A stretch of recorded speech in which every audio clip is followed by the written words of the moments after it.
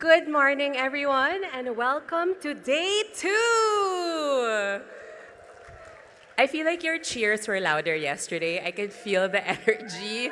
Okay, thank you. Okay, so please turn to the person beside you, tap them on the shoulder with consent, and say, "It's nice to see you again." And mean it. Okay, now turn to the other side, tap them on the shoulder, and say, "You look great." So one thing that delighted me yesterday was hearing people compliment each other's shark and ray themed outfits. So yesterday I saw really cute hammerhead earrings, shark shirts. I also saw whale shark nail art. So I was inspired and I wore my whale shark shirt today. So I'm Anna Opposa. I'm from the Philippines. I'm a marine conservationist by day, but this week I am your MC. I am your MC for the morning plenaries and a few events at night. And yesterday was an incredible start to Sharks International 2026. Would you agree? Okay, that doesn't sound forced, so thank you. There were parallel sessions called Sharks in the Dark, Research Approaches, Technology and Tools, Ecology and Biology, Living with Sharks, and my personal favorite, Science Communication. I was talking to an attendee yesterday, and he said, 10 years ago, science communication was limited to like 2 presentations and it was lumped under others. And now there's an entire session dedicated, this was an entire afternoon dedicated to science communication. And I think all the topics yesterday and for the next few days also reflect what it means to be a conservationist, a scientist today. You can't just do science, you can't just do communication, you can't just do policy. You have to do a little bit of all and work with people who are doing work in those fields. And we have to give credit to Blue Resources Trust for recognizing that and reflecting that in the program. So thank you, BRT. And today is day 2. I hope people are adjusting to the jet lag. Yesterday, I felt like 1/3 of the room was kind of having an out-of-body experience. It's like, it's like they were in a fever dream. They didn't know where they were, but they were here, they were listening, they were enjoying, they were taking down notes that they probably won't remember they took today. And most importantly, I hope people are also adjusting to the heat and the humidity. Yesterday, a friend went up to me and was like, "Oh my God, is it always like this? I can't." And I was like, "I'm sorry, but in this part of the world, there are only 2 seasons, hot and hotter."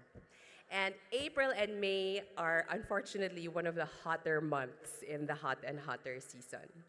But today we are kicking off our keynote speeches with the theme Shifting Cultures in Elasmobranch Conservation. So in this plenary, our speakers will explore how collaboration, local knowledge, and lived realities are reshaping Elasmobranch conservation across the Indo-Pacific region. They will shed light on their own experiences and projects as examples to inspire new models of lived, on-the-ground conservation. We have 2 incredible speakers, starting off with Zoya Tyabji. She's a PhD candidate at Dalhousie University in Canada, where she is part of a collaborative project unraveling the global shark and meat trade. She studies fisheries, trade, and utilization of sharks and rays and chimeras in India to provide recommendations for managing their populations. Her research has helped document critical baselines for elasmobranch populations and trade, shaping regional conservation strategies. Our second speaker is Barbara Wueringer. She's the founder, director, and lead scientist of Sharks and Rays Australia, or SARA. And during her 20-year research and conservation career, she has worked with coastal sharks and rays in the northern Australia, specializing in sawfishes. And under Barbara's lead, Sarah collaborates widely with Aboriginal traditional landowners, establishing long-term research and monitoring programs for sawfishes and other sharks and rays. So let's put our hands together for Zoya and Barbara.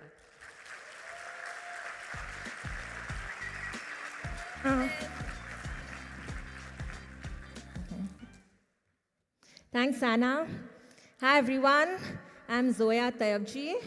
So Barbara and I, today, we are going to be talking about cultural shifts in Elasmobranch Conservation, and we are going to take you through our journeys from India to Australia. So local context is important, and I'm going to start with my local context. So I grew up along the coast in India, where my love for the sea first started. So I'd heard the term marine biologist growing up, and that seemed like the perfect career choice given my love for both the sea and animals. However, I didn't really know what that meant. But I wanted to become a marine biologist ever since I was little. But yeah, I didn't really know what exactly that meant. Because growing up, I was the only person in a classroom who didn't either want to be a doctor or an engineer. So after my master's degree, I had the opportunity to work as an education officer in the Andaman Islands. Over here, I worked as an education officer, but later I got an opportunity to work on coral reef resilience. But even after more than 200 dives, I still hadn't seen a single shark or ray, and I was wondering where they were. However, after one visit to the fish landing site, I saw more than a ton of sharks and rays being landed, with fins kept outside the market to dry. And that's how I began studying shark and ray fisheries and trade in India, and that's how I began my journey. So I raised funds independently with the support of my mentors and started visiting fish landing sites almost every day, so all alternate days. And here I documented the species composition and the biology. And the research also contributed to identifying important shark and ray areas. And this work was really important because it provided the first species-specific information and baselines for the Andaman Islands, a region that wasn't even included in the Elasmobranch national reportings. But just as importantly, the fishers I met became interested in my work too, and I became part of their networks. And that opened the doors for me, not just to understand what shark and ray species are caught, but also the value chains, the people involved, and why they're also part of this fishery in the first place. And that experience also taught me something fundamental about shark and ray fisheries, but also about the peoples whose lives are tied to these systems.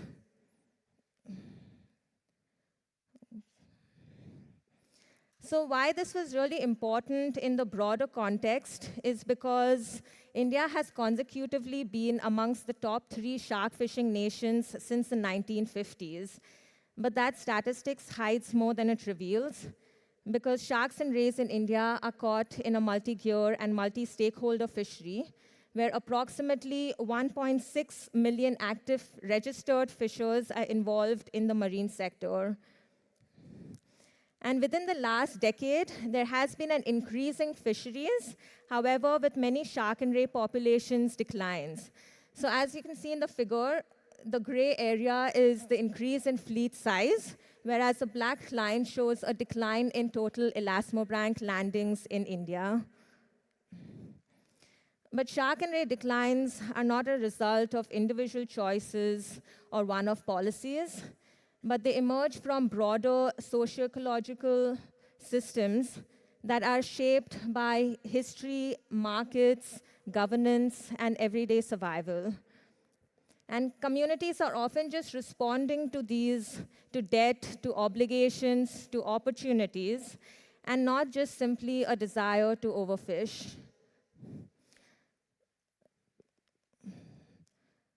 So what I also want to introduce today is commodification.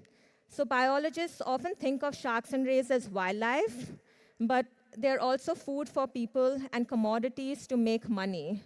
So commodification is when something is treated or considered as a commodity, or when a product can be bought or sold. And sharks are often, they have economic value.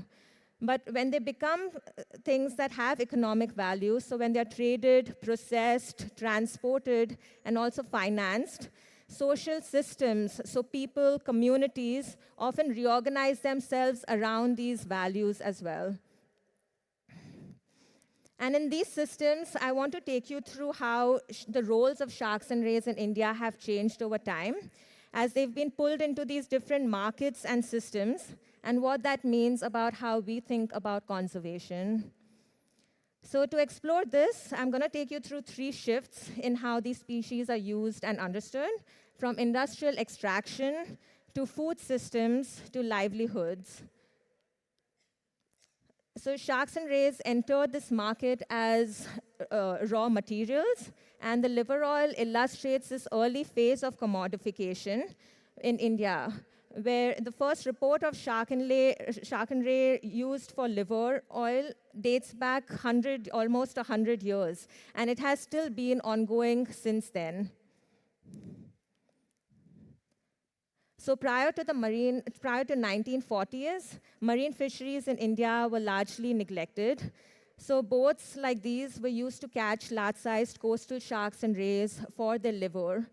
So here in this video, you're seeing a tiger shark where the liver is extracted to produce vitamin A and D capsules that were in huge demand during the Second World War. So there were also factories along the coast of India that processed oil and that linked local fisheries to global markets. And in several instances, the liver itself was more valuable than both fins and meat. Over time, however, these large-bodied species declined. But as these species declines, the fishery did not stop, but it just adapted. So with the depletion of these large coastal populations, there was a transition towards deep-sea sharks and chimeras, as they have high squalene content and they are more valuable.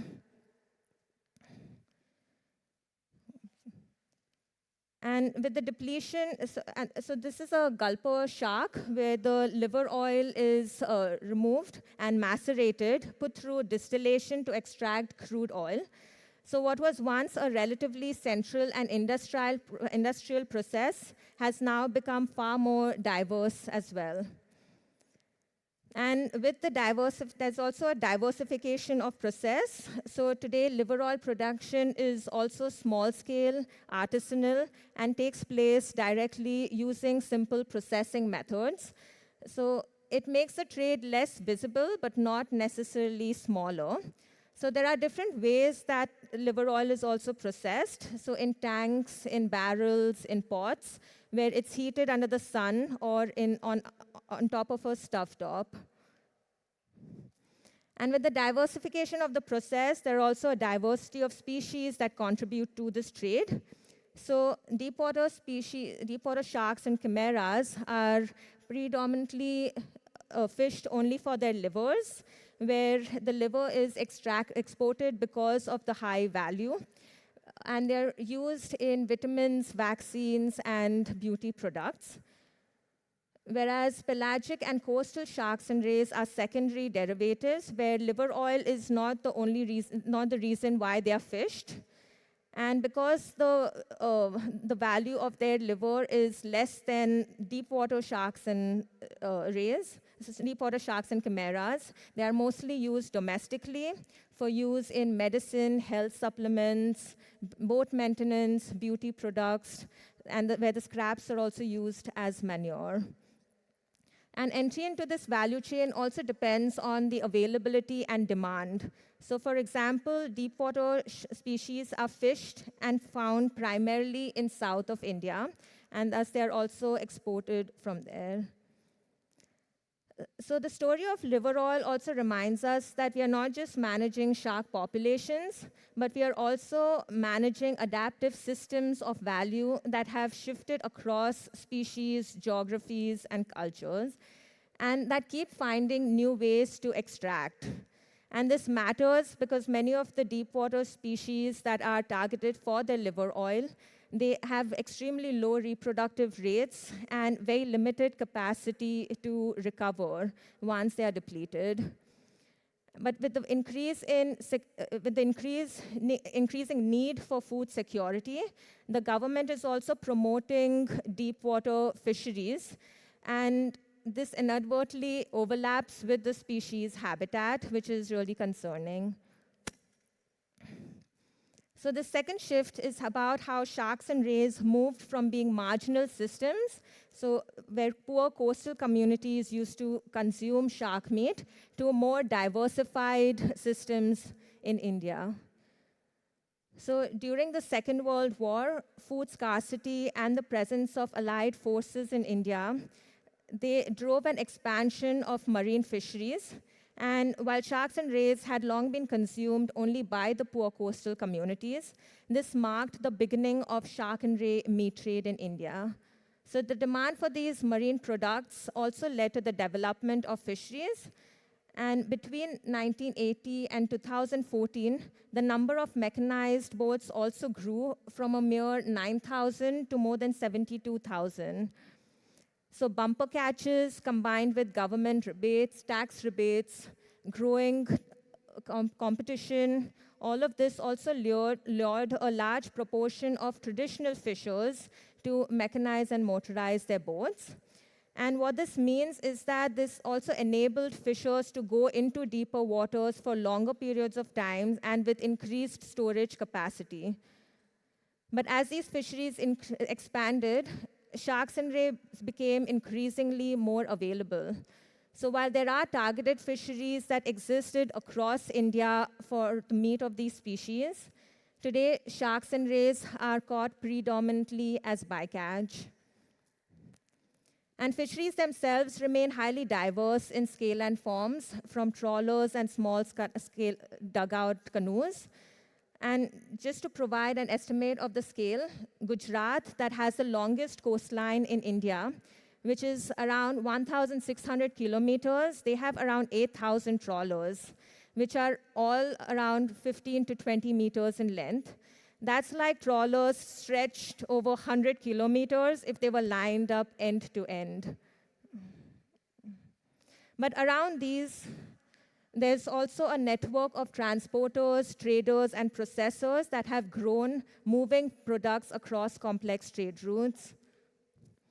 But what emerges from this is a decentralized systems with multiple supply and demand states, where trade routes shifts as they have been sustained by debt, by subsidies, and by technologies. And targeting one state often just shifts the pressure to another. And over time, because of the many changes that have happened, states have been able to support each other because of the networks that have been formed. So the system is resilient exactly because it has adapted over time and that these networks keep supporting each other. So consumption of sharks and rays isn't also just uniform. It's shaped by access, culture, and context. So in many inland regions and northeast India, or high-altitude regions which are also inland, dried and salted shark meat becomes important because it's cheap, affordable, and also it can be stored for longer, and it's also transportable. But demand just isn't economic, it's also cultural. So sharks and rays products are also linked to health benefits, to seasonal consumption where they're used in festivities and for traditional diets. And other factors like declining bony fish, migration of traditional communities who consume sharks and rays and their migration into other places, and diversion into different commodity types. This also drove the meat trade. So what this reveals eventually is that consumption is adaptive. It's based on local context.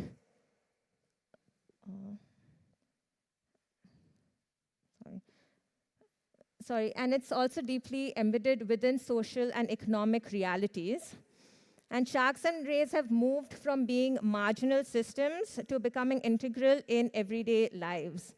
And because this system has grown out of war, mechanization, technology shifts, and development, what it has done is there are multiple product forms, and despite there not being any supply and demand, the meat trade also still persists because it's more resilient. But while we are functioning and while we have food security, the consumption of meat products is also changing. So we observe shifts in species consumed. So torpedo rays were initially discarded, but today they are consumed by the coastal communities. And there's also a shift in species of size in species that we are observing. So from larger species to species are just getting smaller.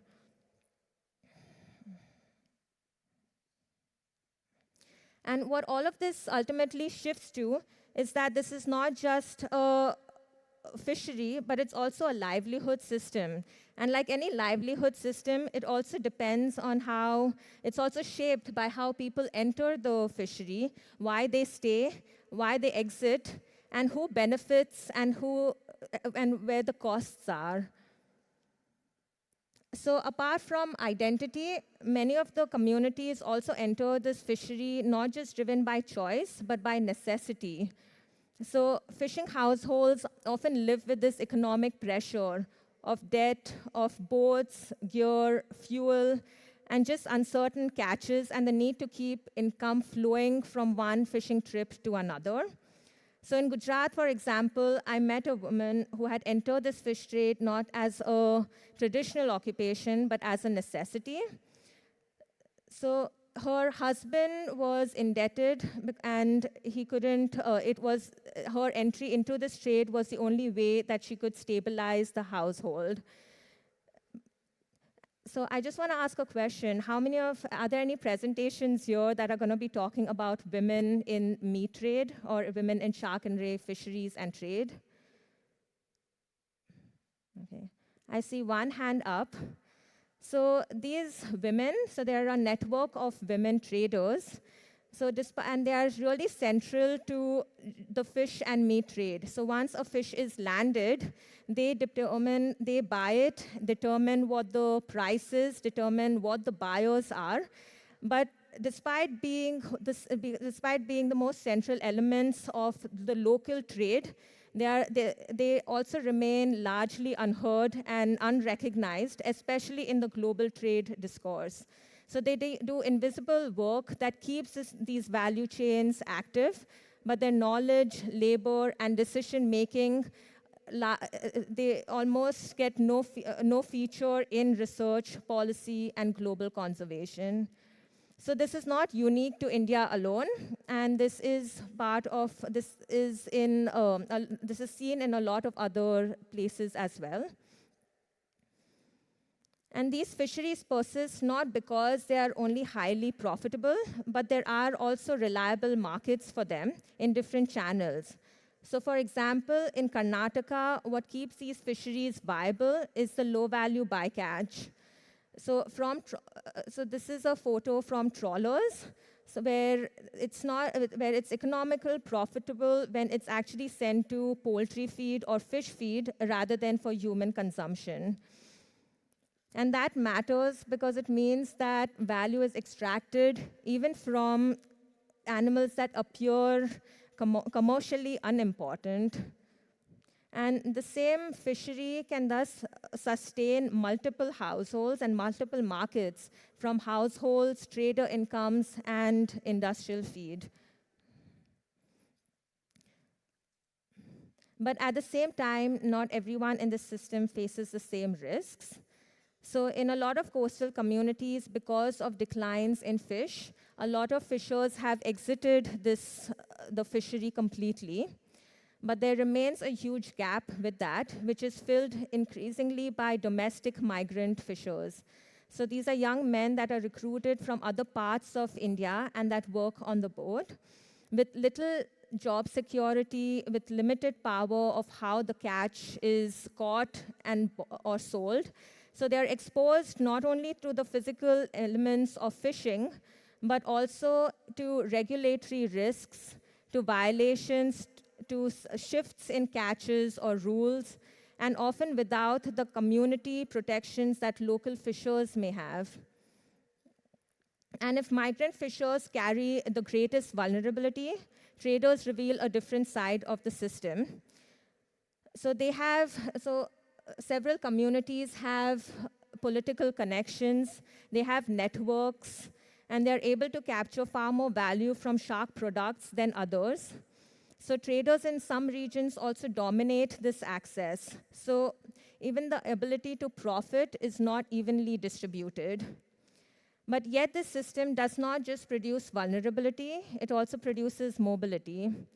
So I spoke to fishers and traders who had exited this, who profited during the export of the shark fin trade in the late 1990s and early 2000s.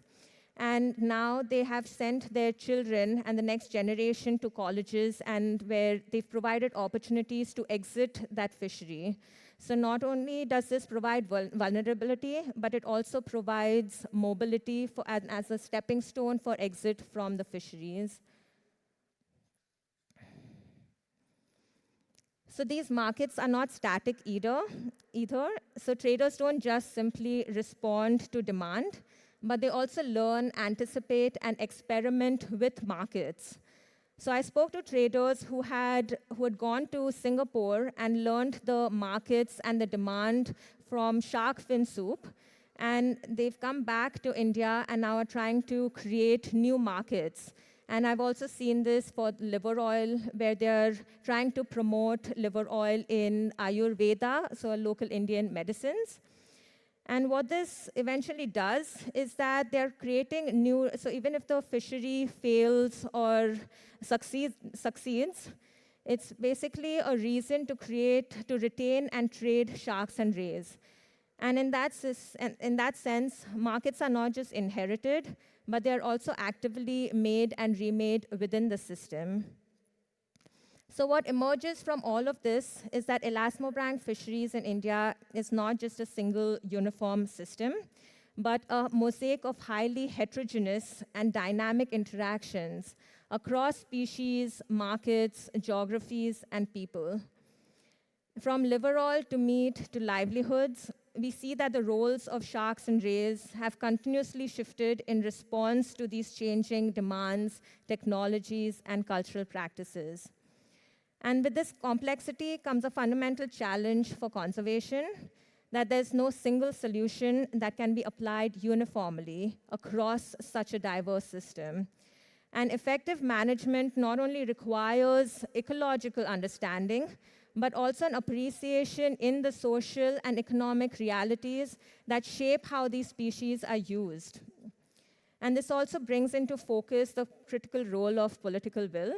So while regulations exist, their effectiveness often depends on how well they align with on-ground realities, and whether there is sustained commitment to implement them in ways that are equitable and practical. And finally, shark and ray conservation also relates to human rights, to power plays, to food security. So understanding this system is also, so if you don't understand the system and if you're not engaged with the system, then conservation often is doomed to fail. So there are a lot of people that I have to thank for this journey and for making my dreams of being a marine biology come true. Thank you to Sharks International and Blue Resource Trust for giving me this platform and this opportunity. And a lot of this work was part of my PhD, which was supported by Shark Conservation Fund. I also want to thank my previous mentors and my current PhD supervisors, Rima and Aaron, and my Integrated Fisheries Lab members, Chris and Anna. And I couldn't have done this without the involvement of all the fishers and traders who allowed me to be part of their networks. So thank you.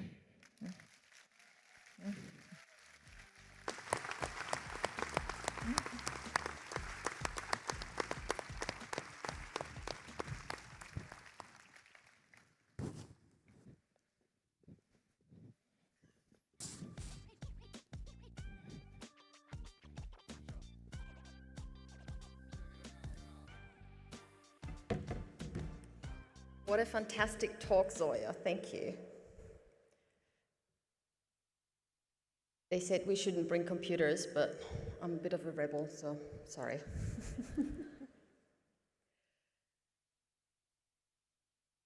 Good morning, everybody. Thank you so much for having me and giving me the opportunity to tell my story here today and present to you all. I feel very at home here at this conference because so many people have been talking about social sciences and how we need to work more with people in order to create long-term sustainability for sharks and rays. And this is something that is really important in my work as well. In Australia, very often when we give presentations, we open them by acknowledging the traditional owners of the country that we work and live on. I live in Cairns, where the traditional owners are the Wollabara Yidinji and Yiriganji peoples, and I would like to pay my respect to their elders, past, present, and emerging. And I would also like to take this opportunity to pay my respect and gratitude to the Aboriginal people, traditional owners, and elders who have worked with me to create positive change for sawfish. Their names are on the Aboriginal flag here. So I'm originally from Austria, and now my favorite place is somewhere here in Cape York, in the coastal and inshore ecosystems, you know, chasing sawfish and other sharks and rays in the mangroves. But how did I get here? I came to Australia for my master's, and then I stayed on to do my PhD, which I did at the University of Queensland, working with sawfish in Cairns. I was working on the sensory ecology and the feeding behavior of these animals, which, as you can see in this video, are very skilled hunters, and they absolutely need their saw to feed themselves. So at the end of my PhD, Ripley's Believe It or Not summarized 4 fun years of my life into this cartoon, which shows that a sawfish's saw is used as a snout. A sawfish's toothy snout acts as an antenna and a weapon, both for finding and chopping up smaller fish. So I think we've now established that sawfish are pretty cool animals, but for those of you who are not familiar with these animals, here's some more information about them. They can grow 5 to 7 meters in total length, and I often show this image here at the side, which really shows us what we have lost. This is a freshwater sawfish that was caught in the 1960s in the Townsville region, and it is about 40 years old. And we have seen larger saws. You can see my hand there with showing a tooth of a freshwater sawfish saw as well, showing their size. Now, we have 4 species in Australia out of the 5 species that are found globally, and yeah, the saw is what makes them unique. And these animals occur in shallow, coastal, and inshore habitats, which is what puts them quite often at odds with humans. So when I finished my PhD, I was based in Cairns in far north Queensland, which is a beautiful place, but there's not too many career opportunities. It's the gateway to Cape York, and I was really inspired with what I had learned so far, and I wanted to take my research with sawfish out in the field. And I was also really inspired by the short time that I had spent at the Bimini Biological Field Station working with Doc Gruber. And so I wanted to conduct important ecological science embedded in the local community. And I also spent some time working with Dave Morgan from Murdoch University, who is now a good friend of mine and also absolute inspiration. And he started working with sawfish in the Kimberleys in WA in 1996 and worked with traditional owners ever since. And so I joined his team, and that kind of really nailed it for me of what I wanted to do in Queensland. And so in 2015, I went ahead and I founded Sharks and Rays Australia and took an unconventional and not easy path off the beaten track, which is really shown here. This is one of the roads to one of our research sites and Indigenous communities. And yeah, sawfish are mainly found in Queensland. We know that they occur in the Cape York and Gulf of Carpentaria region. And I want to explain this area a bit more to you guys because it is very different. The challenges that I faced in my work are very different to the challenges that a lot of you guys are facing.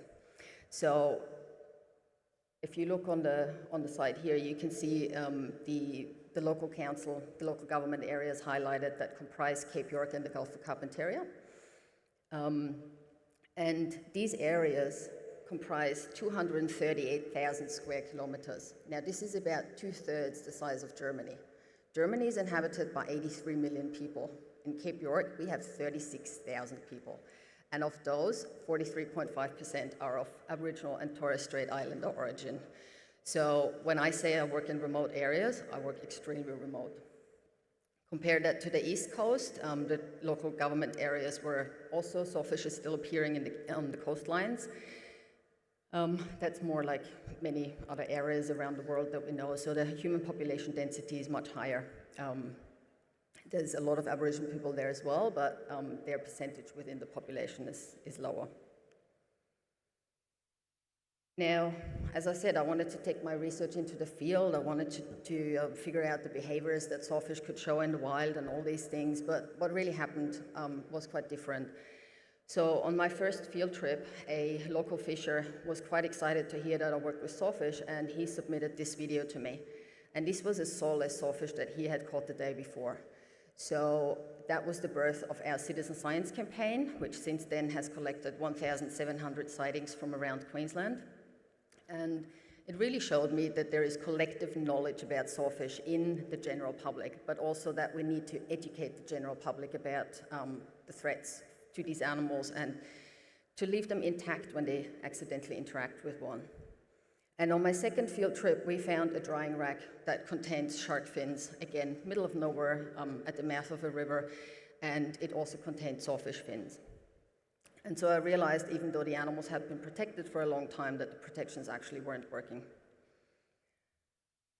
And so I came up with my theory of change for sawfish. So on the one hand, we have the stakeholders, which are recreational and commercial fishers. We have landholders, and we have the general public. And in there, quite importantly, are Aboriginal people. And what I thought that needed to happen in order to create change for sawfish is to create positive attitudes around these animals, first of all, and then to provide handling training to people who would accidentally interact with them, to start that citizen science campaign and collect sightings, and then also to collect field data. The positive impacts for sawfish would be applied protections, so protections not just on paper, but actually implemented in the field, and also an increased knowledge of the ecology of those species. But what is really important as well when you work with stakeholders, the effect is that they will help you influence government, or they will be the ones leading influencing governments. And yeah, as I said, policy and legislations were already in place. The animals were already protected. Fisheries regulations already had them as no-take species. They had to be released. But I don't think that system was working properly. And so I would like to give you more information about Aboriginal Australians. So Aboriginal people and Australians are the oldest continuous living culture on this planet. There is evidence of human habitation that dates back 65,000 to 40,000 years. They have the ability to pass information on through generations and tens of thousands of years through storytelling, ceremony and dance, rock art, and also songlines. And for these people, country, so the lands, also comprise the living beings, and sea country are the waters, and both of those are timeless and living beings.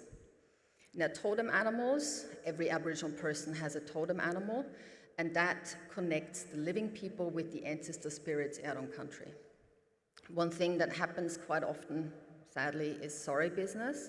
And sorry business is when an elder has passed away, that person's country can be closed for up to 3 months, which can make it difficult to work in those areas because, you set up a field trip and then suddenly you can't run it anymore. But sorry business is there to give the spirit of that person and the totem animal spirit the time to go back into the country. Now, this is a very general concept that I've just explained to you because every language group has its own culture, and so things can be very different. But also these people have very extensive and extrinsic knowledge of their country. And Aboriginal Australia is extremely diverse. So these are the different language groups that we have on this map. And so for many people that I work with, English is literally their sixth language. And sawfish are of cultural importance to Aboriginal people, at least in the northern parts. And the story that I'd like to tell here, the example that I often like to give, is when Julia and I met a traditional owner from Pomperau, which is in the middle of Cape York, and he was at a plenary discussion, and he was talking about how the loss of sawfish in the local community or in the local waters means the loss of language and the language names, and also the loss of culture. And then afterwards I approached him and talked to him and said to him that I work with sawfish, and he said to me that the story actually goes much further, because within the local community, some people, their totem is green sawfish, and some of those people are really worried about passing away because their totem has not been seen for 25 years in the local waterways. So there's very direct mental health implications of when, species go extinct or disappear. He's also an extremely talented artist who makes sawfish sculptures and other animals out of ghost nets. Now, most of Cape York is under some form of traditional land ownership, and that can be through native title, which is a concept that can be exclusive or non-exclusive for land rights, and also non-exclusive native title is seen here in yellow. And then in green, that is exclusive Aboriginal land. And the lighter green in this graphic also shows co-managed national parks in Cape York. So a lot of the national parks up in this region are now co-managed by Aboriginal groups and Queensland Parks and Wildlife.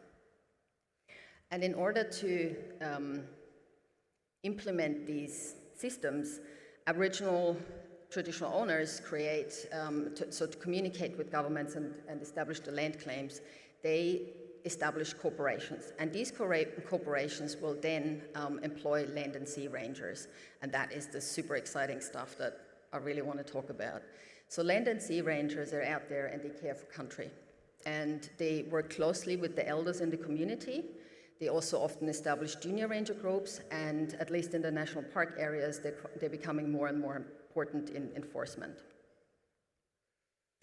When I put this talk together, I came across this map, and this is, for me, extremely exciting because these are all the different land and sea ranger groups that now exist around Australia. That system has grown massively over the last 19 years since it was established. And this is an army of people who really care about conservation and care about country and sea country. So I think this should absolutely be celebrated. The little graph here shows you the funding that has been provided by Queensland Government for groups in Queensland. So both the number of rangers and also the number of groups has continuously increased. So I spend a lot of my time out in the field building relationships. Obviously, we're all looking for sharks and rays and looking for sawfish, but also building relationships with the local people. And when I put this talk together, I also realized that I also spend a lot of time dealing with cars and boats, from changing tires to changing whole wheels and whole axles to getting cars out of situations that they probably should have never gone into, but oh well, this happens. And now I would like to take you through some of the examples of some of the work that we have done. So first we're going to Kowanyama, which is again south of Pomperau, middle of the west coast of Cape York. And this is also called the place of many waters because Kowanyama is found at the mouth, at the delta of the Mitchell River. And the Mitchell River is an absolutely incredible river system. The annual discharge of this river system in the wet season makes up 14% of all the water being discharged from all rivers across Queensland in a year. The Kowanyama Land and Sea Rangers were the first land and sea ranger group that was established in Queensland, and I started working with them in 2016.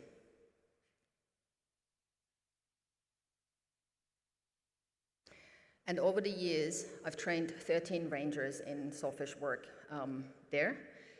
Kowanyama is quite interesting because a lot of the rangers stick around in their positions. And for example, there's one ranger who has been there from the beginning when their ranger group was founded. We have documented 51 sawfish sightings, and we have documented saws. Some of the saws have also come from confiscations through fisheries, and we've also had positive eDNA results along the Mitchell River. If you want to know more about our eDNA project across Queensland, please go and see Christina Nardini's talk. And we've also documented sawfish and other sharks and rays in our fieldwork. We now know that freshwater sawfish are found in at least 4 tributaries of the Mitchell River and up to 300 kilometers upstream. Now, the other thing that we do jointly with the rangers is school visits. These are super fun. And in Kowanyama, we have done 6 school visits to date. And I would like to give a little anecdote from one of the school visits that we did in August 2021. We talked to the local school kids about sawfish together with the rangers, and 2 weeks later, the kids went on a school trip to go camping and fishing on country, and they saw a juvenile freshwater sawfish, and the whole class, together with the teachers, brought up our sighting submission form on the projector and submitted it to us. So I think, yeah. And then in 2024, the Queensland government announced the phase-out of gill nets on the Great Barrier Reef, which is a huge win for sawfish, but something that nobody really expected to happen. And with that also came the creation of a few net-free zones in the Gulf of Carpentaria. The waters of Kowanyama were not part of the plan that went out for public consultation, and when the TOs, the traditional owners, heard about this, they set out to meet the ministers. And so they set up a meeting with the fisheries minister and the environmental minister to talk to them about the creation of a net-free zone in their local waters in the Mitchell River.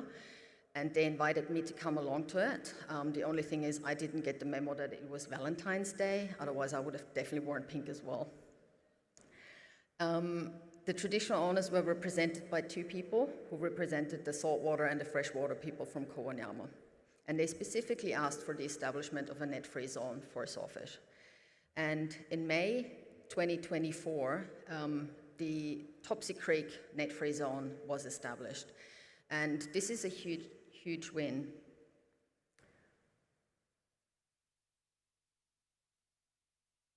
Yeah, this is a huge win. So when we look at the delta of the Mitchell River, there is quite a few areas that are already net-free. In Queensland, commercial gill netters are not allowed to fish upstream of tidal waters, but some of those estuaries can reach up to 80 k's inland. The South Mitchell River was already a net-free zone, but Topsy Creek, which is the second one up with the green star, that one was established as a net-free zone. Now, back then, the main part of the Mitchell River, which is your first and second red star, supported as many gillnet licenses as all of the Northern Territory. So this is a heavily fished area where sawfish interactions are quite common. And this might have also changed because also there was buyouts of gillnet licenses that happened as well. And now I would like to take you to Quincan country, where we work with the Laura community and the Laura Land and Sea Rangers. So this is in the middle of the Cape, south of Princess Charlotte Bay. Now, Quincan country was listed on the National Heritage Register because of its diversity of rock art. So the evidence locally of human Aboriginal occupation dates back 34,000 to 27,000 years. There's a lot of different traditional owner groups in the area, and yeah, a lot of the rock art, a lot of the motifs within the rock art are basically around animals and food sources that are found within the Normanby and Laura rivers. And in that rock art, sawfish is quite a common animal.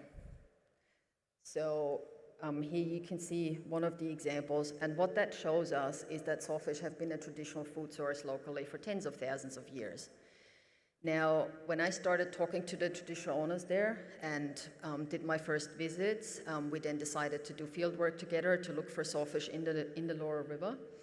And after those first visits, the local elders, led by Chrissy Musgrave in the green shirt and John Ross, decided that sawfish should now be released and not eaten anymore, but also reported back to our citizen science project. And they decided on these measures themselves and wanted to take them in order to protect this traditional food source in the long run. And they started to become so excited about the citizen science campaign that they actually put the area of Laura on the map for our, as a hotspot for freshwater sawfish on the East Coast. So this is super exciting because there is not much information that we have on sawfish on the East Coast because there is just never enough data, but these guys have done it. This image is from the thesis of my former PhD student, Nikki Biskis, now Dr. Nikki Biskis. If you want to know more about the historical distributions of sawfish along the east coast of Australia, please go and see her talk as well.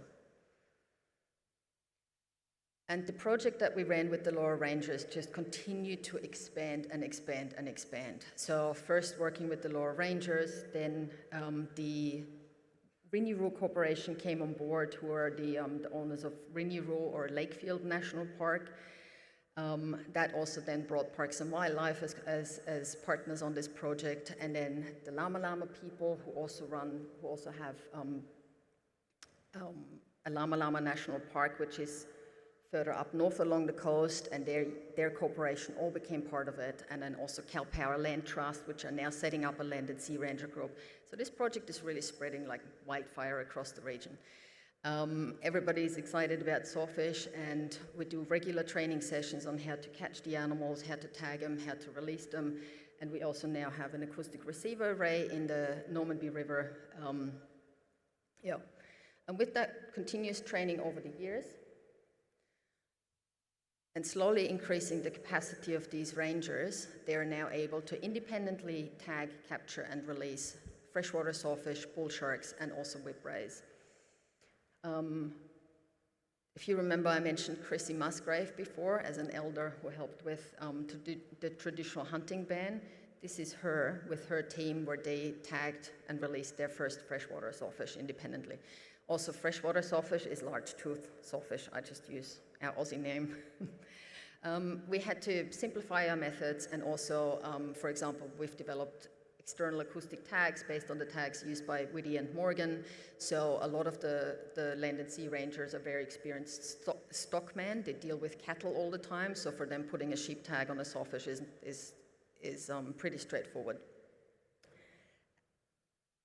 They also now run their independent netting vessels, which if you work in croc country where we have big saltwater crocodiles is a very big deal. And with regular trainings on how to work with acoustic receivers, they're now also able to download receivers independently, set them, troubleshoot them, get them back out of the water after a good wet season. A lot of the receivers come out with a tree attached to them, so it can be quite difficult work. And the Lower Rangers also then led a project on sawfish signage. So if you think of Rinuru National Park, this is probably the biggest national park in Queensland, and now every entrance into the park has a sign that shows you about the traditional importance of sawfish, and also, co-created with local artists, and tells you about how to report if you accidentally catch an animal. Now, what have my collaborators taught me? For me, this one sentence really sums it up. If you want to walk fast, walk alone. If you want to walk far, walk together. And I think for conservation, we need to walk together. I'm from Austria. I do everything really fast. These guys have taught me to slow down, to get to know the people, and have a yarn, which is the local saying for have a conversation. They taught me that diversity in your team really matters because it increases the resilience of a conservation project, and it will take it through into the future. They taught me that culture is alive and it is adaptable. And they also taught me how important it is that for us, we are facilitators, so we have to make these projects theirs. They're their projects and they have to take ownership of them. And so with this, the next step that we are actually taking is we're following the requests of our collaborators who have asked us to develop a nationally accredited training to monitor sawfish and other sharks and rays on country. So these guys want to take this all a step further and become more independent in their work. And I don't know where this is going to take us, but it's super exciting work ahead of us. And with this, I would like to acknowledge everybody who has been part of this project and thank everyone, all the funders, and thank you for being here.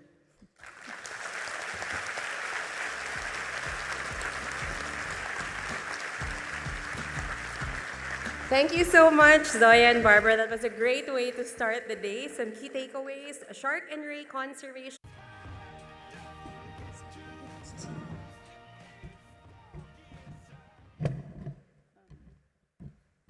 Morning, everybody.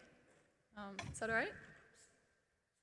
So my presentation today, my name is Clare Thouless, and my presentation today is on integrating, sorry, thank you.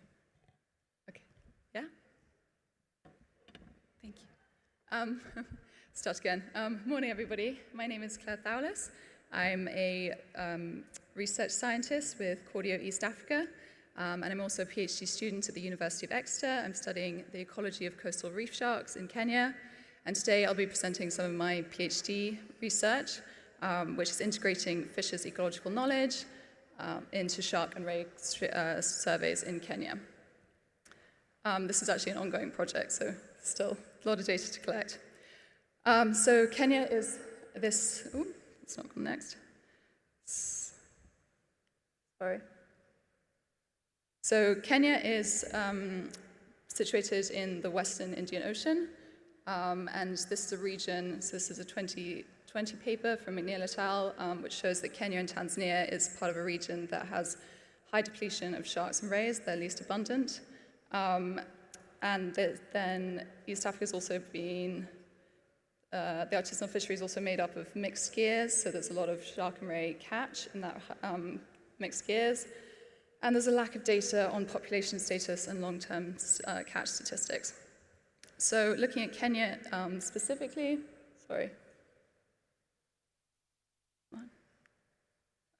looking at Kenya specifically, in this same global survey, using BRUBS, there were 0 sharks found in Kenya, so that's right down at the bottom down there.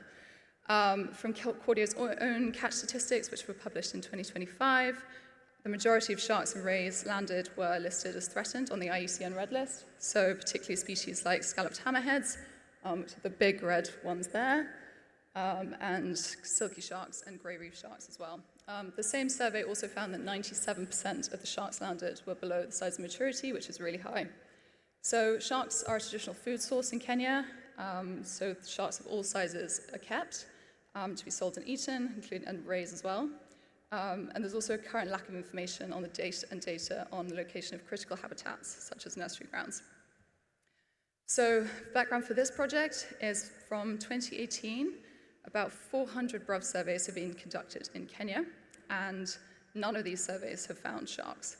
But sharks are still landed by fishers across the entire coastline. So the aim of this project was to work with the fishers to integrate their extensive local ecological knowledge by mapping fishing grounds and then conducting BRUV surveys within these shark fishing grounds. So last year we carried out socio-ecological surveys. These were actually quite extensive. They didn't just include fishing grounds. We were looking at changes in shark and ray populations, artisanal shark and ray fishing practices, as well as all the different fishing grounds and seasonality of catches. So these questionnaires were carried out at 18 sites in beach management unit landing sites, and a total of 304 fishers, 58 traders, and 56 fish processors were interviewed. So for the mapping specifically, we just used one section, which was an open-ended question about fishing grounds. The total number of participants who mentioned a fishing ground from each site was calculated, plus which species. So, sorry, I'm not moving on.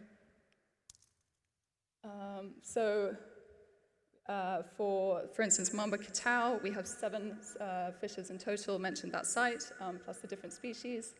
And then Maji Mengi, only 1 person mentioned that site. So we then took the most mentioned site for each landing site. So for this area is called Shella, we had 7 sites that were really commonly mentioned as fishing grounds. And then we carried out boat-based mapping.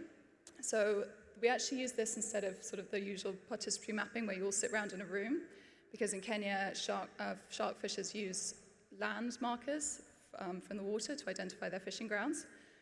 So it's also, they sort of struggle to look at satellites and maps and to work out where the fishing grounds are from that. So we actually went out on the water with the fishers. So we went with 2 or 3 experienced fishers. These are 2 of the fishers that I went with. And then we had the preset list of the sites from the questionnaires. And using just a handheld GPS and a transducer, we mapped the fishing grounds that they said were shark fishing grounds. And then the next section was to use bruvs. So we actually had access to some bruvs from WCS, but I wanted them to be deep water bruvs because some of the fishers were telling me that they were catching sharks from 50 to 100 meters on weighted hand lines. So we wanted to put the bruvs down where the fishers said they were catching the sharks. So we adapted these bruvs with new housings and lights, and then carried out deployments within the fishing grounds across a range of depths. And previously, bruv surveys had only been done to about 30 meters in Kenya, so we sort of wanted to capture a greater range of depths. So for the first part of the survey, we actually focused on this area in northern Kenya, which is the Lamu archipelago. It's actually a bit of a gap with the bruv surveys, so the surveys have been conducted further south. So we mapped 7 different fishing, mapped 7 different fishing grounds, but we focused on these 2. So this is Kinika and Mwambikitau. And then for the results, we found a shark. So this is the first shark ever recorded in Kenya on bruvs, which is really exciting.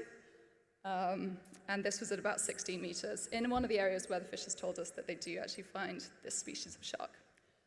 So for the community-based conservation side of it, about 80% of fishers, this is the blue and the red, say that sharks have decreased or significantly decreased, and about 70% of them say that they need to be managed, and their preferred measure of management is no-take zones, which are increasingly becoming an important management measure in Kenya, because these are community-led no-take zones.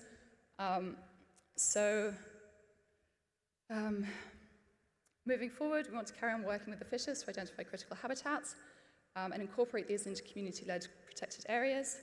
And this collaboration is already showing results, as it's led to the first ever shark recorded on bruvs in Kenya. So this demonstrates that using local ecological knowledge with in-water surveys is a powerful approach. And identifying these critical habitats is key for the conservation strategy for threatened sharks and rays in Kenya, which was developed last year. And we want to continue mapping these critical habitats and putting in bruvs in these areas.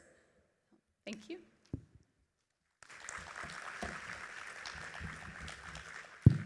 Thank you very much, Claire. That's exciting to see a shark in Kenya. Anybody have a quick question for Claire?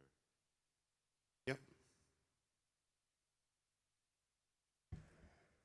Hello, thank you for your time. I just want to ask that based on your socio-economic interviews with the fishers, do you agree with the general opinion of the public mentioning that the best practice of conservation is by establishing a no-take zone instead of maybe like a catch limitation? Thank you. Okay. Thank you. So firstly, it wasn't socioeconomic surveys, it was socio-ecological. We didn't really look at the economic side of it at all. So the reason I mentioned no-take zones is because they were the most popular among fishers. So those are the ones that are most likely to work. Catch limits were very unpopular. They weren't mentioned. Species landing bans also were really, people did not want those at all. So I think they are a very effective tool, but only if you can get the actual critical habitat. So if you're looking at nursery grounds. Yeah, thank you. Is that it? Great, thank you. Oh, there's another question. Is there time? There isn't, unfortunately, very short. Yeah.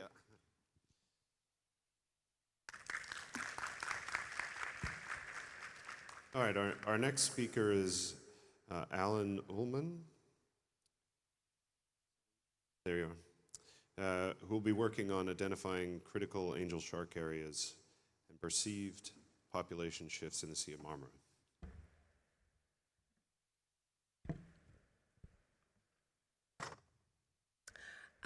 Good morning, everybody.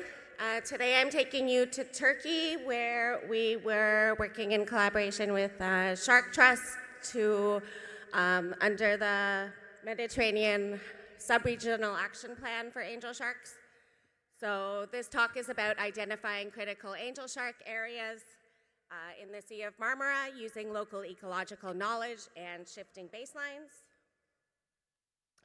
So we know that angel sharks are one of the most threatened families of Elasmobranchs. In the Mediterranean, they have suffered severe range restriction, and actually there was not much knowledge about where they were still being found. So there were a few different countries that worked on this project trying to identify where they were still found.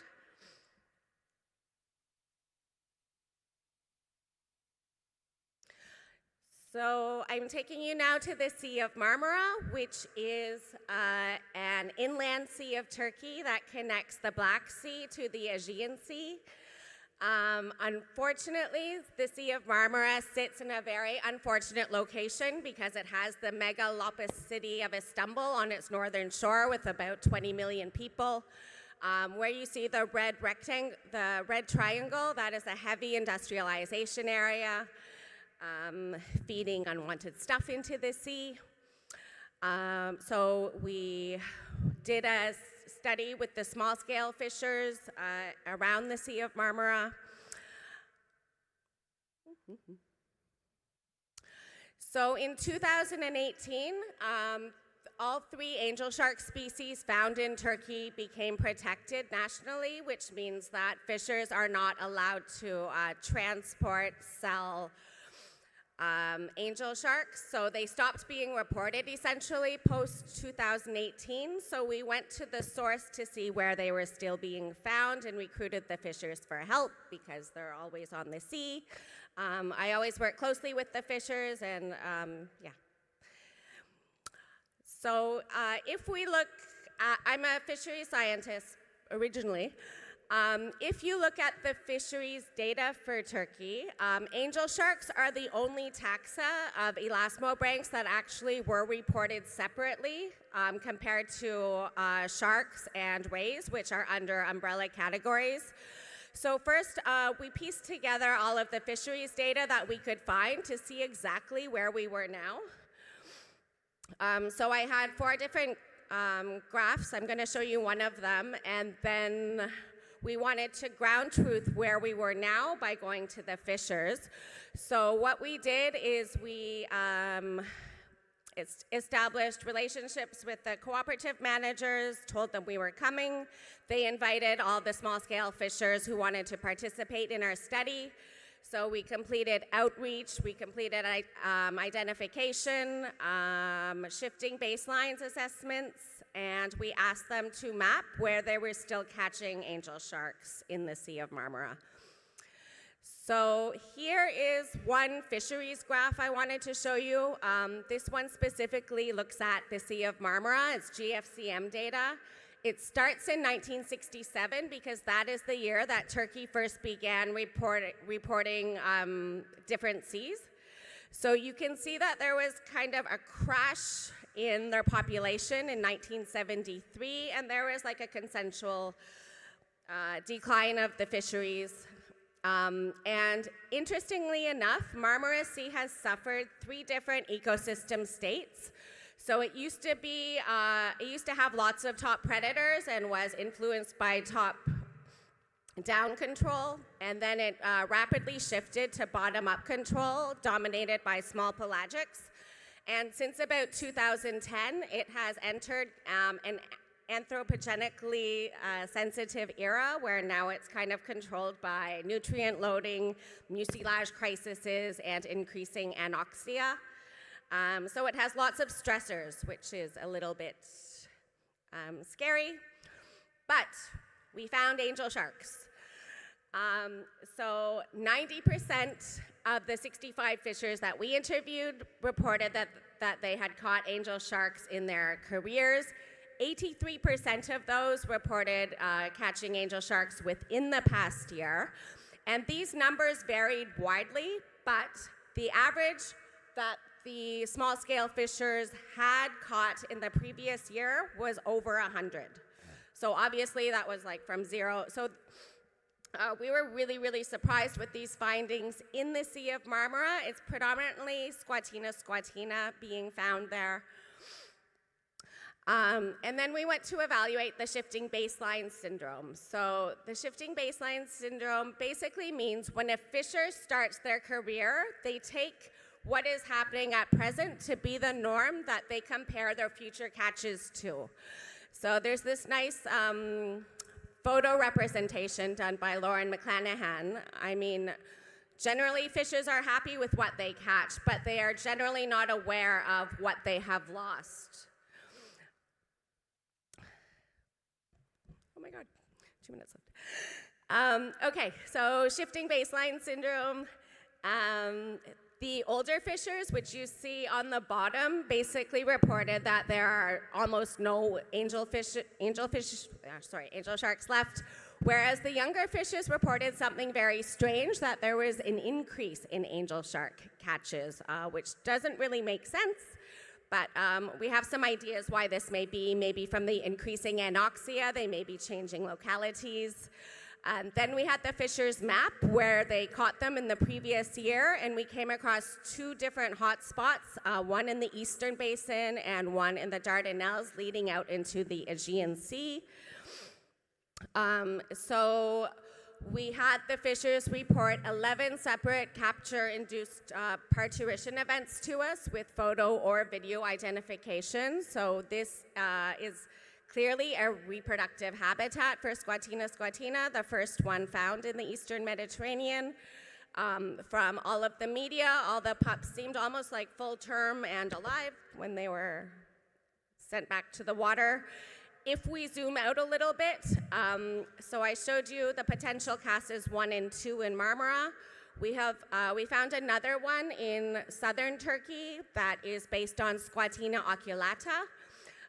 That starts where I live in Fethiye, and we found a reproductive habitat there and a feeding habitat in the Gulf of Antalya. So we found angel sharks. The potential CASA number 1 is a critical nursery habitat, and we have all sizes of maturity classes in both CASA 1 and 2. So yeah, we didn't know much about angel sharks before. Now we have 3 beautiful CASAs we can do some further work with. And now we have 65 fishers actively collaborating with us and sending us additional data. And we've recruited them into the study, so that's great. So some other things we plan to do is ongoing monitoring. I'm particularly interested to see if there is connectivity between potential CASA 1 and 2. We would like to formally designate these as CASAs based on the habitat use. And yeah, initiate discussions with local governments to get some further conservation for these animals. And yeah, I'd like to thank the Shark Trust and the small scale fishers and our funders. And thank you very much. Great, thank you very much, Aylin. All right, our next speaker is Shoba Joe Kizhakudan, who's going to speak about the diversity of catches in Indian fisheries.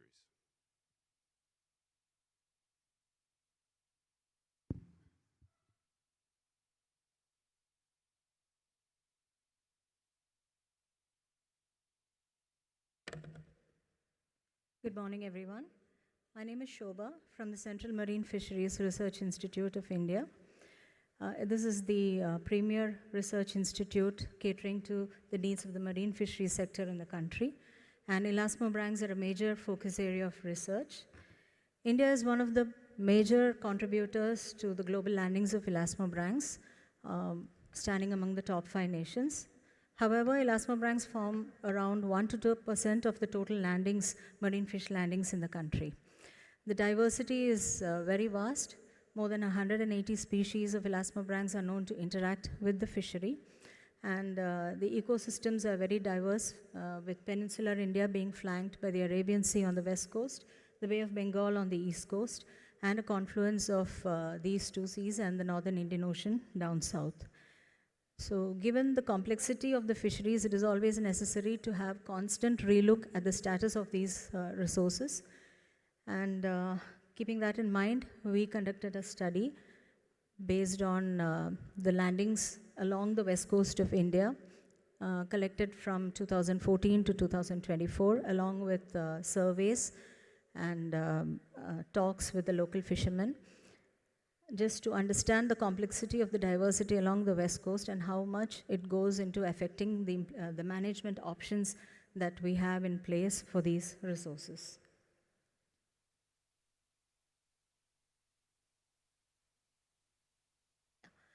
So we were focusing on the small-scale fisheries, although the bulk of the marine fisheries is contributed by the mechanized trawl sector in the country. Small-scale fisheries play a major role in the coastal inshore water fisheries of the country, especially in the fishing that is done within the 30 to 50 meters depth range, and the diversity of species, Elasmobranch species, is quite big, landed not mostly as non-targeted catch, along with fishing for other resources like tunas. And small-scale fisheries support a huge chunk of the coastal communities. We have more than 1 million fisher households in the country, and small-scale fisheries contributes very widely to their livelihoods as well as the food security. So this is just an idea about the number of boats that are actually registered and the boats that are licensed. So you can see the ones that are circled, those come under the small-scale sector. The coastal ecosystem along the Indian coast is very diverse, and we also have a multifaceted marine fisheries with multiple species, multiple gear craft combinations, several communities cutting across the borders of almost 5 coastal states on the west coast, and multilingual. So it's really, management is not a very easy option in a country like ours. A lot of shared spaces with industries and many big players. So there again, management becomes a very tough job. This shows the dominance of the trawl gear. That is a major gear. And we have 3 main categories: the mechanized, motorized, and the non-motorized. And small-scale fisheries are contributed to by the motorized and the non-motorized sector. A lot of critical habitats have been identified for many vulnerable species, and just a note on the kind of utilization pattern, elasmobranchs are completely utilized in the country, although we have a statutory ban on fin trade with reports of illegal trade happening, but the entire shark is landed. There is no finning on board or throwing away of carcasses, and the whole bodies are utilized in the country. The CMFRI is the major institute catering to this, to the marine fisheries sector, and we have well-established fish catch survey methodology in place, and all the data that we use to analyze are collected from us. We are 80 years old, and we have a lot of data which we use to analyze and come out with policy advisories. So this study, the current study, this is the diversity of species across the 5 major states on the west coast. So Kerala, right on the southern tip, had the highest diversity with more than 65 species of sharks, rays, including the devil rays, and guitar fishes. And the next was Gujarat, right on the northern part, that is the northwest coast of India. So the 2 extremes showed maximum diversity, with the states in between showing lower diversity and a lot of crossover. Among the sectors, the first one, the non-motorized sector, had the maximum diversity of species, showing very less selectivity, while it varied for the other gears. Just an example of 3 major gears. The dole net is a kind of bag net that is employed along the northwest coast, and the non-motorized sector, which is mostly gill net, and then the ring scenes. So as you can see, the distribution of the species, the top 5 species in the non-motorized sector shows how the diversity is varied there. The other 2 gears showed a dominance of a single group or a single resource. And a trend of the catch statistics for the period 2014 to 2024 showed a lot of fluctuations and an overall declining trend, but the species-wise changes were really huge, with a lot of declines, regional declines and emergences happening during this period.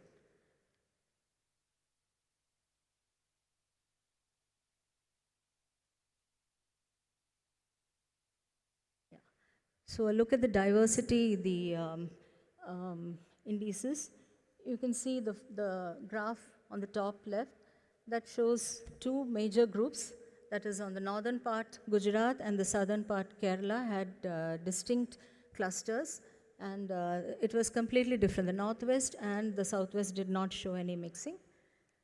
But there was a lot of crossover in the middle states, which indicates the cross-boundary fishing by the fishing boats, which makes management a very tough task.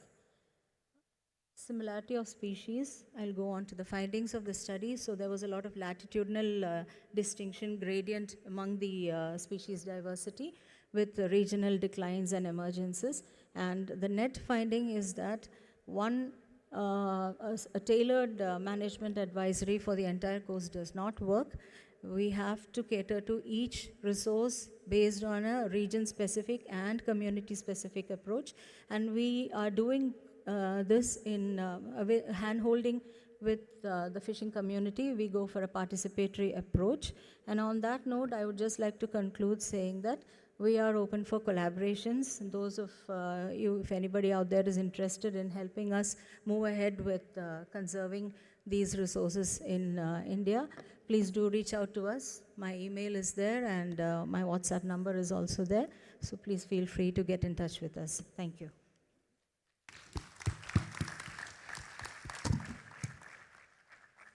Well, that was great. Does anybody have any question for Shoba?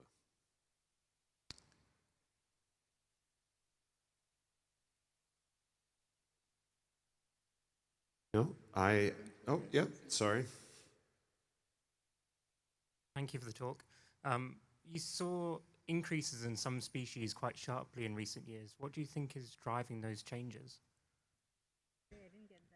So some of the catch reporting you saw, there were some groups of species where you saw a really large increase in catches in the last few years. What is driving that?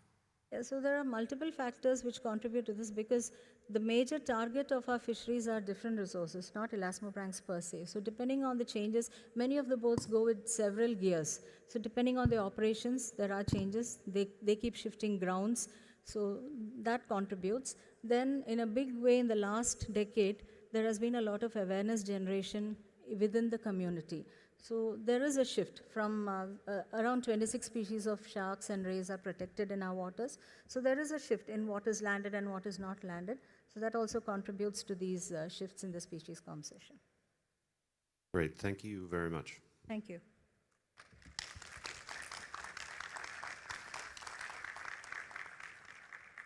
And now Rima W is going to speak to us about luxury ray skins.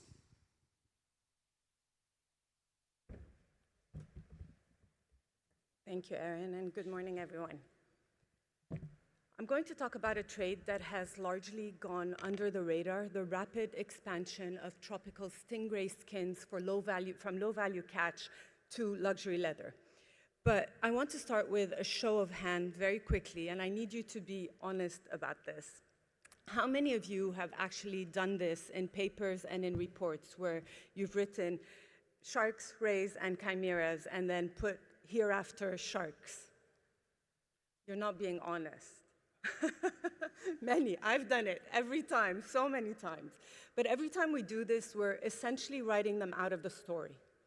And that matters because rays, in every metric, essentially, are more in trouble than sharks. Oh, there we go. So we know that 33%, 1/3 of sharks, rays, and chimeras are threatened with extinction. When we unwrap that a little bit, we're at 36% of rays that are considered critically endangered, or vulnerable. When we look at that even closer, we have 69% of reef-associated rays that are threatened with extinction, 69%. And essentially, they're not listed on CITES, None of the species on the Convention on International Trade in Endangered Species of Wild Flora and Fauna. They're not listed on CMS, on the Convention on Migratory Species. They're also not usually considered in national legislation or regional legislation frameworks. Most NGOs don't even note them as priority species in conservation plans. And essentially, rays are being completely overlooked in how we frame both research and conservation priorities. And nowhere is that more evident than in the ray skin trade. So I want to quickly introduce to you this trade that connects fishing boats from the Bay of Bengal and the Java Sea to luxury boutiques in Milan and Paris. And I'm fairly sure that most people in the room have not really heard about this. But essentially, what my co-authors and I wanted to do is compile information to help better understand this trade, especially its scale, the species composition, and the supply chains. And really, this was being done so that we can understand what that would mean for the conservation of these species. This is not a conventional data set, and that's why it's important in a way. We synthesized opportunistic and data from across 8 countries. We included interviews with processors, traders. We looked at market surveys and landing site observations. The data are fragmented, and this is because for poorly documented trades in general, they're critical to actually build that first picture of what is actually happening.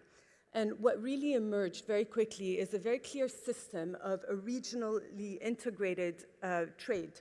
And skins are sourced largely from the Indo-West Pacific.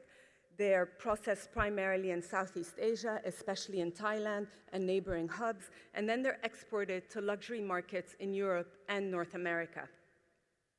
And some of you might be more familiar with that green pattern over there, that chat green, that's historical decorative items that you still find in museums. Many of you may not have realized that what you're handling in many of the shops, whether it's belts, bags, shoes, earrings, iPhone cases, and so on, are actually made of ray skins.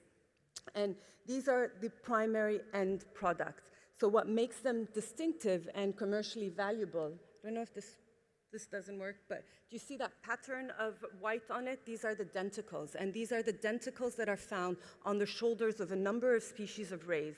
And essentially, this is what makes them valued, and the same structures that were used on the katana swords, the Japanese katana swords in the 13th century to make sure that they could keep their grip is what is driving this trade.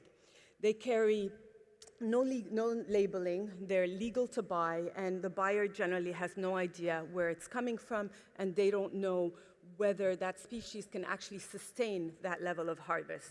But it's more than fashion. It's also a luxury interior as a growing market. So the wall that you see here on the right and on the left, every single one of those boxes is a skin. That's one animal. So a bigger wall feature on some of these luxury yachts, for example, or on a cabinet can require anything between 200 to 300 raised skins. So if you're thinking about it, from 250 to 400 euros per skin, to when you're getting it tanned and prepared on the wall, each one of these walls could cost anything between 4,000 and 15,000 euros. It's not new, opulent, but it's expanding. There's elevators in Monaco. You go into the hotel, the elevator is covered in ray skins. If you look in Singapore, they have the wall sides in apartments, in luxury apartments. If you look at furniture, home furniture in the US. So something that is expanding very, very quickly. And it's because really the processing chain is simple. That's really the big part of the problem.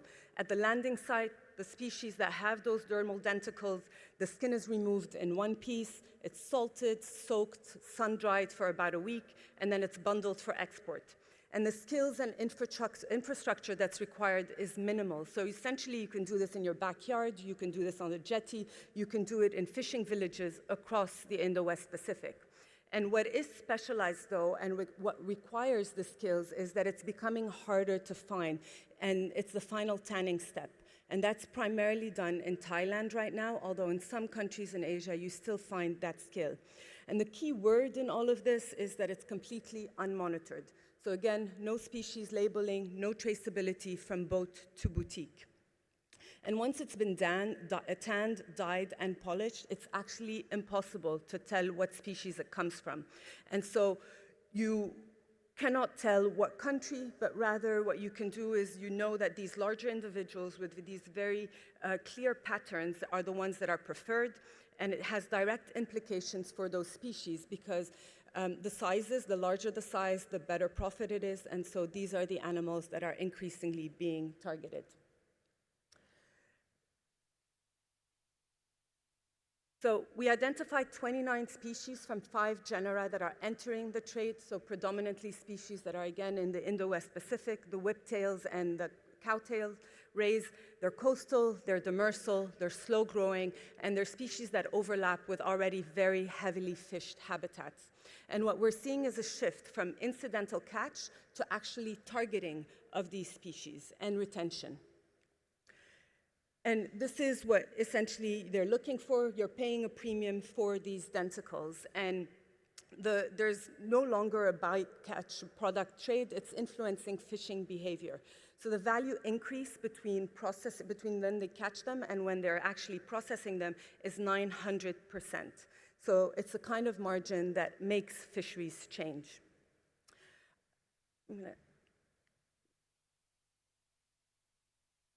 There we go. So there are 4 immediate priorities, essentially. First, we need species-level landing documentation. We need a baseline from which we can actually detect population change, and we need to be able to not manage them blindly by having reporting that just says raise. We need identification tools. I think we're well placed to be able to do those with the denticles that they have on the bodies, but we need genetic techniques as well, because once they're tanned, you cannot identify the species. We need harmonized system codes. Everything is being traded as fish leather, so we don't know what quantities, we don't know where they're originating from, and we don't know really what the end product is. And if we can't count it and we can't track it, we can't manage it. And finally, we need to build a case for CITES listings because we need to be able to start monitoring this trade and start to put pressure on governments to collect the data. If species are not listed, they often don't collect any data for them. So these are not long-term ambitions, really. These are immediate, actionable steps that can be taken. And skins are only part of the story. In several regions, in Singapore and Malaysia and Indonesia, they're becoming a high-value product. They're becoming a delicacy. In many cases, they're more expensive to buy now per kilo than pork or chicken. And it's the same thing in West Africa, for example, where they're being traded in huge quantities regionally for the meat trade. And there's a recent paper that we published that looks at this a little bit more. So we're not just seeing leather trade, but increasing full utilization and increasing pressure from across the value chain. So I started asking you how many of you have written hereafter referred to as sharks. You can see from the scale of this undocumented trade that rays are often overlooked and they continue to be overlooked, but this has consequences on how we understand and monitor species. So we need to bring rays back into the picture and explicitly in how we collect data, track trade, and design policy responses. I'm just going to end by saying thank you to Blue Resources for having put Ray's rule as the password for Wi-Fi. I love it. Thank you.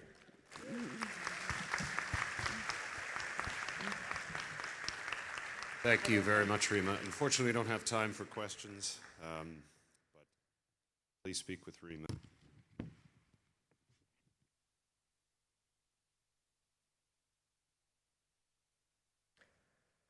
Okay, Borodar, good morning. My name is Dan. I'm a postdoctoral researcher at the Zoological Society of London. I'm here today representing Project Shark and talking about our work to link the ecology of critically endangered shark species with protected areas in Wales. So a quick introduction to Project Shark. We're a community-based conservation organisation co-led by ZSL and Natural Resources Wales, who are a government agency, with 6 delivery partners and numerous affiliates and collaborators. We're committed to an inclusive approach to conservation. We work across EDI, community outreach, education, and citizen science research. And if you're interested in finding out more about the project, you can scan the QR code to our website or talk to a member of the project team who's here at the conference this week. So in Wales, we work in 2 protected areas, the Penllyn Arsynau SAC, which is in the north of the country, and the Carmarthen Bay and Estuaries SAC in the south. And SAC stands for Special Area of Conservation. And within these SACs, we focus on two species, the angel sharks, Squatina squatina, and taupe Galliorinus gallius, which are both critically endangered.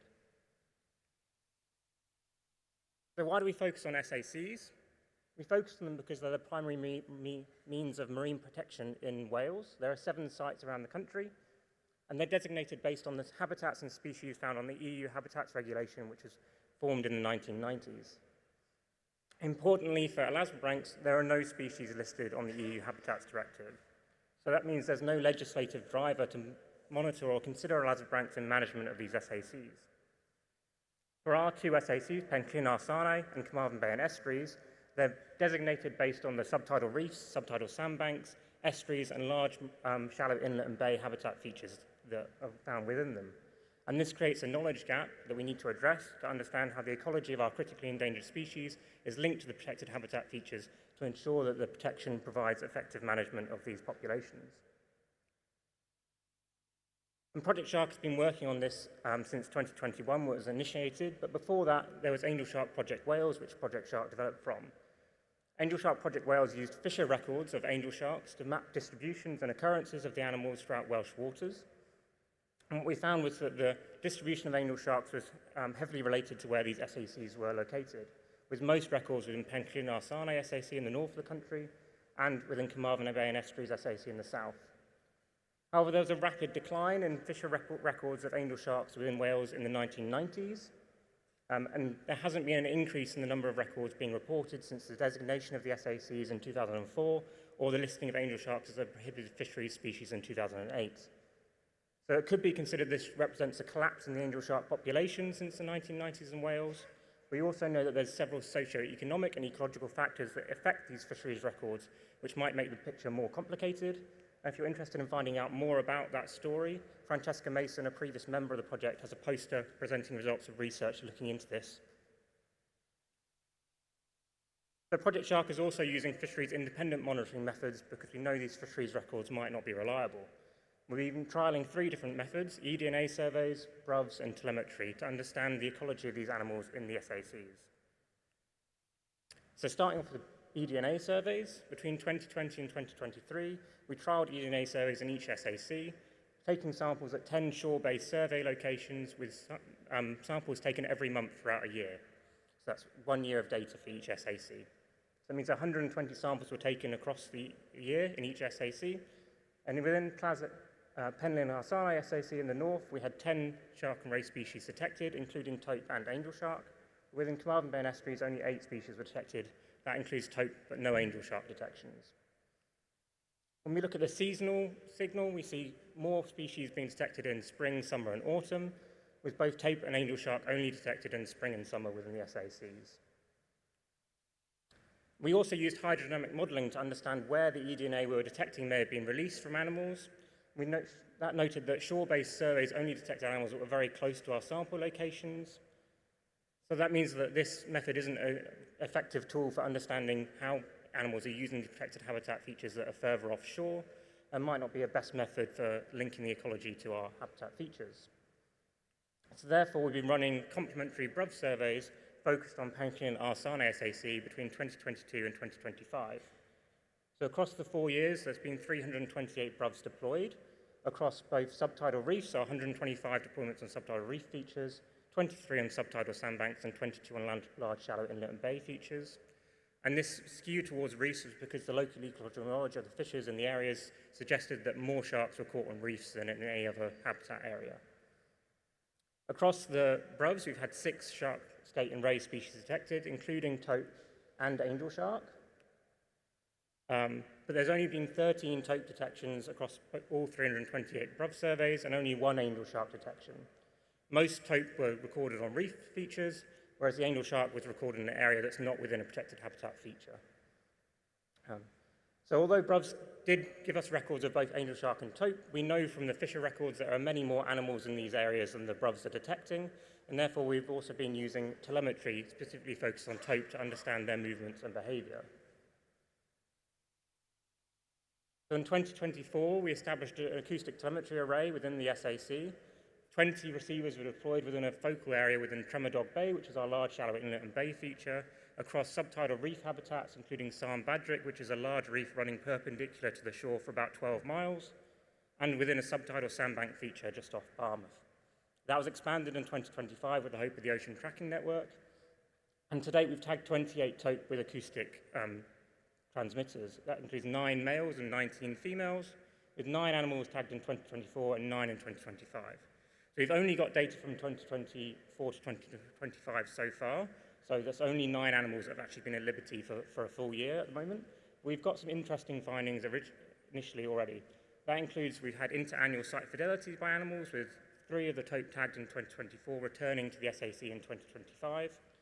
We've also noted hotspots of kind of activity and occurrence related to the subtidal reef features near Pwllheli, which is where fishers often report tope catches, but also related to subtidal sandbank features near Barmouth, and fishers don't use this location for fishing for tope, which is quite an interesting finding. We've also seen connectivity across the SAC network, with 4 of the tope that were tagged in 2024 also being recorded on acoustic receivers within Carmarthen Bay and Estuaries, which was run by Swansea University.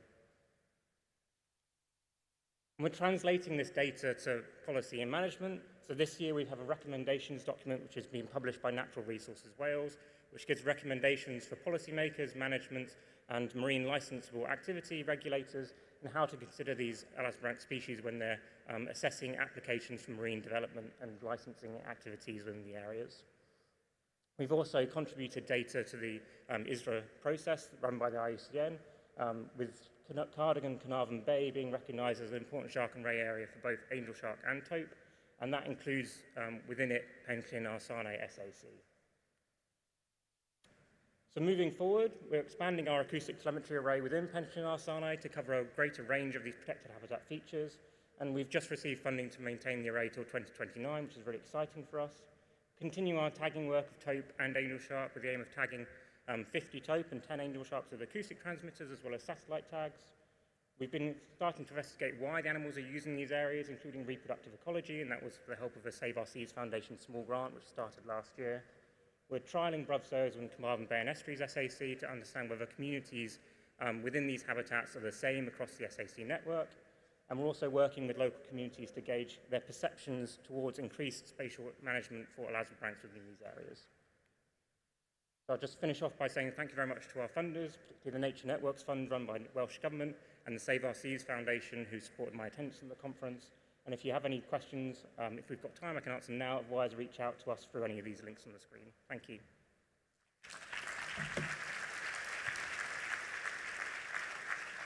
That's brilliant. Anyone have a question for Dan before we finish off?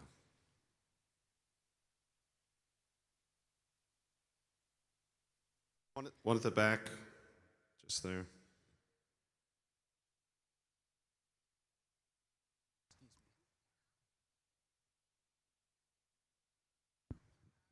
Hi Diane, great talk. I was just wondering, maybe I missed it at the start, is the aim to kind of leverage the Habitats Directive to increase the protection of the species associated, or just to measure kind of how well they're encompassed?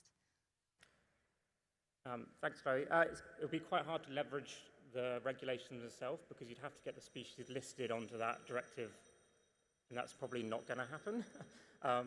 But we can, if we understand how they're using the protected habitat features, then that might suggest that current management is enough to sustain these populations. Otherwise, we can look in particularly spatial-based management measures. So that's something we're investigating, particularly for angel sharks, where they're occurring within areas that are not within protected habitats. Yeah. Great. Thanks, Dan. Thanks, everyone, for a great session this morning. Tea will be outside and before the area.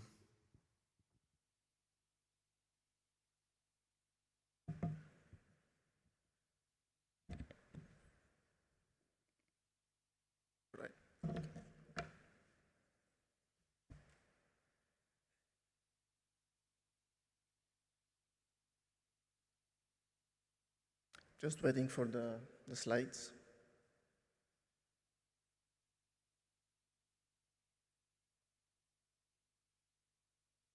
The slide, please.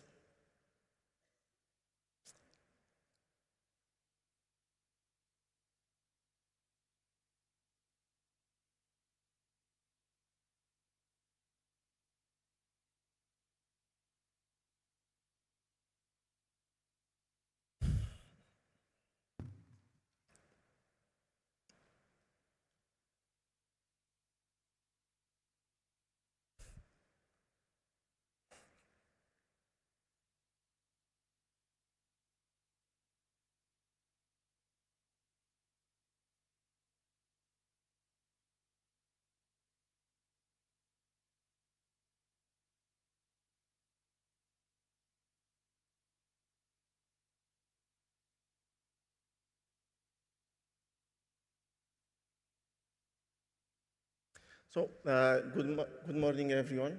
I'm Steven Pirish from Cape Verde. I'm the Sharks and Rays Program Coordinator for the Biosphere 1 in Cape Verde.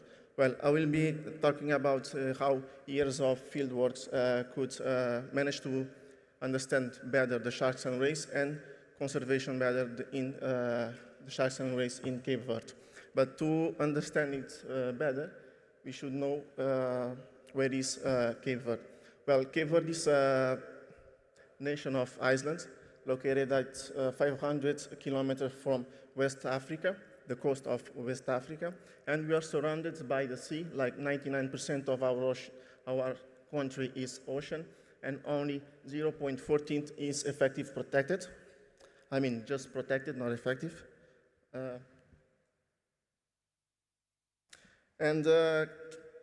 Cape Verde is located, position it's a hotspot for sharks and rays. We are recorded around 73 sharks and rays in Cape Verde. We have also nursery area, breeding grounds for and threatened species such as the scalloped hammerhead and the black-chin guitarfish. But exceptional doesn't mean protected. Our protection law is not generic. It's only addressing not species specific, not even the vulnerability of the species. Also, the monitoring and the enforcement of the vast maritime land in our country is very difficult, and the public awareness is a gap even for the decision makers. So to manage these gaps, we started in 2015 together with Dalhousie University, tagging some sharks in Santa Lucia Island. And late in 2017, we managed to discover the black-chin guitarfish in Santa Lucia Island, a marine protected area. And from 2019 until 2024, we managed to record more than 1,000 sharks and rays from 19 species across all the methods we are already using. And last year, we could found 7 ISRA designated for Cape Verde. So this is just our method that we use in Cape Verde. These methods also are using for our partners in Cape Verde. We are managed to give some trainers for our NGOs partners in Cape Verde. For Cape Verde, for Biosphere specifically, we have around 7,000 sharks tagged, around 950 observations, 10 species recorded from drones, and 3 islands with the acoustic tagging. This is our results, more specifically about the tagging and the proof. Those is the black-chin guitarfish and the black-tip shark, and also the Atlantic wizard shark is the most tagged species we have in Cape Verde.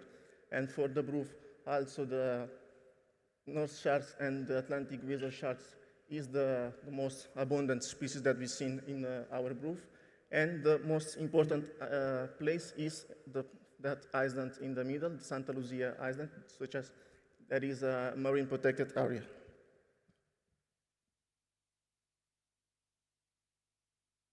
And together, we gather all the data, not just from Biosphere and also from our partners. We managed to find, to have 7 important sharks and rays areas, and also 5 areas of interest. So years of local data, independent, could lead to independent scientific validations.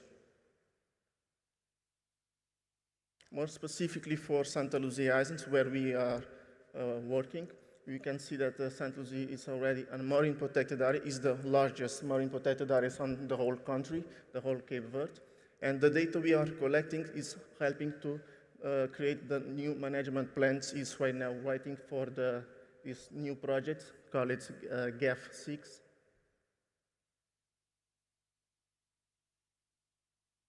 So just to understand better how we have the ISRA in Cape Verde and the marine protected areas, having it in the same map, we can see that 4 of the 7 ISRA is already a marine protected area. That's showing that ecological monitoring reveals critical habitats that creates an opportunity to stronger the marine protected area and spatial planning.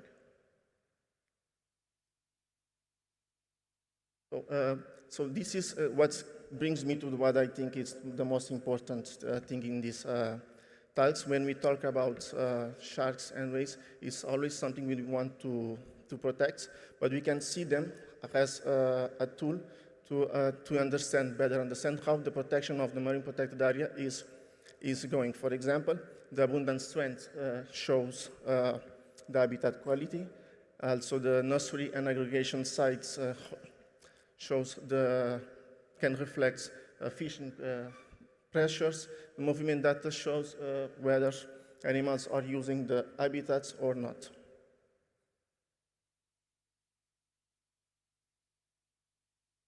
So the more important things for Cape Verde is to keep the monitoring going. This is the key for our decisions, and use the data to identify and protect critical habitats, including areas that not is yet protected, and make sure the science reach the decision makers in all Cape Verde. That was my presentation. I just wanted to ask you to give a round of applause to our blue sharks. It's our first time that we are in the World Cup, so thank you all.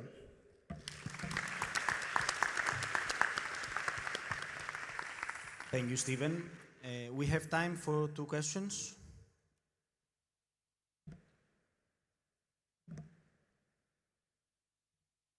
No one? No. Thank you. Thank you, Stephen. And we are moving to Brazil. Caio will present us about the abundance of rays in the southern islands of Brazil.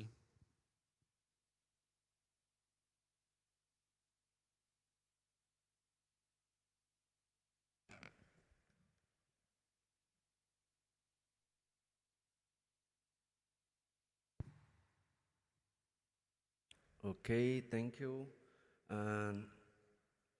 Good morning, everyone. My name is Caio Pimentel. This is my first time here in Sri Lanka in the Sharks International, so I'm very happy. And I'm going to show you a baseline assessment of rays, threatened rays across subtropical marine islands in Brazil, in the southeast of Brazil. So, as much of us know, rays plays important roles as mesopredators in their marine environments, but not only, they are also important socioeconomically for fishermen and for tourism activities too. But they still being the least studied and most threatened Elasmobranch in the world. In Brazil is not different. The data scarcity makes difficult to development of effective strategies for conservation and management. So here we investigated the relative abundance and population structure of rays in subtropical islands of the São Paulo coast using baited remote underwater videos or proofs to do this. So after 340 proofs deployment, we could have recorded 262 individuals representing 10 species and 6 families. Species richness and abundance were highest in no-take zones compared to multiple use areas or islands that have less species and was dominated by the field taxa. And for this, Dasietes hypostigma species, these are the both main species recorded, Dasietes hypostigma and Miliobates freemanville. For Dasietes hypostigma, we record more females than males, suggesting a sexual segregation in the use of this island. So, Our finds highlight the importance of the MPAs, mainly the coastal MPAs, for sustaining this ray population and emphasize the need for continued monitoring and adaptive management. This study is also one of the first assessment of rays in the subtropical Brazilian area, using improves and give us some insights about to guide conservation policies for these endangered species, mainly in the subtropical areas of Brazil. So, is that I have to show you. Thank you, everybody.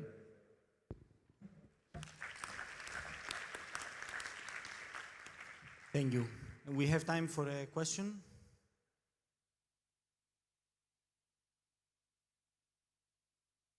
No? Next time we will give small gifts. It was in one plenary session for questions. Thank you, Caio. Thank you. And we are moving to India. I welcome Abisha, tracing the flow from the sea to the plate.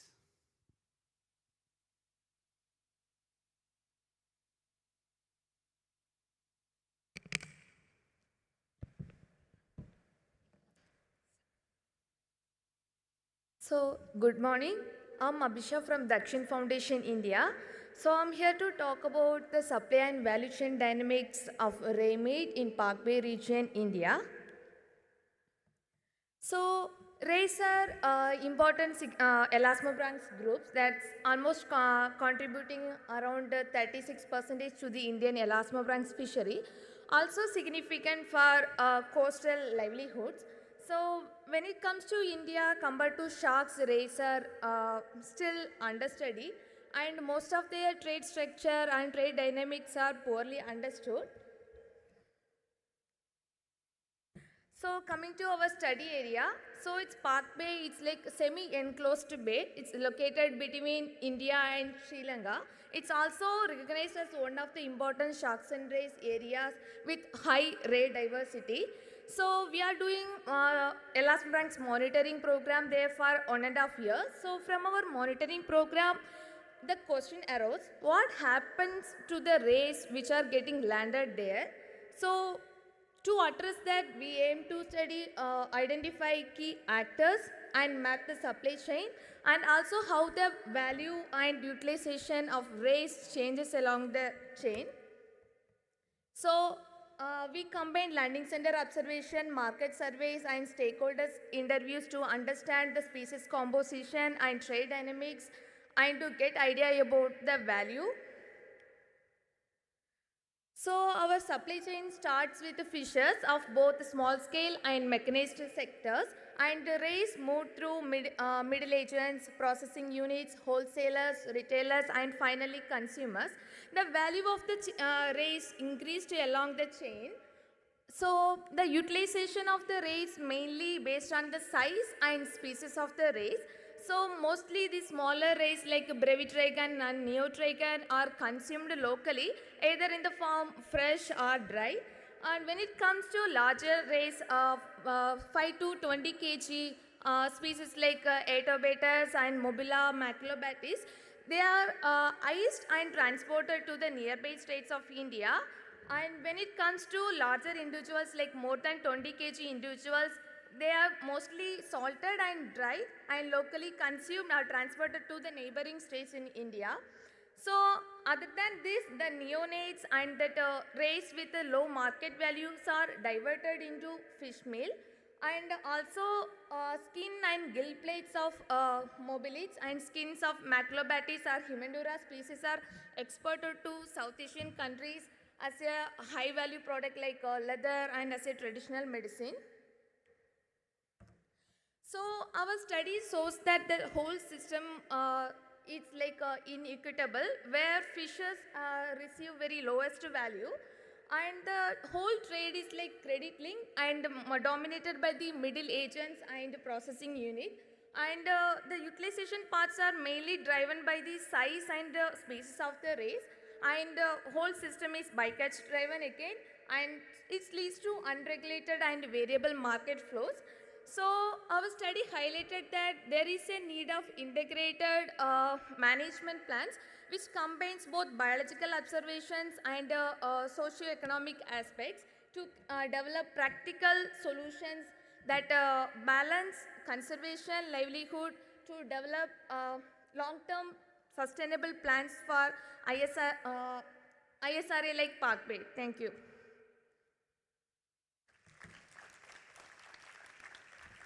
Thank you, Abisha. We have time for a quick question. No, thank you so much. And we are moving a little bit to the west. So Dave will tell us more about priority conservation areas for coastal elasmobranchs in the Western Indian Ocean.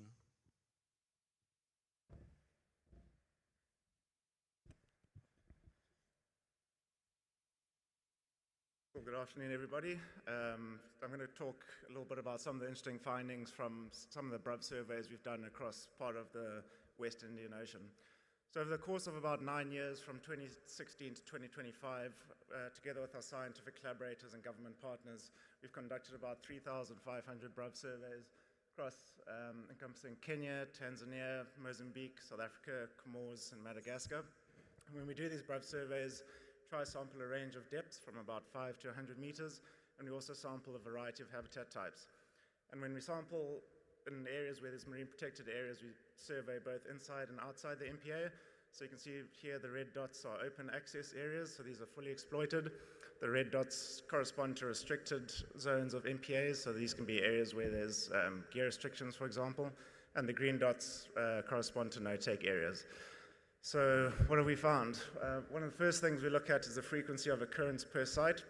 So it's the percentage of deployments that recorded at least one shark array. And from what we can see, the situation is generally quite poor. A lot of the sites that we've surveyed have had a frequency of occurrence of less than 15%. There's a few moderate sites of between 15 and 30%, and then several good sites which have a frequency of occurrence of over 30%. But the main thing that stands out here is the two sites in southern Mozambique and South Africa, which have quite a relatively high frequency of occurrence, and these correspond to large, well-managed marine protected areas. In addition to this, the most frequently recorded species we recorded in the southern Mozambique site was the critically endangered white-spotted wedgefish, so this corresponds to the Maputo National Park marine protected area in southern Mozambique, which is an amazing finding. It kind of shows that this area could be a stronghold for the species. Now, the aspect we looked at was the frequency of occurrence of each species in relation to habitat type. So this is just a small selection. The numbers on the top of the bar graphs correspond to how many times each of those species was recorded. And the main thing to take away from here is that most of the species were recorded across a variety of habitat types, not only reef. And the other thing is that a lot of the rays were primarily recorded on sand, which just highlights the importance of this habitat type for many ray species. Finally, we looked at the probability of recording a shark array in relation to several variables. If you look at this graph, the y-axis is the probability of recording a shark array, x-axis is depth, the countries are split by columns, and the management type is represented by the different colors. But the main thing to take away from here is that across different countries and habitat type management zones, the probability of recording a shark array increases with depth in pretty much every country. And we did this separately for sharks and rays, and we got a similar result as well. So to conclude, the results from our BRUB survey show us that large, well-managed marine protected areas are important for sharks and rays. I guess the emphasis being on well-managed. Southern Mozambique, and particularly the Maputo National Park, could be a stronghold for the critically endangered white-spotted wedgefish, but it's also just a very important area for sharks and rays in general in the region. Depth is important, so marine protected areas shouldn't be too inshore, they should encompass a range of depths. And sharks and rays utilize a variety of habitat types, with sand being particularly important for many ray species. So these various habitats should be considered when conducting marine spatial planning processes. And thanks to all our funders. Thank you. Thank you, Dave. We have time for one question. We are looking for a winner here, I think. Oh, we have a winner. First question of the session. Yeah, awesome talk. Thank you. I'm curious if you could I guess, define MPA? Do you include locally managed MPAs, community MPAs, maybe MPAs that aren't recognized by the government? For this particular process, it was MPAs designated nationally, so actually not incorporating locally managed marine areas. But yeah, that would be something to look at too, for sure. Thank you. Thanks for the question. Thank you. And we are staying in the Indian Ocean. We are moving to the Maldives. Irthisham will tell us more about an oceanic atoll in the southern Maldives that offer refuge for Elasmobranch species.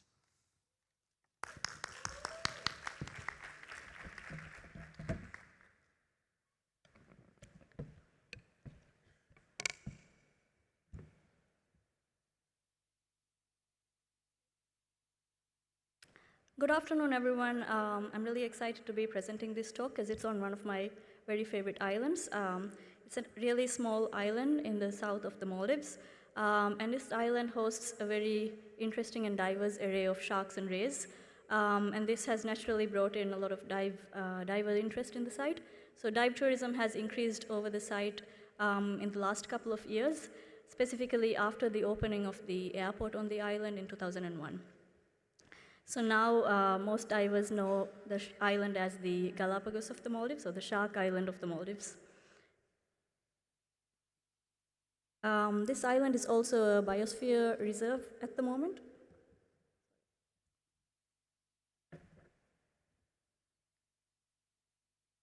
This island is also a biosphere reserve, and the species that has been sighted around this island include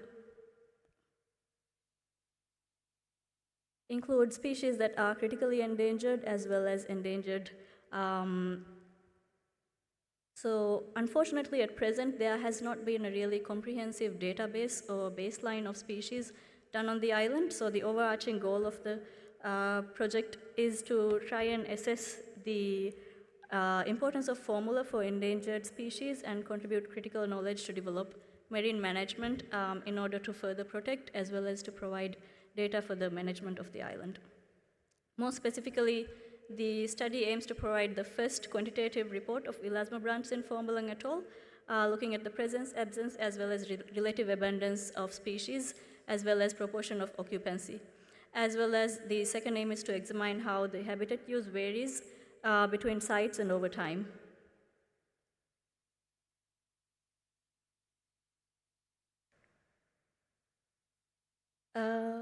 I'm not sure where the photos disappeared to.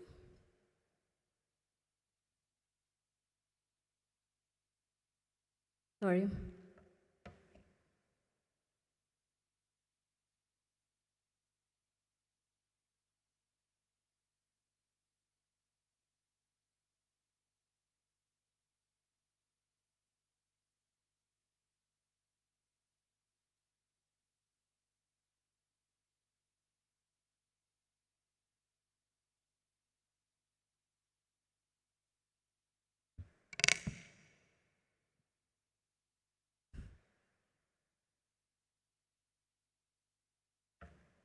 I think it's better to continue. They Continue? cannot find the picture. Okay. Yes.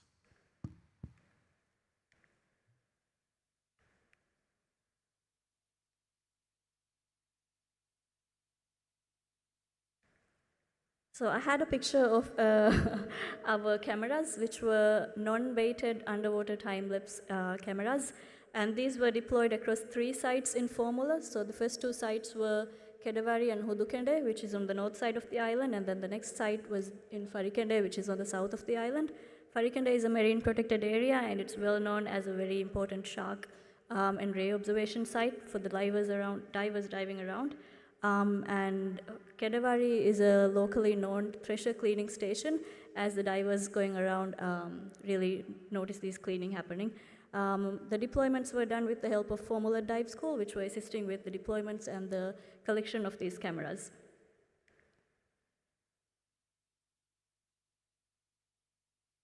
So between March and September 2022,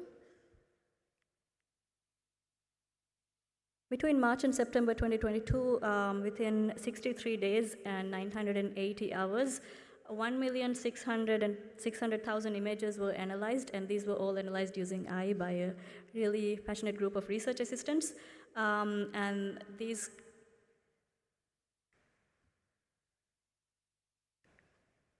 Sorry, I don't know what's wrong with my pictures. These included 11 species and 7 shark species and 4 ray species. This included the white-tip reef shark, grey reef shark, silver-tip shark, pelagic thresher, and tiger shark as the most commonly observed ones. It also included whale sharks as well as the smooth hammerhead sharks seen from these sites, 1 lone hawksbill turtle, and for the ray species, of course, the oceanic manta ray, which is very famous for formula, and the variable torpedo rays and the spotted eagle rays.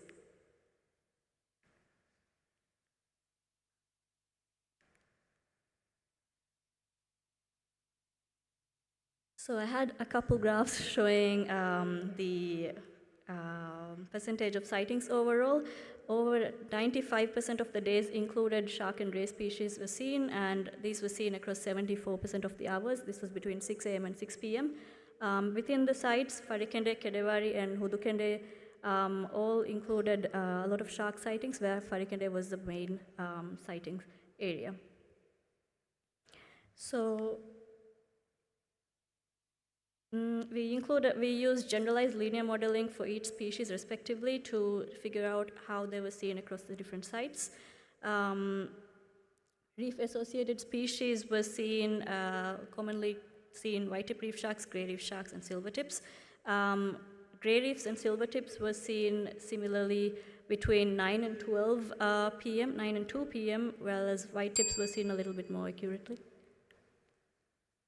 Should I stop? Yes, very, very fast. Just Okay. You can see on the graph that Farikende, and this is the graph showing transient or pelagic species, so that's the pelagic thresher shark. They were seen peak between 11 and 2 p.m., and this was seen across 2 of the sites, so Kedewari as well as Farikende Marine Protected Area. Overall, the study shows that Formalung is a really special place and that there is a high variation between specific species seen in the different sites. And it also shows that Kedewari, which is, Farikende, has been seen as a cleaning station as well for thresher sharks. This was something divers had noted before as well. So overall, southwest monsoon or Hurangur shows a lot of reef activity within sharks. So, sorry.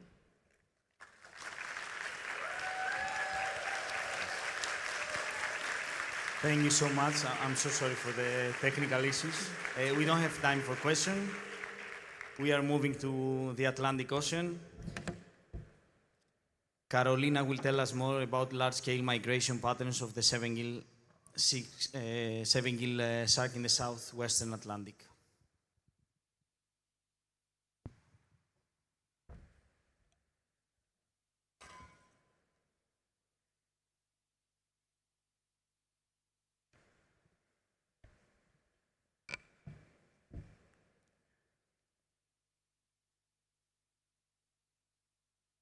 Great. Well, thank you very much. I'm going to try this for a second. Okay, great.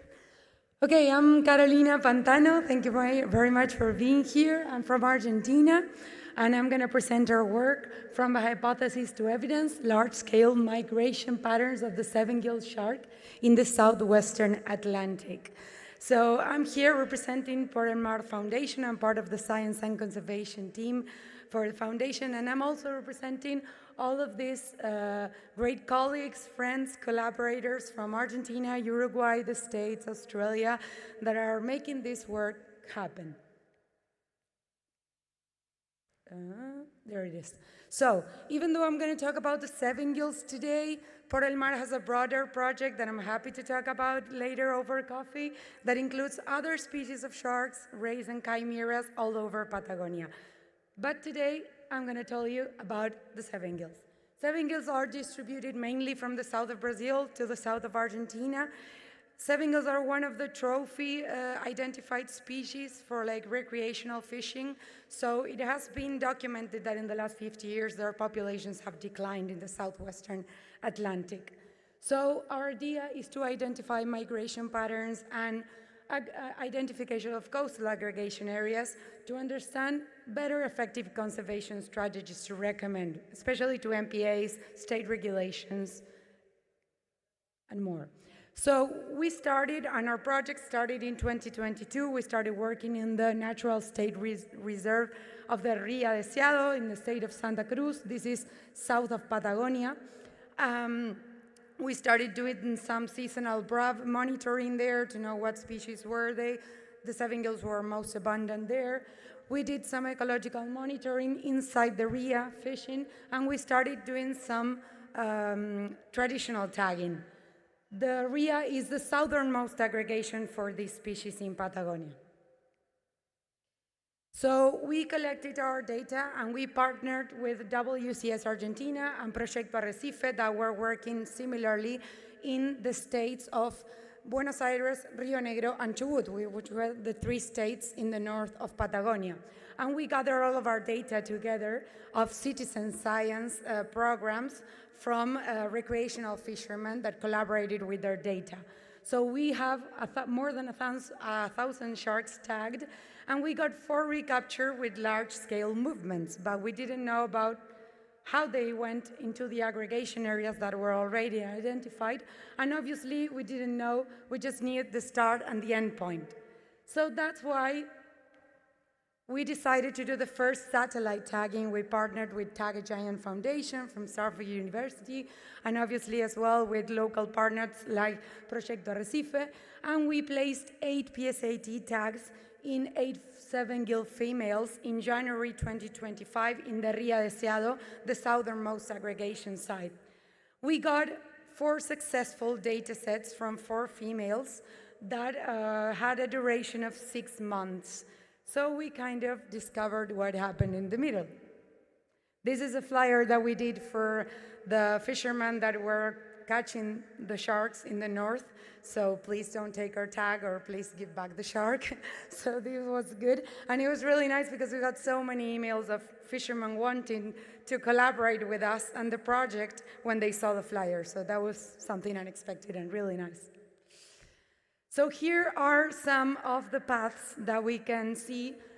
We can see that from the southernmost aggregation areas, the sharks went all the way to Buenos Aires, which was the Papin aggregation area, and then they went all the way to the coast of Uruguay. So this showed us that we clearly have to think our project regionally, and that we have to work together to actually have effective measures of conservation all around our country, and yeah, not only in the south. Oh no, my presentation went. Well, thank you for all the donors. Thank you for Por el Mar Foundation for allowing me to be here, and I'm happy to get in contact or tell you more about our project all around the conference. Thank you. Thank you, Carolina. Unfortunately, we don't have time for questions. Oh, no. So we are moving back to the Indian Ocean. And Juan will tell us more about short fin mako.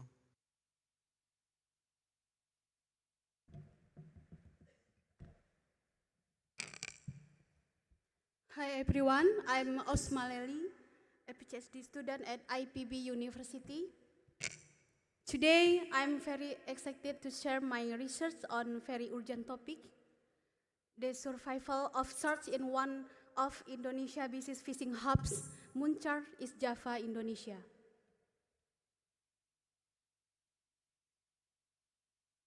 What is the problem in Muncar? We are in the middle of global shark crisis. 1/3 of all shark species are facing extinction because of overfishing. Here in the Southeast Asia, the pressure is even higher. Indonesia is the world's largest shark fishing nation. This puts us in difficult spot. How do we protect these species while supporting a fisher who rely on them for food and money? My study focused in Muncar. In 2024 and 2025, I followed over 290 crew members using different types of gear, from small gill nets to the large-scale long line, to see exactly what is happening on the ground. How we did it? To get the full picture, we combine science with the local stories. We talked to community leaders and 49 experienced fishers to understand where and how they fish. Every morning from 6 to 10 a.m., our team was at the market recording species, size, and gender. We checked if the sharks were adults or babies by looking at their size and maturity. This tells us if the population can survive in the long run. We also conducted a simple sustainability assessment of 5 priority species using size-based indicator. What we found? Our results are wake-up call. First, 50% of the sharks caught in Muncar are already threatened with extinction. Furthermore, 1/3 of the cats belong to species protected by international threat laws. We also found specific patterns. May in the peak month, the fishers are much more likely to catch scallop hammerhead in May compared to the other months. Larger birds are significantly more likely to catch this endangered hammerhead than smaller birds. This data is vital. It tells us exactly when and who to work with for better management. So, what do we do? Our data show that too many sharks are being caught before they are old enough to reproduce. To fix this, we need a middle ground approach. First, we need size limits and catch quotas. We should consider seasonal closure, especially in May. Most importantly, we must balance these rules with the local economy. Our goal is to protect the shark while ensuring the Muncar fishing community remains resilient for generations to come. These are some of the documentation during my field work. This work will not be possible without the incredible support from the Mobula Indonesia, my supervisor, and our generous funders. A special thanks to the fisher of Muncar for welcoming me into their community. That's all. Thank you. Thank you. We have time for a question. Questions? 2 questions, according to Eva. Okay, I think we have no questions. Thank you so much. This was the last talk of this session. Thank you all for attending. Thank you to...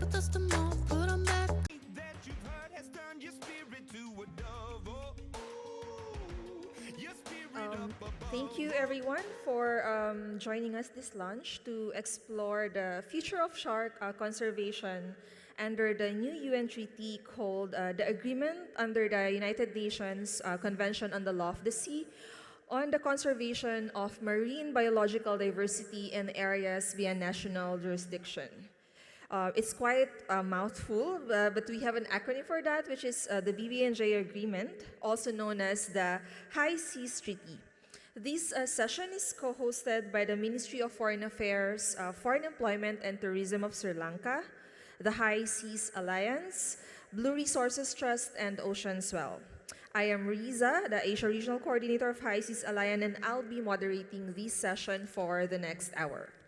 So in this session, we are diving on to see the potential synergies between BBNJ with other relevant frameworks which you might be more familiar with, like CMS and CITES, on how to improve and strengthen shark conservation globally, and highlight as well the potential contribution of scientific community for its implementation. So without further ado, I would like to call Ms. Delani Silva from the Ministry of Foreign Affairs, Deputy Legal Advisor, who led the negotiation on behalf of the Sri Lankan delegation on BBNJ.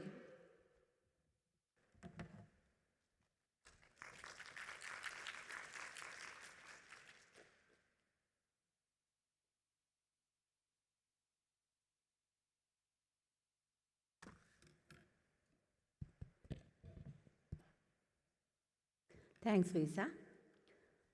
Distinguished guests, excellencies, colleagues, and friends, good afternoon.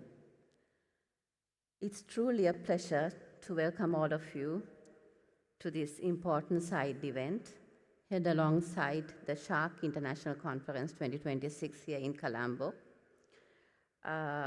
On behalf of the Ministry of Foreign Affairs, Foreign Employment and Tourism, High Seas Alliance, Blue Resources Trust, and Ocean Well. As most of you are aware already, Sri Lanka is fortunate to be home to more or less 60 species of shark. But what really stands out about sharks is they are highly migratory. At different stages of their lives, they travel vast distances, moving across oceans to areas beyond national jurisdiction, the very spaces governed by the framework of the BBNJ agreement, also known as the High Seas Treaty. And that is exactly why today's theme, Sharks Know No Boundaries, is timely for discussion. Now, this brings us to an important point because we are faced with both a challenge and an opportunity with the BBNJ regime. The challenge is quite clear. Our traditional approaches to conservation, which are mostly limited to national boundaries, are simply not enough to protect species like sharks.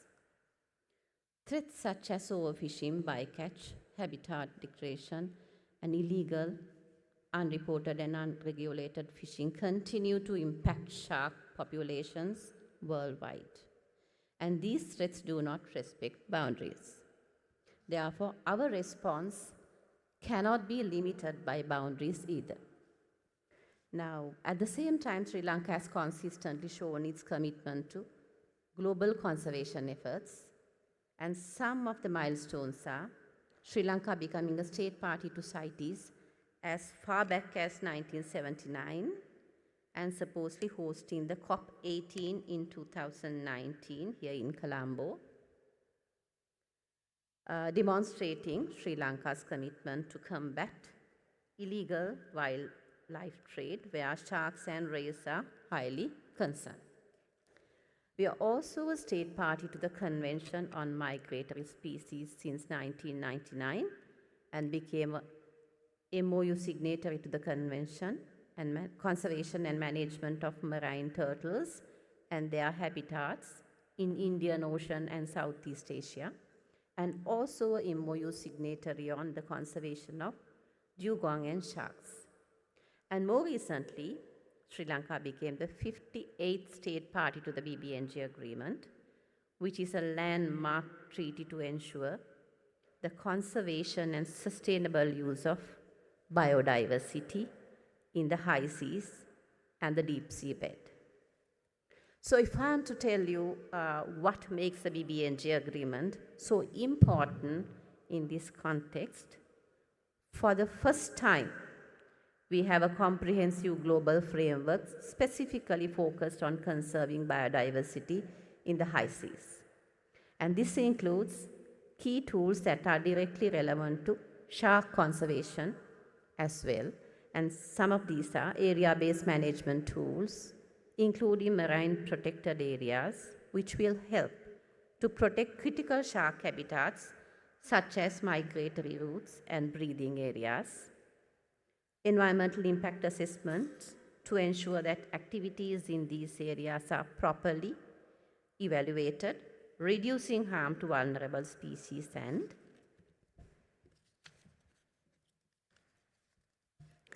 capacity building and transfer of marine technology, which is crucial for countries like Sri Lanka to strengthen our scientific research, monitoring environment, enforcement, enabling us to implementation of the agreement. It is also very important to note that the BBNJ framework encourages international cooperation and coordination, recognizing that the conservation of highly migratory species like sharks demand collective action. As a state party to the BBNJ agreement, Sri Lanka has undertaken a clear responsibility to conserve and sustainably use biodiversity beyond our national jurisdiction and sharks are very much part of the responsibility. So as we move forward with implementing the BBNJ agreement, it is essential that shark conservation is not treated separately, but is fully integrated into how we operationalize the agreement. This means working closely with regional fisheries bodies, conservation organizations, and scientific communities, while also strengthening our own national systems. I'm sure most of you are aware of the strong connection between the BBNJ agreement, the Convention on Migratory Species, and CITES. It is important for us to commit to promoting better coordination among these frameworks, which we don't have today to a great extent. So today's discussions give us a timely opportunity to reflect on how these global commitments can translate into real, practical outcomes for shark conservation, for policy, and for partnerships. So let me end with the thought: sharks know no boundaries, and neither should our ambition to protect them. If we work together across countries, across disciplines, and across institutions, we can ensure that the future of shark conservation is not fragmented, but unified, effective, and resilient. I wish you all very productive, engaging discussions. Thank you. Thank you very much, Ms. Delany. And next on stage, we have today Dr. Asha DeVos, founder of Oceanswell, to share with us the role of cooperation and collaboration between countries, across regions, and among scientific communities. All right, thank you guys for being here. It's clear that you all know that this is a very important topic. As we think about these species that we work with, I know all of you work with sharks. You might now know that I'm an infiltrator and I work with whales, but there are also people who care for sea turtles and seabirds. These are highly migratory species that don't see boundaries, and we know that. These invisible lines that we draw on maps to divide our ocean mean nothing to these animals that range far and free. And so it is incredibly important that we have international cooperation, regional cooperation, when we're thinking about these animals and we're actually thinking about the protection. Legislation in individual countries is not going to shift the needle, because once these animals swim out of these waters, it is obvious that things could change.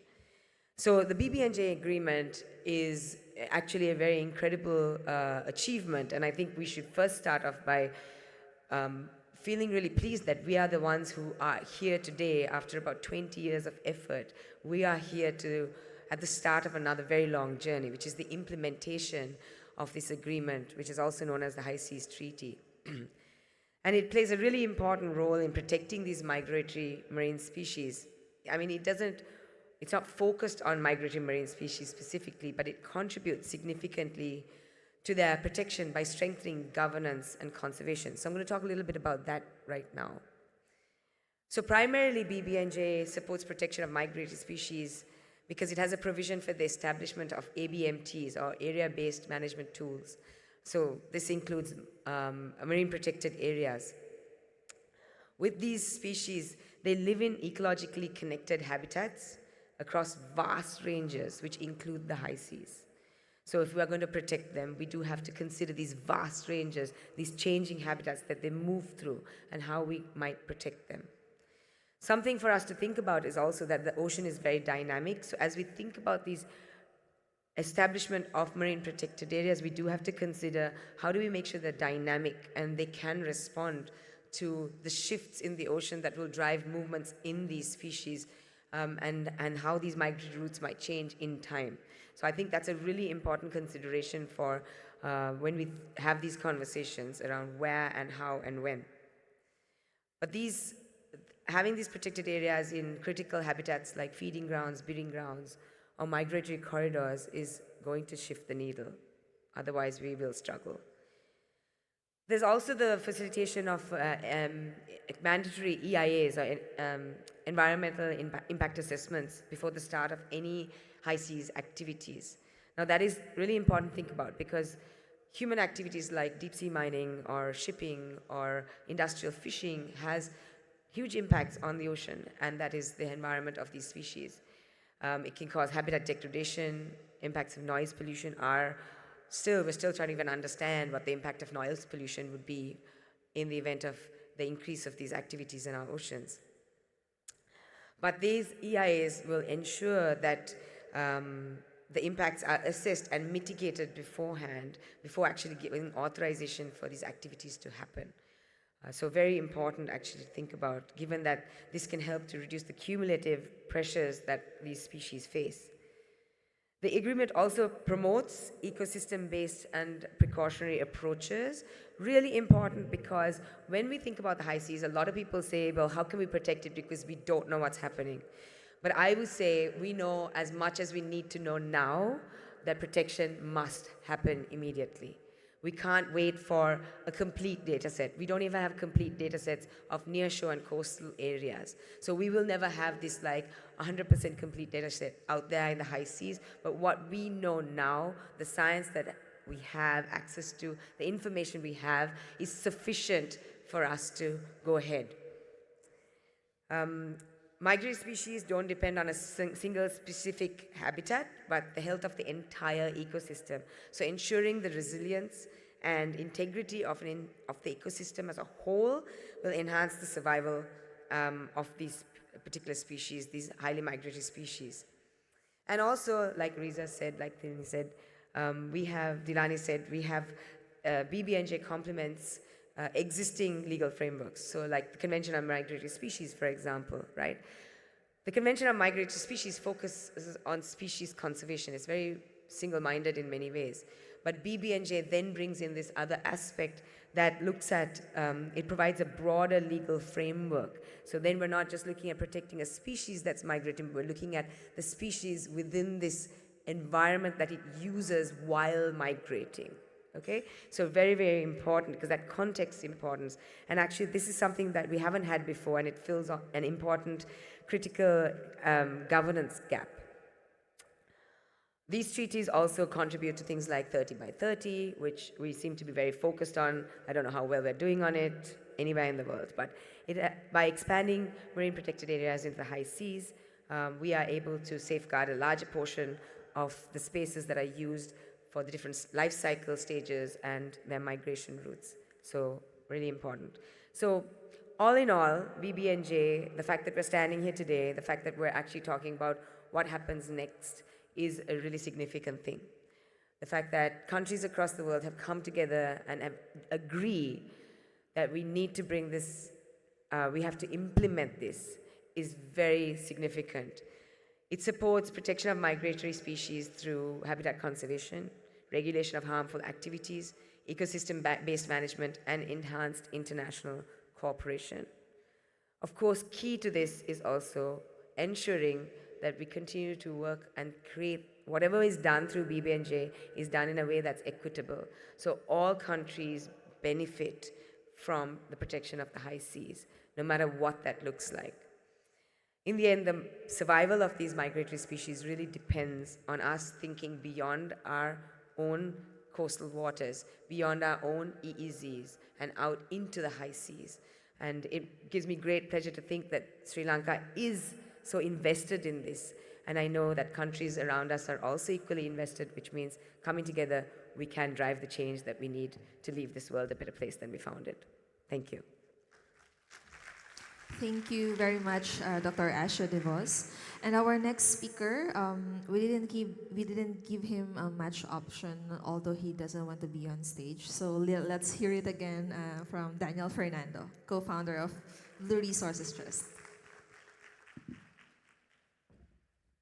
Good afternoon, everyone. Thank you so much.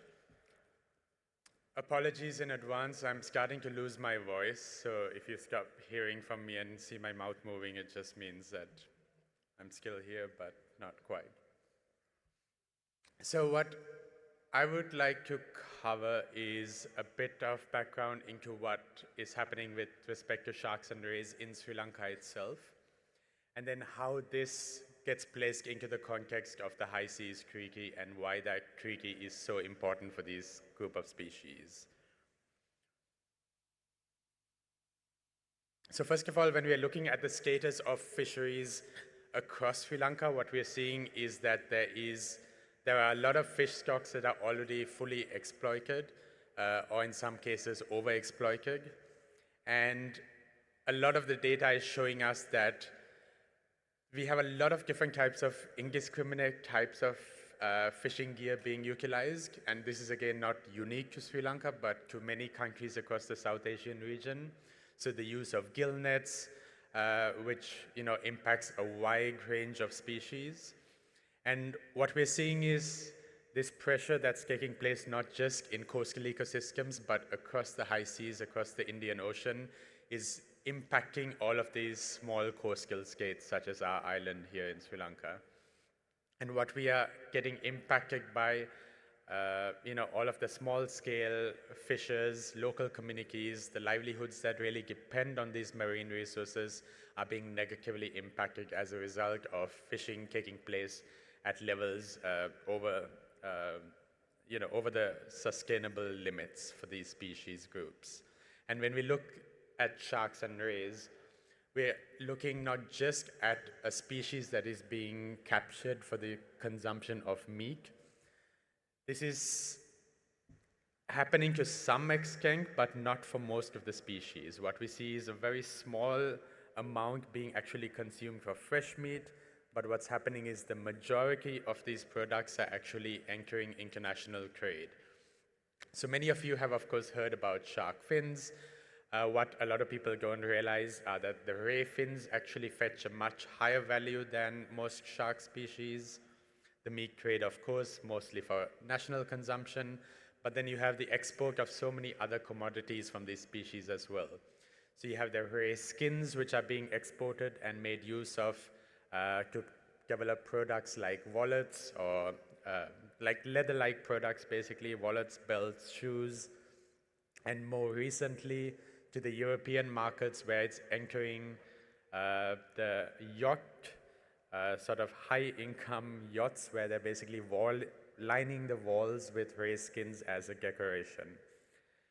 So you're just seeing a massive demand for these species, not just from the traditional markets that many people assume from the Far East, but also from European high-income markets, which is driving an unsustainable level of trade for these species.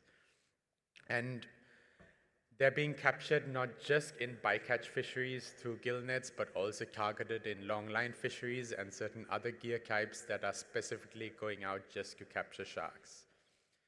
Again, we see this with many countries across the Indian Ocean, not just Sri Lanka, but vessels are going beyond our coastal waters into the high seas and occasionally into the EEZs of other countries as well, specifically looking for high-valued species like sharks and rays. And the data, again, I think has been mentioned quite a few times now. When we look just at Sri Lanka, we have about 105 species of shark and ray, and about 70% of them are threatened with extinction. When we look at the global scale, we are seeing that over one third of global species are now threatened with extinction.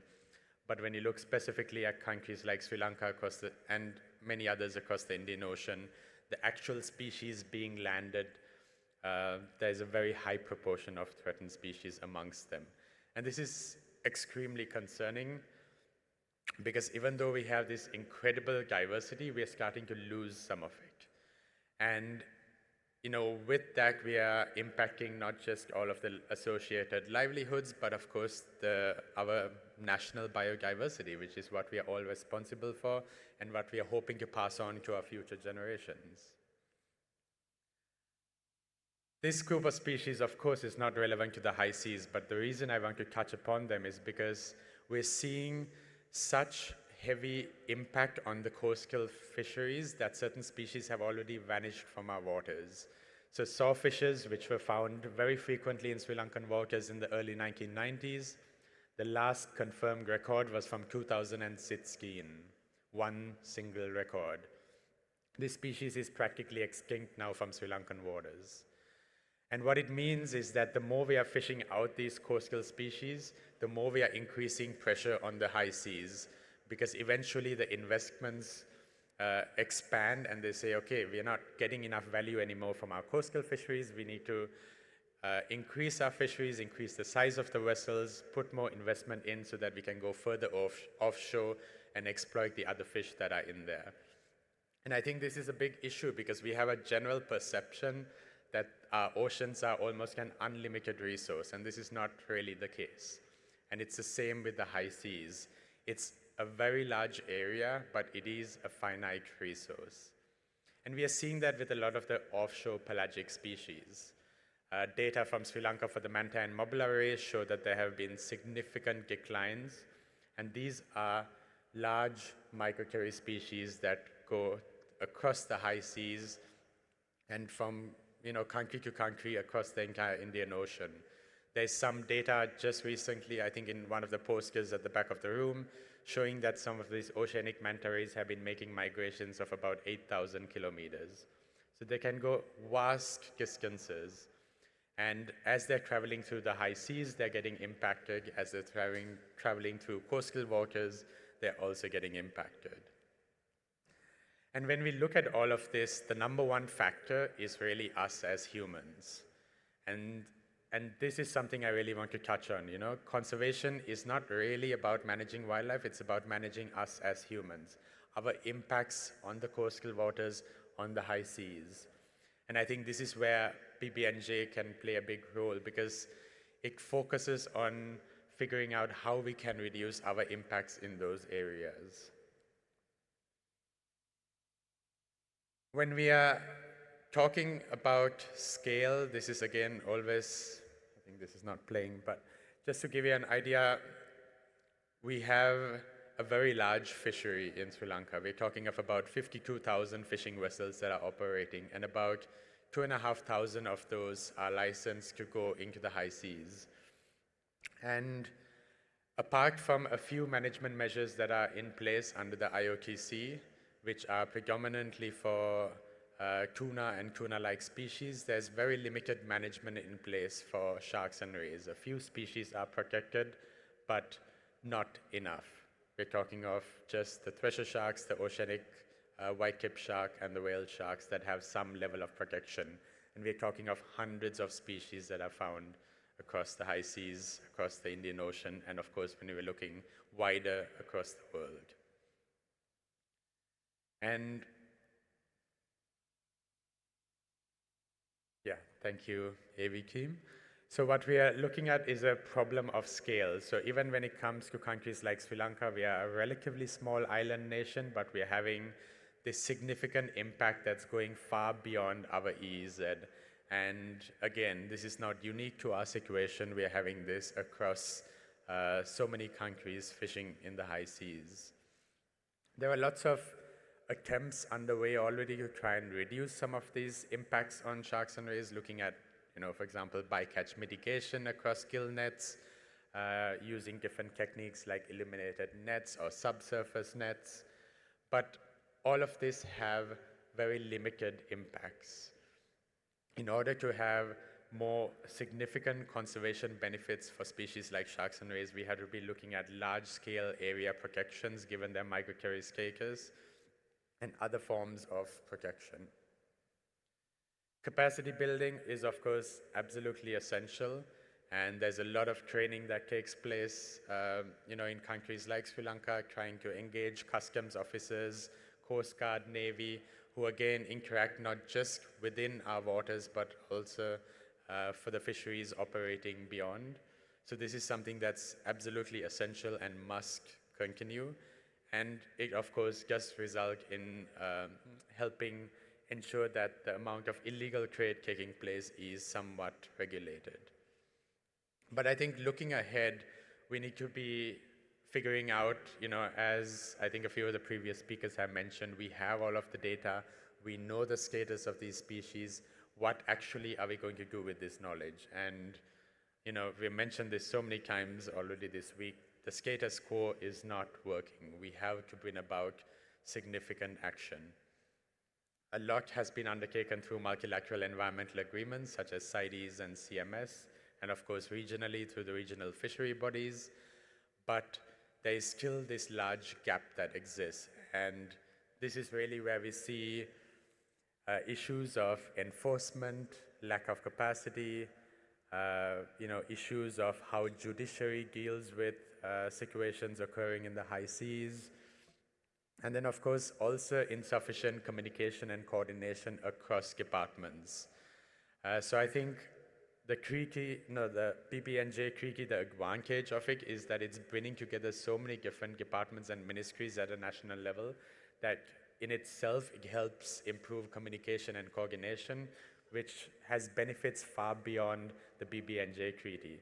It will also help with better implementation of other conventions such as CITES and CMS and other national measures that one has in place as well. So the High Seas Treaty is a significant opportunity that we have, and I'm really proud that Sri Lanka is the 58th country to ratify the High Seas Treaty. I think as small island nations, we have a lot more at play with what's going on in the high seas, because that has a far more significant impact on us than high-income countries.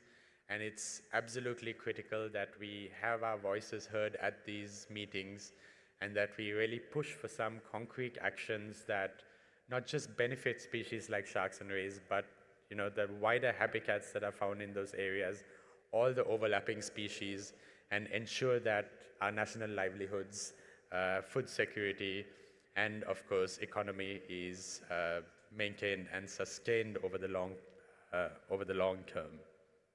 I'm really starting to lose my voice here, apologies. So everybody always asks me what the solution is when it comes to sharks and rays, and there is no easy solution. We're talking of species that have declined significantly. Certain species in Sri Lankan waters have already vanished. In the high seas, we're seeing declines ranging from anywhere from about 70% to over 90%. And we really need to be looking at quite drastic measures for species that are very similar to our terrestrial species, like our elephants and leopards. We need to be trying to protect these species completely. And what I would always say is we need to advocate for closing the commercial fisheries for sharks and rays across the high seas and within our EEZs. And while the High Seas Treaty cannot specifically do that at a species level, it can look at large area-based management that will provide complementary management measures for species like sharks and rays. And by doing so, by protecting large areas of these high seas, we will have the positive benefits of the spillover effect, where species are able to reproduce in safe havens and also populate some of the coastal waters, which in turn benefit our small-scale coastal communities that truly rely on species for food security. And of course, by doing so, we can hopefully sustain the long-term livelihoods of fishers across the region. Because ultimately, if these species go extinct, we permanently lose our fisher livelihoods as well. And that's it from me for now. Thank you so much.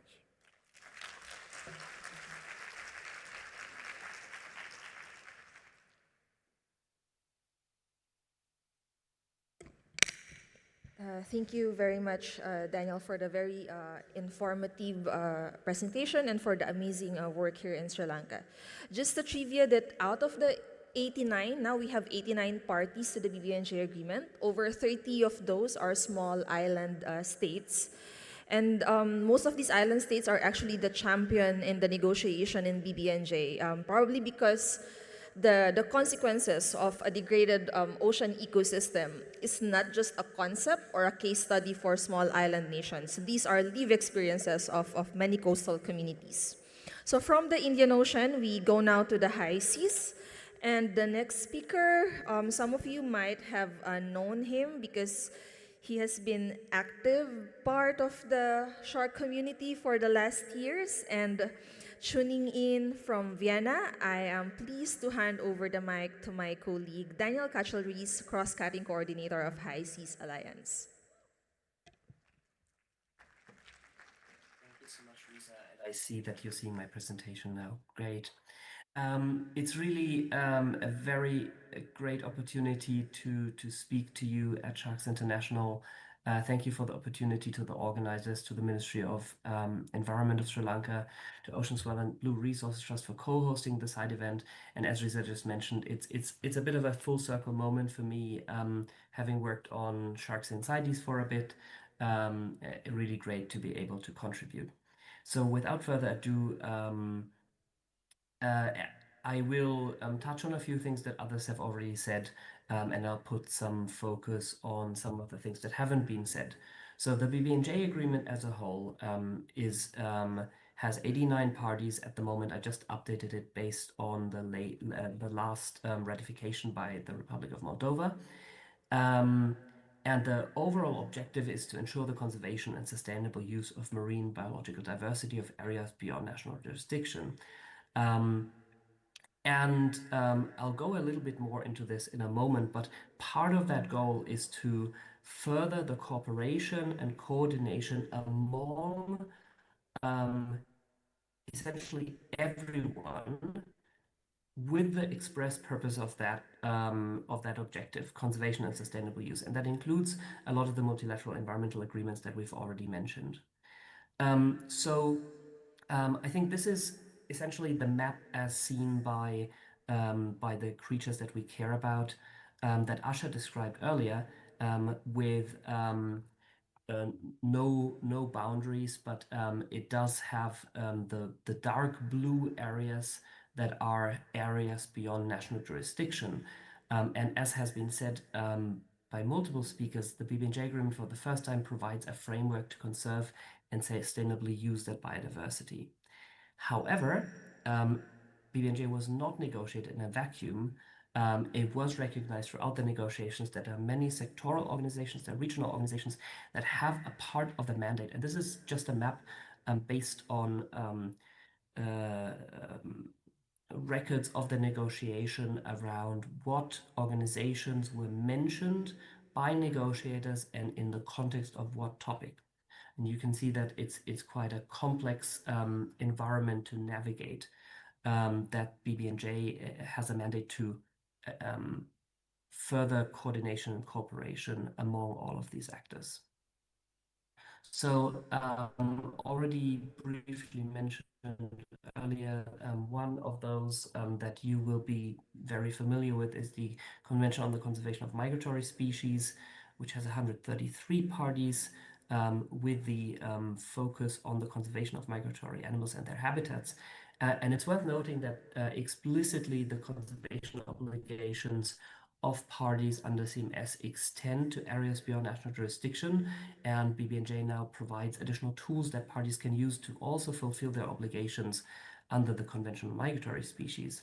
And then CITES, the Convention on International Trade in Endangered Species of Wild Fauna and Flora, has 185 parties, has the objective to ensure international trade in specimens of wild animals and plants does not threaten the survival of the species.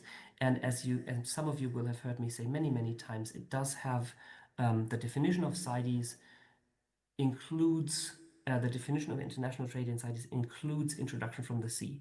So this is a provision that explicitly applies to specimens taken in areas beyond national jurisdiction that are then transported either back into the territory of the flag state or into other countries, which means that effectively a lot of high seas fisheries of listed species fall under CITES mandate.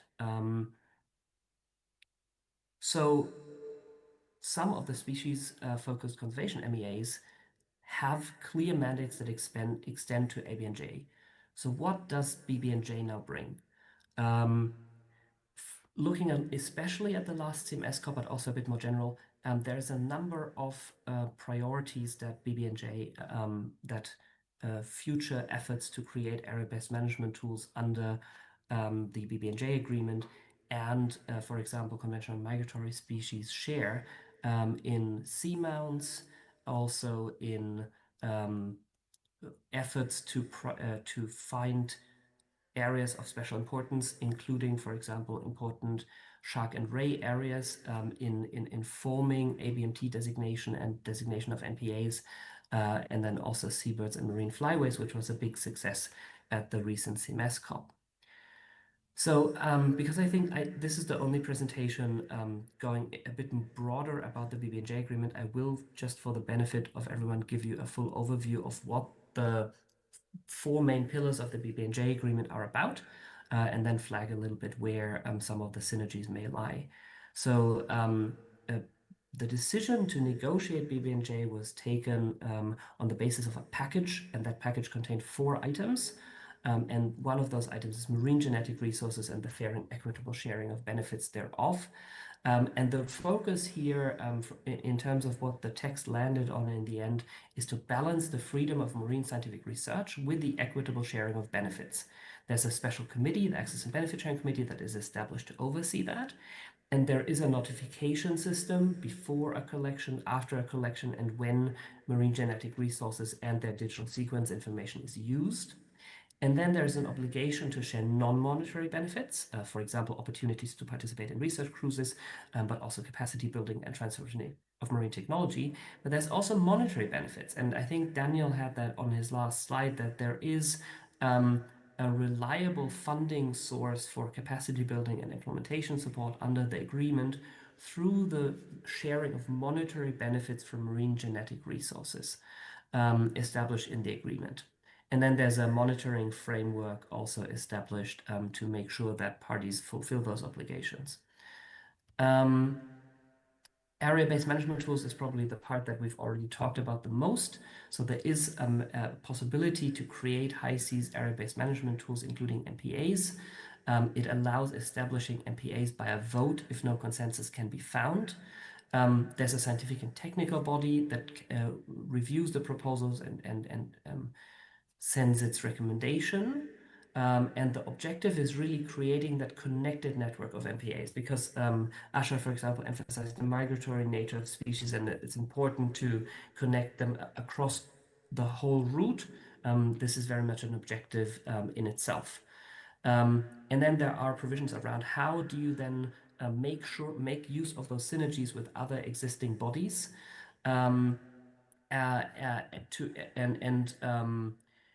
also, the COP, for example, can also recommend existing bodies to take measures that are compatible with an area-based management tool already established under BBNJ. And there's also a special provision that is located under area-based management tools, but doesn't necessarily have to be an area-based management tool, on responding to natural and human-caused emergencies.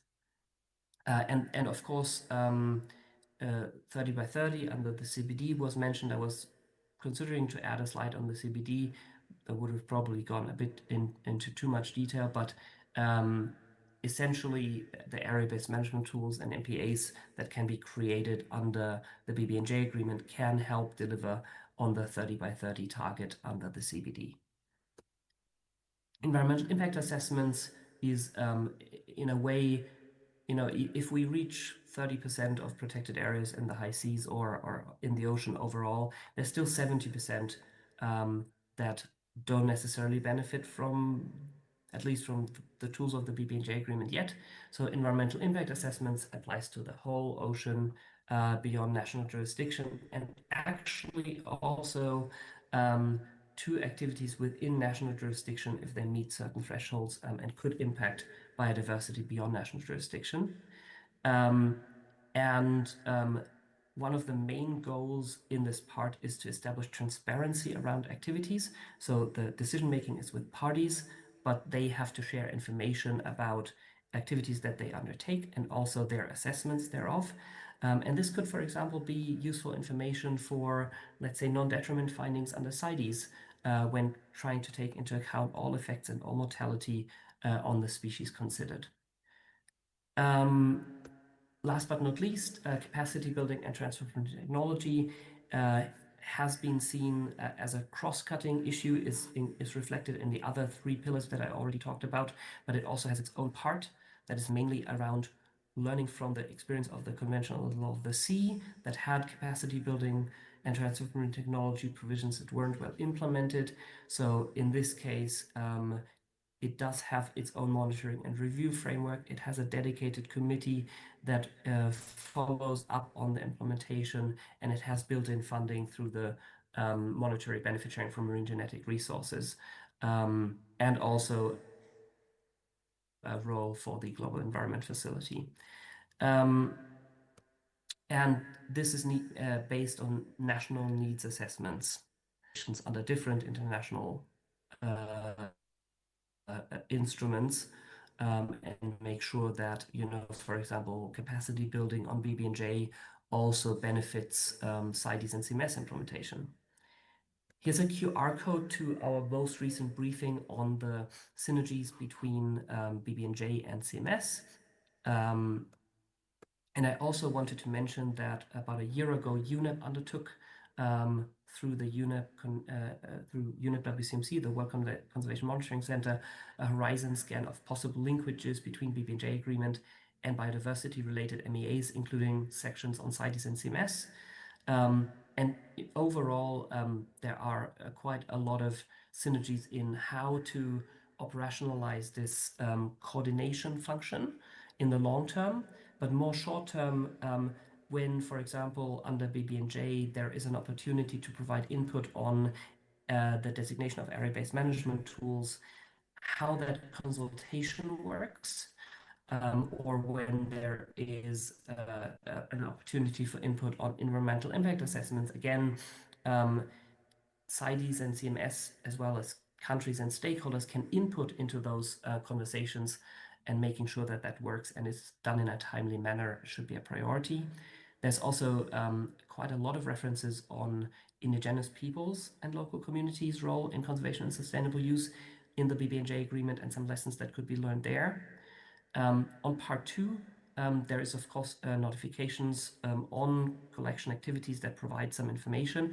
But especially for those of you that have conducted research on CITES-listed sharks, of course, the CITES rules and for permits can also sometimes be an impediment to marine scientific research, and making sure that, domesticating the new processes that BBNJ requires for marine genetic for activities with regard to marine genetic resources, for making that chapter work and making those notifications work, is also an opportunity to maybe retouch some of the ways that CITES is implemented with in that regard, and making sure that it's harmonized and doesn't hinder marine scientific research. Area-based management tools I already mentioned. There's the possibility for inputting into the designation. There's also the other way around of how would high seas NPAs be reflected, for example, in non-detriment findings under CITES. And then, of course, with the obligation on the party to ensure that those obligations are followed, there's synergies in monitoring, control, and surveillance tools to make sure that happens. BBNJ EIA requirements, again, can be an information also in assessments under CITES, and it's a tool that also CMS, Asha mentioned underwater noise, has made reference to quite a bit, and the goal of BBNJ is really to bring EIAs across all international bodies to a modern standard, both in terms of the substance, what are the thresholds, but also in terms of the process, making sure that it's transparent and everyone gets consulted. And then synergies on making sure that capacity building and transfer of technology, when done for one forum, can also be thought in a way that it benefits other fora as well. I hope that was helpful. Looking forward to any questions, and again, wishing you a successful conference. Thank you.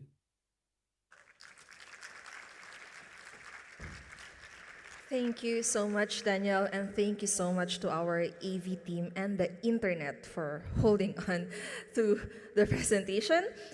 We have a bit of time to cover 2 to 3 questions. Our previous speakers are still here, Daniel Fernando, Dr. Asha, and Ms. Delani. If you have any clarification or question on the presentations. Yes.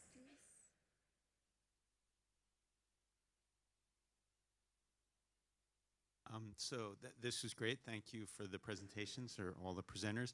I'm kind of interested in what the implementation phase is supposed to look like. I'm someone who's followed a BBNJ from sort of a distance and is involved in RFMOs. And so I'm just wondering, like, what is your ideal vision for how implementation would take place? Does it go through RFMOs? Does it create new international instances? Is it regional? Is it global? Like, how does that work?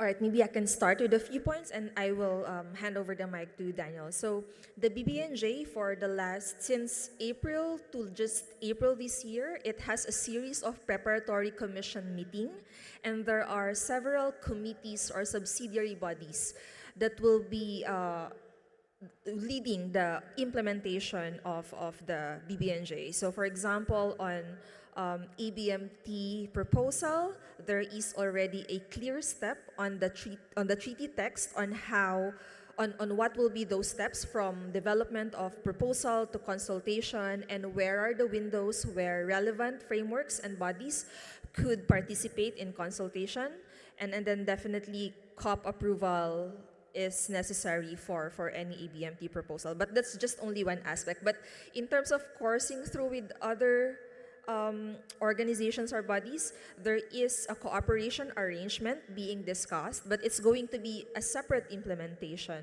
with close coordination and cooperation. And I'd love to hand over the mic to Daniel for additional points.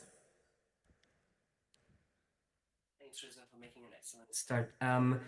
Yeah, I think it's a very exciting time for those veterans of CITES and CMS or other MEAs out there in the BBNJ agreement right now, because as Reza mentioned, we are in the process of building those committees that many of us have set many hours and days in, there are some things that are already clear. For example, there will be a scientific and technical body to review proposals.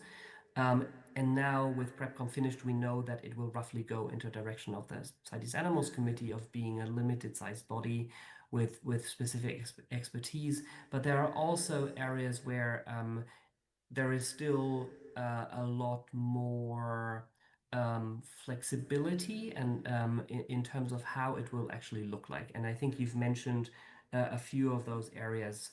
Because you also asked about how we would ideally want to see this happening, I'll go out on a limb and I would say that while cooperation and coordination with existing bodies is really important, and the BBNJ agreement should be interpreted in a way that it does not undermine other bodies. There is a balance to that, that parties should also take into account BBNJ objectives in making decisions under other bodies. So, in an ideal world, BBNJ parties would go to RFMO meetings, would go to other meetings, and also actively try to promote and take decisions that further the objectives of conservation and sustainable use of biodiversity in areas beyond natural jurisdiction. And from our side, we certainly hope that BBNJ will not be forced to stick to very long existing timelines, and that the way that these consultation procedures are being put in practice, for example, make it possible for BBNJ to move, let's say, a proposal between one COP and the other, and not having to wait, years and years and years for it to go to, for example, an RFMO committee meeting, then a RFMO scientific committee meeting, and then back to the main RFMO meeting, because that would create quite a lot of delays. And in terms of who manages, for example, there's also interesting work going on in terms of would the management of area-based management tools be at a global level, at a regional level, or would it be a area-based management tool per area-based management tool? So quite a lot of really foundational things being fleshed out right now, and I recommend everyone to get involved if you're if you're interested in seeing this built from the ground up. But I might be biased. Thank you, Daniel. One more question. Somewhere at the back. Can you raise your hand so we can give the mic? Thank you so much. I think it's really exciting that we're having this conversation. A question I had, it's a little bit granular actually, but was with the EIAs. I was just wondering, how is that something that would be enforceable? Because looking at how EIAs happen within national jurisdictions already, the system is so flawed, and like it's basically just something you do on paper. So wondering if the BBNJ regime has looked into sort of enforcement and how to sort of avoid mistakes and sort of flaws in previous systems, including CITES, EIAs, MEAs, etc. Do you want to answer that, Daniel? And others can also come in if they want to. Thanks for the great question. I think within the negotiations of the BBNJ agreement, there was a tension between having some form of international decision-making and keeping the decision-making at the national level. And certainly in the text, the decision-making at the national level won out. But there is a very strong focus on transparency. So making sure that states, when making those decisions, have to share those decisions and the basis of those decisions with the international community. And that will hopefully create an incentive to, make good decisions. There are also a few opportunities to call in advice of the scientific and technical body. So for example, the very first step in the EIA process is a screening where a party initially checks if it has to do a full EIA. And if a party decides not to do a full EIA, other concerned countries can call in the scientific and technical body and ask it to also provide advice to the country that's decided not to go ahead. And also, once a country has conducted an environmental impact assessment and decided to go forward with the activity, it has to keep monitoring the impacts of that activity and has to keep posting the reports of those impacts on the clearinghouse mechanism, the central information hub of the BBNJ agreement. And if there are any unforeseen effects, or if countries have concerns around there being more effects than what was initially in the impact assessment, again, they can call in the scientific and technical body to provide a non-binding recommendation, but from a technical point of view to the proponent country. And hopefully those tools will help to incentivize best practice. I hope that's helpful. Thank you, Daniel.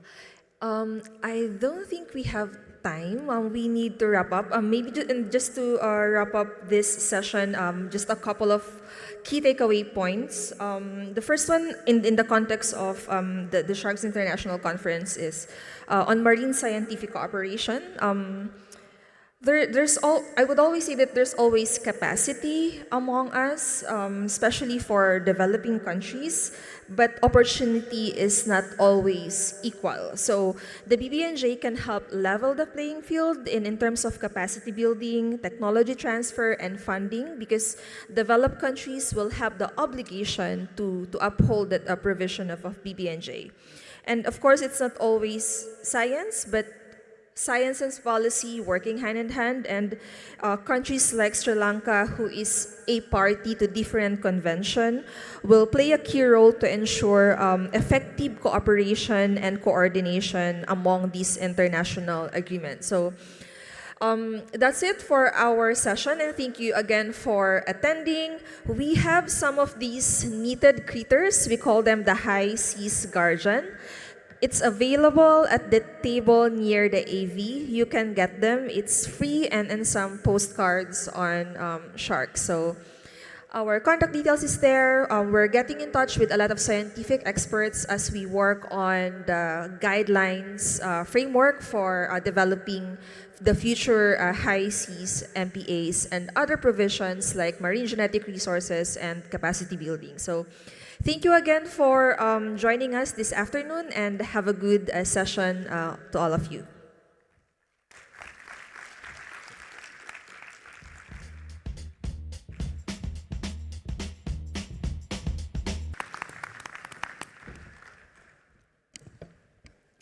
So yeah, hello everyone. Thank you very much to the organization for allowing me to present my work. So my work is focusing mostly on stable isotopes and mercury isotopes, and in bringing in another view of trophic ecology of sharks. So basically, stable isotopes is a bit like a Kimbongo painting back in the 16th century. It's basically showing that isotope reflects that you are what you eat. And basically, it works like that. The isotopic composition of a primary producer is going to be transferred throughout the food web in a relatively predictable way. So we've been using tons of isotopic ratio throughout the years to quantify trophic ecology of sharks, mostly carbon and nitrogen isotopes, a little bit less sulfur isotopes, but basically carbon and sulfur have been used to trace back foraging across offshore and coastal feeding, but also between pelagic and benthic gradient, and finally nitrogen has been critically used to trace trophic level mainly. So when I was an early PhD student, I realized that studying mercury isotopes could be a good idea in sharks. First, because mercury right now is ubiquitous in aquatic ecosystem, but also marine organisms don't really have the power and the capacity to get rid of that toxic mercury. And therefore, it's bioaccumulated throughout the lifespan of a species, but it's also biomagnified throughout the food web. And therefore, in sharks, well, we have tons of mercury to do isotopes on. So basically, when I'm going to talk about mercury isotopes, one thing to take away maybe from this presentation is the fact that it's linked to photochemical reaction. And therefore, if you're going, for example, here on the right, in the middle of the Pacific Ocean, you're sampling different species with different color, and you're looking at how mercury isotopes evolve with depth, while light penetration is decreasing, therefore you have decreasing mercury isotope values. But the difference between delta 202 and cap delta 199 mercury is pretty thin. Delta 202 is linked to other biotic factor and abiotic factor, but delta 199 mercury is not, and actually there is no fractionation in an organism, and therefore the signature in a shark is going to be exactly the same that the one in the prey. This is what we first show in La Réunion Island, here on the right, on the feeding ecology of bull sharks and tiger sharks. And starting from that paper that I started working in mercury isotope, I asked myself, okay, can my PhD bring a new vision of trophic ecology using mercury isotopes, adding additional ecological knowledge on sharks, but also what is the complementarity between mercury, carbon, nitrogen, and sulfur isotopes? So my first study case was actually on oceanic species. Why? Because epipelagic sharks, even epipelagic species, are known to go really deep and do deep dive to feed on mesopelagic layer at depth, where food diversity and prey abundance is pretty high. So my first question was, do mercury isotope capture depth-driven resource partitioning in sympatric oceanic species? For that, I did my PhD in Baja California Sur, Mexico, on artisanal fishing camps, and I went to sample smooth hammerhead, hornfin macos, and blue sharks pretty close offshore, trying to trace that foraging depth using mercury isotopes. So raw box plot value, delta 199 mercury value here, just to show you that indeed we didn't find any sign of surface signature in mercury isotopes, rather mesopelagic prey, highlighting again the key role of mesopelagic layers for this shark to feed on. Also, we saw that there was significant difference in mean foraging depth, and therefore I asked myself, okay, so can it show us a different view of resource partitioning between our sharks? And for that, I compare, therefore, two visions. The vision in two dimensions, carbon nitrogens, and the vision with carbon nitrogen adding mercury isotopes to describe the isotopic niche. And I calculate the overlap, which was a proxy for resource partitioning. And the results were pretty self-explanatory. Every time we were adding this vertical dimension, every pairwise comparison, we were decreasing overlap and better explaining resource partitioning between our sharks. But light penetration is not only varying in the middle of the open ocean, it's also changing and decreasing at the sediment water interface in coastal system. You have a lot of light penetration in the water column that is not going inside the sediment. But we have sharks like nurse sharks, that are feeding on both the benthic and the pelagic ecosystem. And therefore, I asked myself, okay, can mercury isotope now give us a new view of bento-pelagic coupling and niche partitioning in coastal shark species this time? So this is a recent work that we led in the Bahamas, sampling Caribbean reef and lemon sharks feeding mostly in the water column and comparing with co-occurring nurse sharks feeding on both benthic and water layers. And again, what we found out was pretty self-explanatory. You can see here in mercury isotope 199 versus 202 mercury biplot that the isotopic niche of Caribbean reef shark and blue, lemon shark in yellow was so restricted compared to the nurse sharks, capturing their capacity for bento-pelagic coupling in their ecosystems. Back in my days in PhD and in Mexico, I also used mercury isotopes to characterize ontogenetic shift in smooth hammerhead sharks. Why smooth hammerhead sharks? Because young of the years use coastal nursery area, so they will feed at low depth in the water column, compared to late juvenile that are really close to maturity and that express offshore mesopelagic diet, as we saw in our first case study.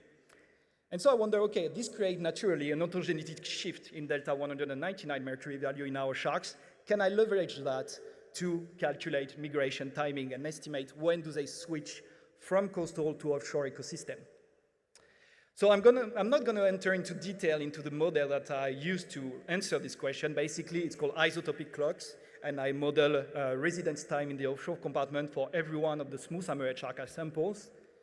And basically what I did, is that I put out and I estimate 10,000 estimate of residency time per shark individual.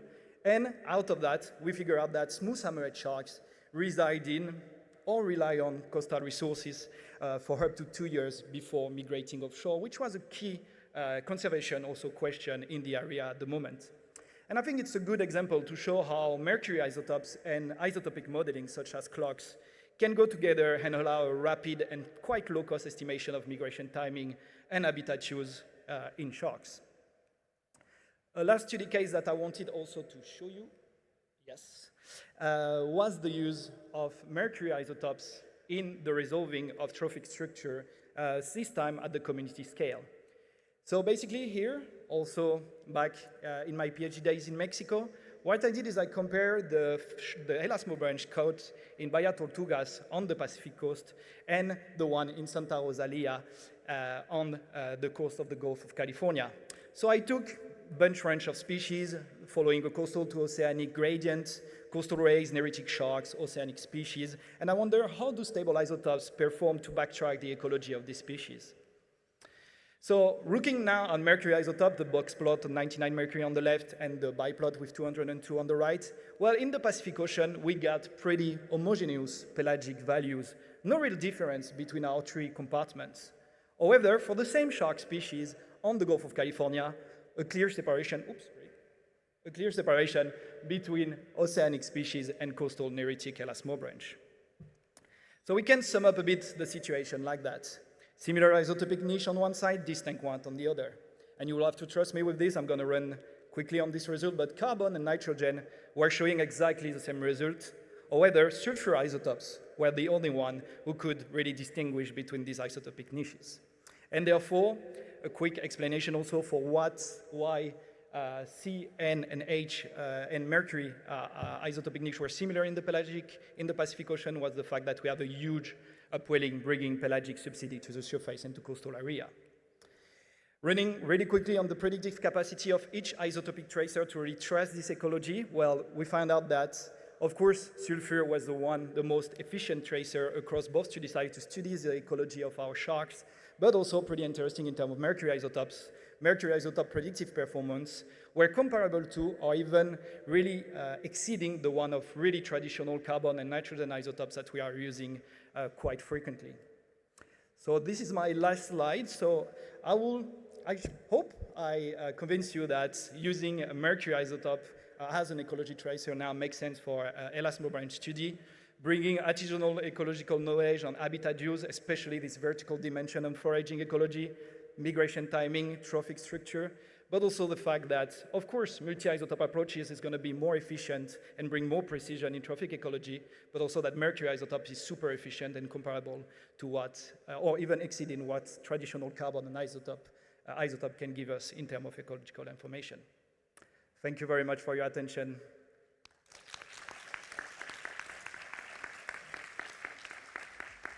Thank you very much, Lucien. That was wonderful. I'm afraid we don't have time for questions, but next up we have Emily Hunt, who's going to tell us all about how not all fish are suitable food.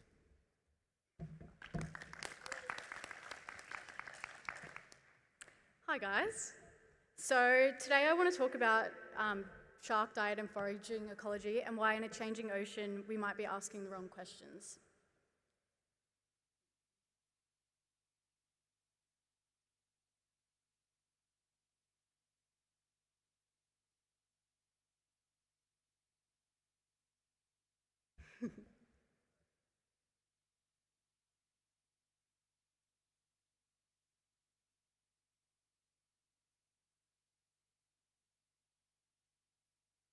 There we go. Perfect. So, we often assume predators just eat whatever they can catch, but not all prey are equal. So, bait fish and seals are completely different foods, not just in size, but what they actually provide nutritionally. So, when we study shark foraging ecology, we usually ask them questions like, what do sharks eat and where do they feed? But is this going to be enough in a changing ocean? So we all know the systems that we're studying are no longer stable. We're seeing massive declines and widespread shifts in species distributions with ocean warming. There's changes in productivity and loss of key habitat. So these changes don't just affect predators, they fundamentally reshape the prey communities. So it's not just about where prey are, it's about what types of prey are available and what those prey actually provide nutritionally. So this prey base is shifting, so we need to start kind of understanding how the nutritional landscape is going to change for predators when this shift is occurring. So this means simply kind of knowing what species are available or what's being eaten may no longer be enough to actually understand how predators are going to respond to these shifts. So traditionally we've studied shark diet using things like stomach content analysis and stable isotopes. Stomach content analysis is short term, kind of tells us what they're eating, and stable isotopes is longer term, kind of shows where they're sitting on the food web. And these approaches have been really useful for understanding trophic ecology and diet, but when we interpret these data, we kind of think about them and simplify everything down to energy maximization, assuming prey are just kind of these interchangeable units of energy, and that's where the problem starts. So much about how we think of predator foraging behaviour has come from classic foraging theory, and at its core, this theory kind of assumes that animals behave in ways that maximise their energy intake. So in other words, predators are just expected to select prey that gives them the greatest energy return for the least amount of effort. And there's an important assumption built into this approach, and that's energy is a single kind of currency. So different prey items are simply just different packages of energy.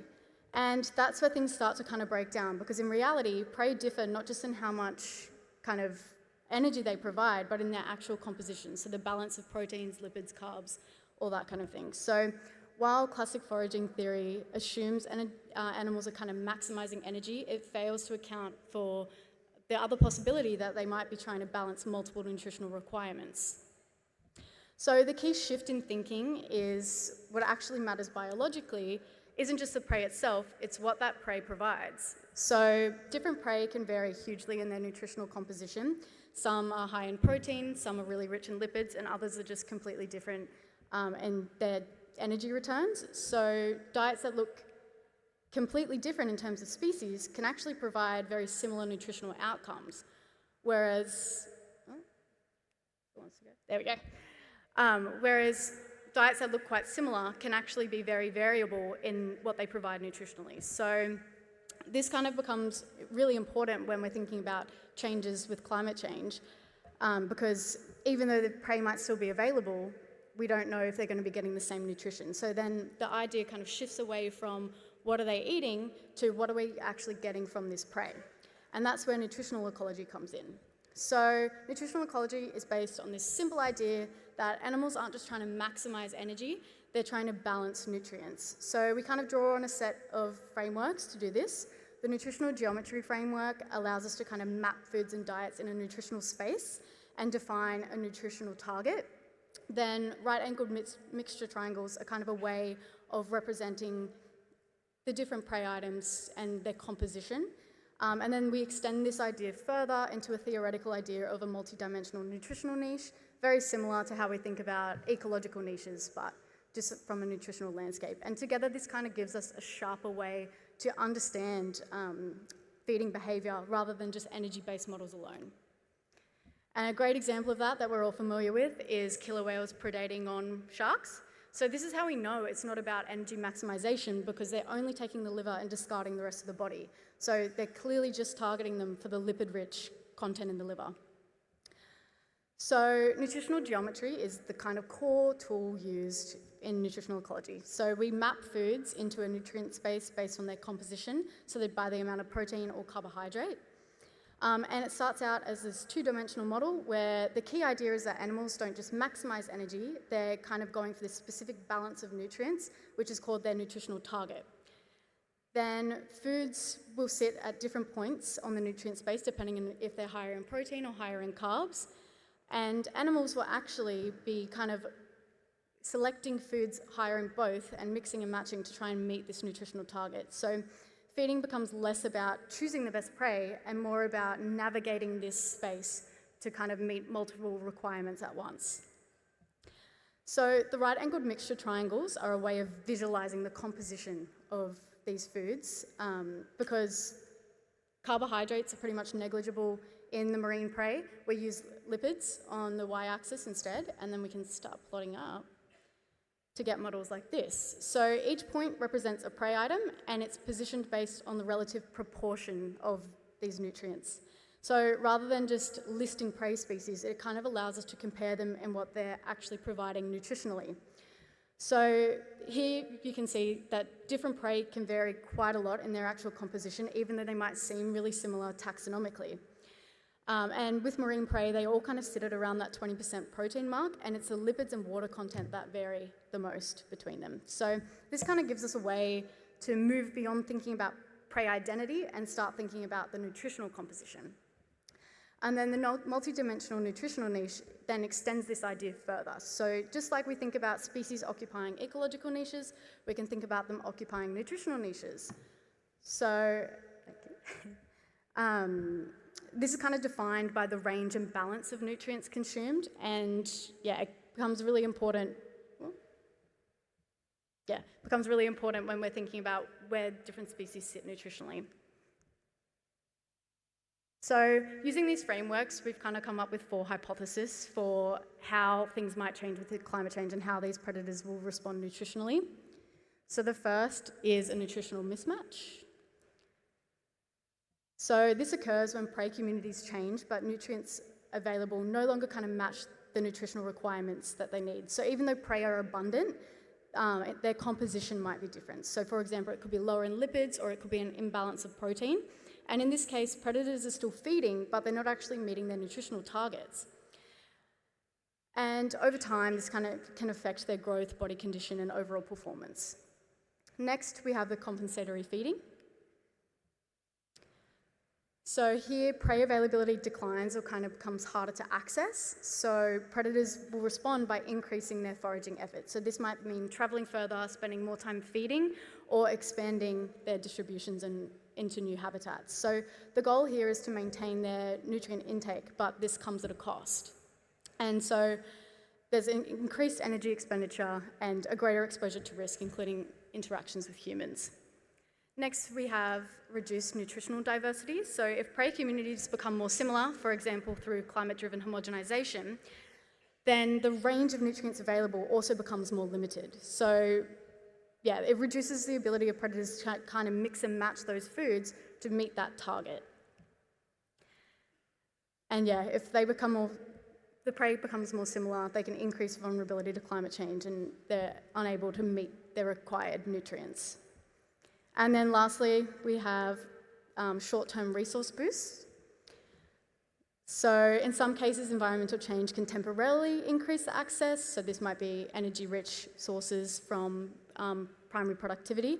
And this can improve conditions short-term, but they have longer-term issues over time. So pretty much, we used to think about this as a simple chain. Environmental change affects prey, and that drives predator behavior. But we need to start thinking about it and including nutrition in this chain as well. So ultimately, it suggests that, predators may not be just dependent on the prey availability, but it's actually about getting the required nutrients that they need. So it's a really complex field and hard to fit into 10 minutes, so please come and chat to me if you want to discuss it further. But yeah, kind of to understand how sharks are going to respond to climate change, we need to move beyond prey and start thinking about nutrition. And thank you, FSBI, for funding my trip. Thank you. Thank you, Emily. That was really cool. I have questions for you later. And next up, we're moving on to South Africa to see who eats who with Leigh de Necker.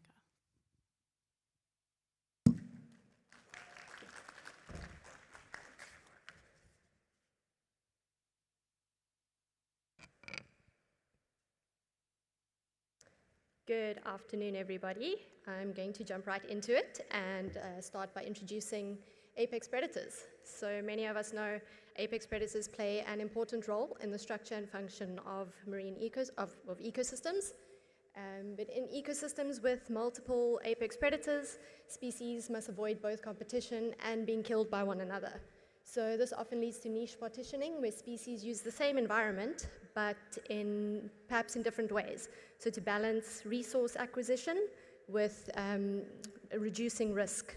So a good example of this is in the African savannas, where lions tend to occupy prey-rich areas all year round, where subordinate predators like leopards, wild dogs, and even cheetahs may also use these areas, but at different times, so perhaps hunting at dusk and dawn instead, or they'll occupy areas that have less prey availability just to reduce the potential of a lethal encounter with a lion. So niche partitioning is not always due to fixed dietary differences, but can arise from behavioral adaptations to avoid dominant predators. And False Bay provides a unique opportunity to study the trophic dynamics of marine top predators due to the presence of multiple top predators. So there's broad-nosed seven-gill sharks, white sharks, and more recently, killer whales. So for those who don't know where False Bay is in South Africa, more specifically on the southwesternmost part of the continent. It is characterized, it's a temperate water environment with sandy bottoms, granite reefs, and kelp forest environments. And if we compare these three predators, they all vary in size. Seven-gill sharks are temperate water species, while white sharks are more wide-ranging, occurring in subtropical areas and also in pelagic environments. And killer whales also a global distribution. The diet of white sharks and seven-gills tend to overlap quite a bit. They feed on very similar things. Whereas killer whales, they have distinct regional ecotypes, and these are primarily distinguished by dietary specialization. So when you're at the top of the food chain, you can be a little bit more picky in what you eat. And in the Western Cape of South Africa in particular, we've had the arrival of two infamous orcas named Port and Starboard. They have collapsed dorsal fins to the left and right respectively, which has earned them their names. And their arrival has coincided with shark predation events on both white sharks and seven-gill sharks. So what we tried to do is use stable isotope analysis to investigate the trophic dynamics of this marine predator guild in False Bay, where the appearance of a dominant apex predator like the killer whale introduced additional complexity to an already intricate system of marine predator interactions. Our method, it's been wonderfully introduced by the speakers before me. You are what you eat is what stable isotope analysis is based on. So pretty much by taking the tissue of a predator and comparing it with that of all their potential prey, we can get insights into their diet. So I must mention that this study was initially focused just on seven-gill sharks. When we got some of the results back, it was super interesting, so we were able to get hold of some great white samples to compare with the seven-gills. And just as we were wrapping up the study, killer whales entered the situation, complicated everything, but we were able to get hold of some killer whale samples just to compare to get a nice ecological overview of what is going on here. So all the samples were collected, prepared, processed, and the analyses were done using pretty standard stable isotope protocols, which time will not allow me to go through, but if you want to talk through that, I can explain it later. And this is just a list of all the potential prey that we sampled, and we grouped them just for the modeling and for the data analysis. And this is what we found. So just to go into it, the nitrogen stable isotopes has been introduced before, but what this gives us is a really nice indication of the trophic position, or the position in the food web. And the carbon stable isotopes give us an indication of the environment that the animal is foraging in, on an inshore to offshore continuum. And interestingly, the seven-gill shark came up to have the highest trophic position, so right at the top. Like I said, when we found this, we thought this was quite interesting, so we got some white shark samples, and the white sharks fell just below that. And Cape fur seals are also an important prey species, but a very important predator as well, and as you can see, they lie kind of between the inshore and offshore. They feed in both environments, so they lie pretty much where we would expect them to. Those inshore species, prey groups, fall very much in the inshore region, as expected, and very nicely. It's nice when your data shows you what you expect it to. So all the offshore species fell in the areas we would have thought they would. And then into starboard. Starboard's nitrogen signature was a little bit lower than we would have expected. But as I mentioned, the prey samples were only collected in False Bay. So Starboard has made multiple visits to False Bay, but we don't know what he's doing or where he's feeding when he's not in False Bay, and those samples have obviously not been collected or compared for the study. But what is interesting is how different his signature is to the other orca, Eti. So Eti appears to have no real significance in the False Bay kind of ecosystem, but appears to have a more offshore feeding strategy. And some of the observational or the sightings have shown this. So Eti, he arrived in False Bay, spent a couple of days in Fishhook, it's a lovely place, ate a sunfish, left, was never seen again. Starboard, on the other hand, with his friend Port, they have been in and out of the Western Cape area, so everywhere from False Bay to, this was taken in Mossel Bay, which is about 400 kilometers east, where he's actively seen predating on a white shark with some of his friends. That's just for emphasis. And then, we'll take a little bit of a closer look into the seven-gill diet specifically. So each of the smaller dots, those represent, each one represents an individual shark, and where it lies on that plot gives you an indication of what it's feeding on, or a combination of what it's feeding on. So just very briefly, we can see that the cat shark species, as well as some of the demersal sharks, seven-gills are a demersal species, so unsurprising that they're feeding on other demersal species, some inshore shark species, and Cape fur seal were found to be, surprisingly, a very important prey group for them. White sharks, as we expect, their diet has been really pretty well studied, so unsurprising to see Cape fur seal and some of the inshore species, but we know that they also spend time feeding offshore, and that was reflected in their diet. There is some overlap between white shark and seven-gill diet, so both occupy a very high trophic position, and they share prey species such as seals and other elasmobranchs. But despite the seven-gill having that higher nitrogen isotope value, their smaller size would still lead us to think that they'll be vulnerable to predation by the white shark. So to coexist, seven-gills exhibit spatial and temporal niche partitioning. So they'll aggregate in sheltered kelp forests during the day, and then they'll forage in other parts of the bay during the night. And the higher trophic position of the seven-gill relative to the white shark, we think represents their consistent feeding on seals, so maybe feeding on seals all year round, whereas white sharks exploit seals more seasonally, so that could be why the seven-gills hold that top position. So just to summarize again, white sharks and seven gills, important apex predators in the False Bay environment, and they appear to coexist through niche partitioning. And the arrival of killer whales may change these dynamics and potential cascading effects on the ecosystem. This is just a quick little slide through what I've observed over time. Miller's Point used to be an aggregation site for the seven gills, while Seal Island, False Bay is quite famous for the breaching great whites, and that is no longer the case in this environment shortly after the arrival of port and starboard.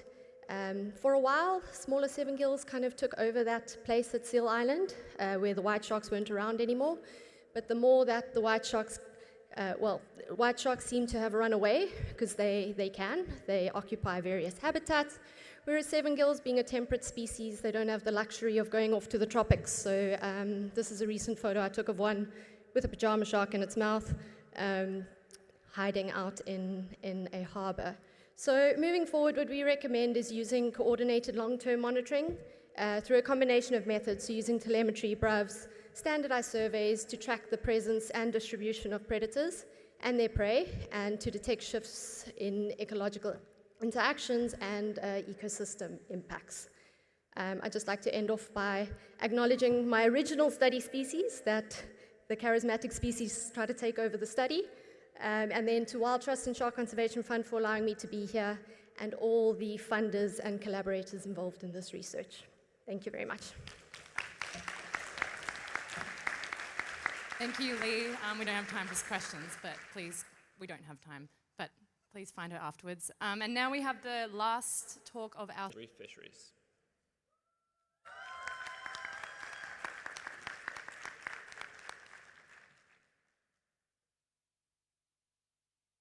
Hi, everybody. Thanks for the introduction, John. Today, I'll be talking about our work understanding social conflict in shark depredation in Maldives reef fisheries. So, as John mentioned, shark depredation is when sharks take the fish off of fishing lines, and it's a type of human-wildlife conflict that threatens both fishing livelihoods and shark conservation goals. Human-wildlife conflicts are super complex because they sit at the center of these interacting social and ecological systems, meaning there's not just one problem or cause of depredation, but there are many. Historically, this ecological side of the system has gotten more research attention, but today I'm going to talk about how social dynamics shape how people view the issue and why this matters. So, shark depredation is often accompanied by a loss of support from fishers for shark conservation initiatives. So, shark conservation initiatives can cause additional conflicts between groups of people who have different opinions over how shark populations should be managed. And in some fishery wildlife conflicts, conservation efforts have actually outpaced efforts to protect fishing livelihoods. So in these scenarios, on the water costs of depredation, like simply losing a fish, are only one part of the issue, and they can actually be accompanied by additional grievances that arise from dissatisfaction in how conservation or fisheries decisions have been made in an area. So in these cases, we need to ask, how do we balance fisher livelihoods with shark conservation goals? So inviting fishers' narratives into depredation research is key to uncovering these social tensions because they are super context specific. However, the use of qualitative research approaches in depredation research to interpret social dynamics is still relatively new. And of course, because these tensions are so context specific, there are still massive regional gaps where qualitative research approaches have yet to be applied. So today I'll be talking about depredation in Maldives reef fishing. This is an area with relatively little depredation research despite rising concern. So for those of you who don't know, the Maldives is a small island nation, actually not far from where we are today. And the Maldives is surrounded by water. So its two main industries are tourism, which is largely focused on marine tourism, and this is followed by fishing. And while subsistence shark fishing has occurred in the Maldives for a very long time, commercial shark fishing only emerged in the late 1970s, and this was largely driven by an emerging export market for shark fins. However, by 2010, the entirety of the Maldives waters were declared as a shark sanctuary, and this was due to rapidly declining shark populations from commercial fishing, but also because of increasing pressure from the tourism industry, who argued that live sharks were an important draw for tourists. Now, rising concern over shark depredation in reef fishing has been accompanied by increasing calls to reopen shark fishing. So in this study, we explore the social dimensions of shark depredation by asking, first, what are fishers' main concerns, perceived causes, and desired solutions for shark depredation? And second, what social dynamics are driving tensions around the shark depredation issue in the Maldives?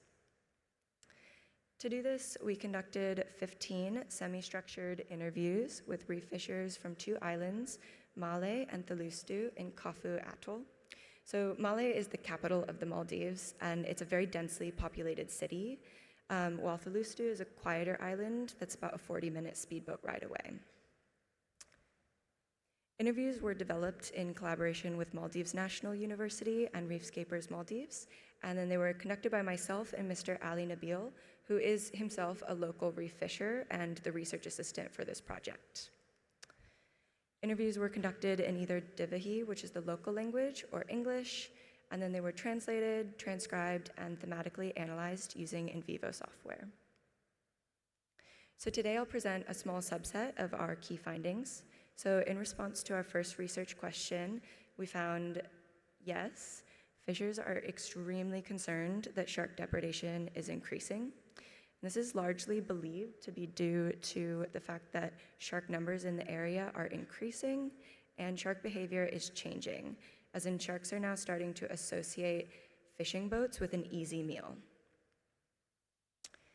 The shark sanctuary and feeding or chumming for sharks by tourism operators were viewed as the primary causes for the observed changes that fishers saw with sharks. And so desired solutions were centered around calls to reopen shark fishing and to ask tourism operators to stop feeding sharks. So at first glance, this seems to pit shark conservation initiatives against fishing livelihoods. However, upon digging deeper, we found that despite calls to reopen shark fishing, the divide between conservation and fisheries was not centered around opposing conservation values. Instead, there were additional social disputes, specifically between the tourism and fishing industries, over the use of sharks as economic resources and distribution of ocean use rights. And I'll go through each of these in turn. So first, we found that fishers share conservation values, specifically emphasizing a desire for balance and naturalness in the reefs. Fishers expressed that increasing shark numbers and changing shark behavior threatens both reefs and fishing alike by disrupting the natural balance in the reef. And this idea of too many sharks and increasing unnatural behavior were frequently highlighted rather than a dislike of sharks in general. Second, we found that fishers felt that the costs and benefits of using sharks as a resource were unfairly distributed between the fishing and tourism industry. So fishers expressed that the shark sanctuary benefits the tourism industry by increasing the number of sharks, while actively restricting fishers from using sharks as a resource. And because too many sharks was viewed as one of the main causes for increasing depredation, fishers also felt that they bear the costs of the shark sanctuary. Finally, conflict between the fishing and tourism industry was also shaped by this idea of fighting for territory. So fishers expressed concern that the areas that they can fish in are shrinking due to increasing competition for space. And this was expressed both in terms of there being many groups of people on the water now and not enough room for everyone. But fishers also spoke about a fight for territory between themselves and sharks, stating that there are many areas where they can no longer fish anymore because the sharks are so bad. Importantly though, presence of sharks in those areas were also seen as a symptom of other groups of people claiming that area as their own by feeding sharks to draw them there as a tourism ploy. So, in summary, we found that fishers view increasing shark depredation as a threat to the balance and naturalness in reefs, and additional social conflicts between the tourism and fishing industry over the distribution of costs and benefits of using sharks as a resource, and also fighting for space on the ocean. So within the Maldives, conflict between these two industries is not new, but it has continued to evolve as both industries have grown. So increasing tourism has led to greater demand for reef fish, meaning that there are also now more people on the water fishing for reef fish. At the same time, shark tourism is increasing, and feeding or chumming sharks by tourism operators is becoming increasingly common. So these changing social dynamics are likely heightening the social tensions that we identified that shape how fishers are both defining the problem and solutions in depredation. So in discussing the major question of this special session, these results highlight that sustainable human-shark coexistence isn't just about reducing actual instances of shark depredation, but it's also necessary to understand the social histories within which the depredation conflict exists. And inviting fishers' narratives into depredation research is a very useful first step in achieving this goal. So if anybody's interested in some of the social science, these are a few references that I've used today. And I'd just like to thank the Save Our Seas Foundation for funding this project and my attendance at this conference, my co-authors, and the many people who have supported this project. Thank you. Thank you, Mina. You went perfectly to time, so that's ideal. No questions for you, I'm afraid.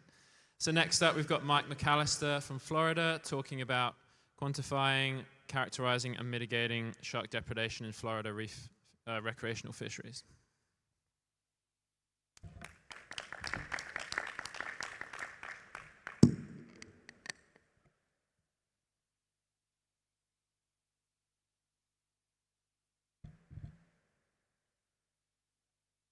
I hope this doesn't count against my time.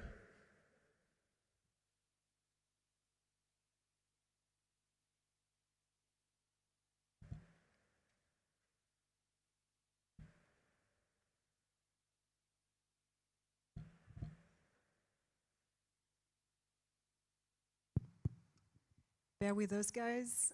There were some issues earlier as well. John is just assessing what's going on.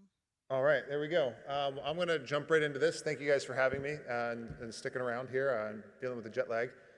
So I'm going to be presenting on some work that we have been doing in our lab, and I've been doing as part of my dissertation, some past work and current work, as well as, if I have time, some future work. So shark depredation, as was previously defined, removal of a target species caught on fishing gear by a non-target species, in this case, sharks. For my research, I'm focusing on recreational fisheries. Now, depredation in recreational fisheries by sharks is not a new phenomenon, but it is a growing and very prevalent phenomenon, particularly in the US and in Southeast Florida. And it is leading to very strong negative perceptions towards sharks by fishermen, and is becoming a very hot topic, and it's a very polarizing issue in the US, particularly in the state of Florida where we're doing our research. Now, why are we focusing on Florida? So those who are not familiar, Florida is a peninsular state at the bottom of the US, very large coastline, over 2,100 kilometers of coastline, often designated as the sport fishing capital of the world, hosts over 2.4 million licensed saltwater anglers, and generates over $9 billion in revenue for the state. So it's a very, fishing is a very popular industry in the state of Florida. It's also recently been identified as a depredation hotspot by some recent studies. And despite these studies, there is still a limited amount of what we know regarding depredation in the state. And this is important because there is recent legislation that's been enacted or is being pushed through in the US to kind of get a handle on and address shark depredation. So this research has been very timely.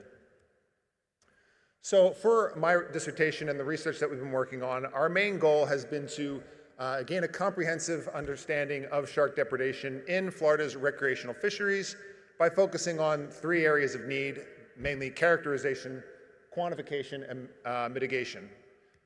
For these, we have some main research questions that we've been focused on. So first, what is the current state of depredation in Florida's recreational fisheries?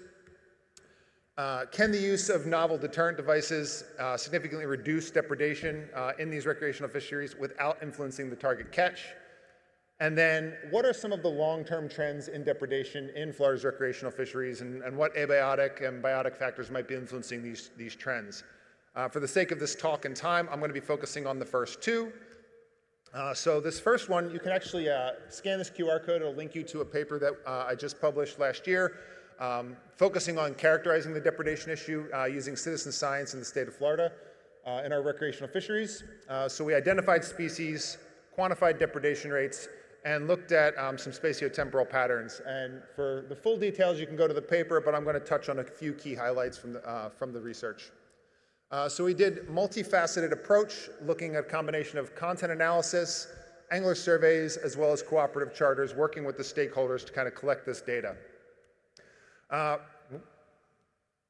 the content analysis, we saw over 48 different species that have been depredated, primarily in the snapper grouper management complex, so our large snappers, groupers, bottomfish species, as well as highly migratory species like sailfish and tuna, and coastal pelagic species like cobia and king mackerel. Most of the time, the anglers did not report seeing the depredator, though they were very quick to blame sharks. When they did see the species responsible, about 40% of the time, they were bull sharks that were causing the depredation. Moving on to our surveys, our angler surveys, we had about a 67% completion rate with our study. It was sent out quarterly for a 1-year period. 90% of the respondents were recreational fishermen. Overall, 43% of our respondents had said they experienced depredation in the past 3 months. And of those who had experienced depredation, the average amount of their catch that they reported as being depredated was about 41%. And we did see some regional and spatial and temporal variation in the amount of in the depredation rates throughout the state. You can see those spread here, kind of tracking around seasonally. Southeast Florida, where we have the most consistent weather patterns, sees the higher rates consistently throughout the year compared to in the northern portions of the state. When we look at what species were involved, we see that those species that the anglers are targeting does vary throughout the state, throughout the region, and the species that are being most depredated vary as well throughout those regions. And by and large, most of the anglers were reporting that bull sharks were the common depredating species responsible. When we moved on to our cooperative charters, we worked with our charter captains to collect swabs from depredated fish as kind of a ground truth for the surveys that we were doing. From 85 events, we had 57 swabs as well as 28 samples from just the bite-offs, so we collected just the monofilament. We identified 18 different species that were depredated, again, primarily mostly snapper species. You see a red snapper, mangrove snapper, and mutton snapper on the top there. Overall, we have about 66% success rate, 75% on the swabs themselves, and about just shy of 50% success on the monofilament, which is important considering that most of these events happen below depth, and most of the time the anglers are only getting back the end of their fishing line with no gear attached. So the fact that we were able to get useful DNA from those was promising. And we identified 7 different depredators, and again, the most commonly identified depredators were sandbar sharks and bull sharks. So the key thing to take home from this study is that using this multifaceted approach, we were able to kind of see ground truth. You know, we have the data from the content analysis from a targeted group, followed by our angler surveys, followed by the depredation swabs. All of that data basically supported the same thing. So we saw the same trends across the approaches, that bottomfish, snapper groupers were mostly depredated, and the bull sharks and sandbars were the most commonly responsible depredating species. So what the fishermen were reporting was being held true by what we were seeing through the DNA results. Now moving on to some of our depredation mitigation work. This is work, we're still conducting some trials here. So the objective of this was to field test the Shark Band Zeppelin magnetic deterrent. It's a novel magnetic deterrent that's been developed for fishermen to use to try to mitigate depredation. We did a combination of both fishery independent and dependent trials. The goal here was to basically test the device, compare it to a non-deterrent device, a dummy, and look at some of the catch compositions, how they vary between the two devices, and the effectiveness of the device for the fishery independent testing. And then with our fishery dependent trials, we wanted to take these devices to the stakeholders, work with one of our charter captains to have them use these devices and get feedback on what they thought about the device, its effectiveness, ease of use, things like that. So for our sampling effort, we've done 10 trips with 52 fishing sessions. Those fishing sessions are paired. We have one device as the control, one as the deterrent, fished at the same time for a minimum of 30 minutes. We have cameras hooked on all the gear to record the interactions. We do have challenges with visibility where we're at. Most of this research has taken place on the Central East Coast in Fort Pierce, the Treasure Coast, along the reef line there. But so far, what we've found, when we look at the catch composition, we have not seen any difference. There's no statistical difference in the catch composition between using the dummy device or using the deterrent. So that's important, because if the fishermen are going to use this deterrent device or any deterrent device, you want to make sure it's not preventing them from catching what they're going out to target. Otherwise, they're not going to want to use it. And so far, we've seen no difference in the catch composition. We also noticed that the only times that we've actually caught sharks while fishing have been when using the dummy device, so the non-deterrent. So there does seem to be some effectiveness there, keeping the sharks away from the gear in general.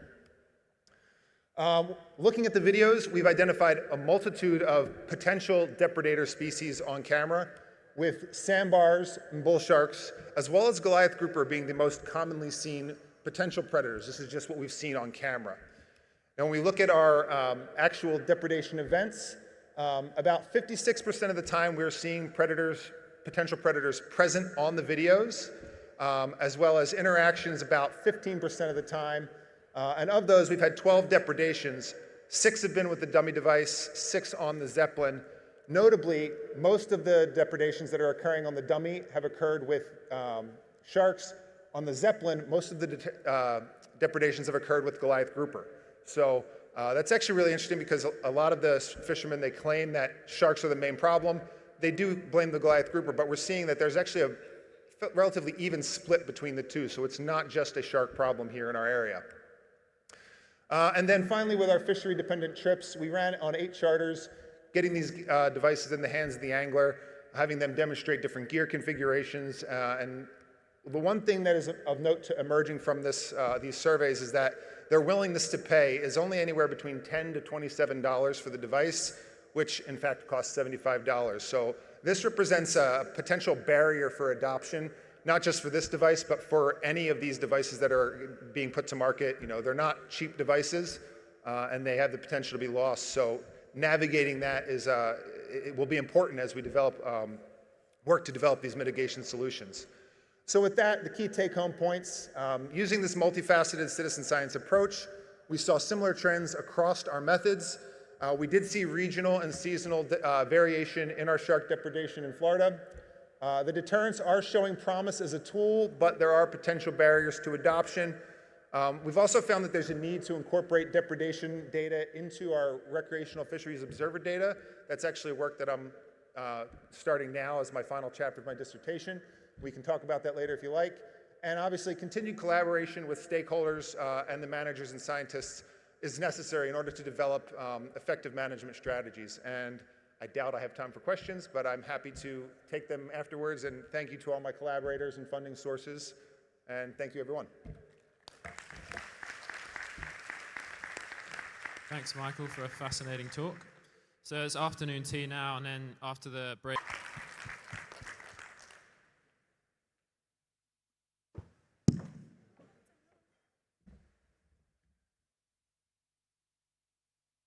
I don't know whose one this is, but I'll just move it. Close it? Okay. Perfect. Okay. Aloha mai kākou, everyone. My name is Hunter Nweku. I am from the Hawaii Institute of Marine Biology, and today I'm going to be presenting on the behavior responses of Hawaiian sharks and rays to electric and magnetic devices. Before I get into my project, I do want to make a statement that this is a collaborative project, and so I want to acknowledge my team, specifically Lily, Molly, and Tyler, for being heavily involved in every aspect of this work.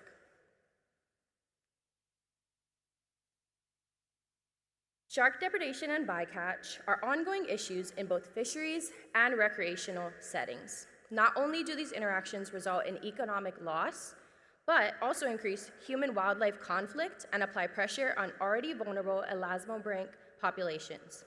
Because of this, there is a growing need for effective, non-lethal deterrent technologies that could reduce unwanted interactions while also supporting conservation goals.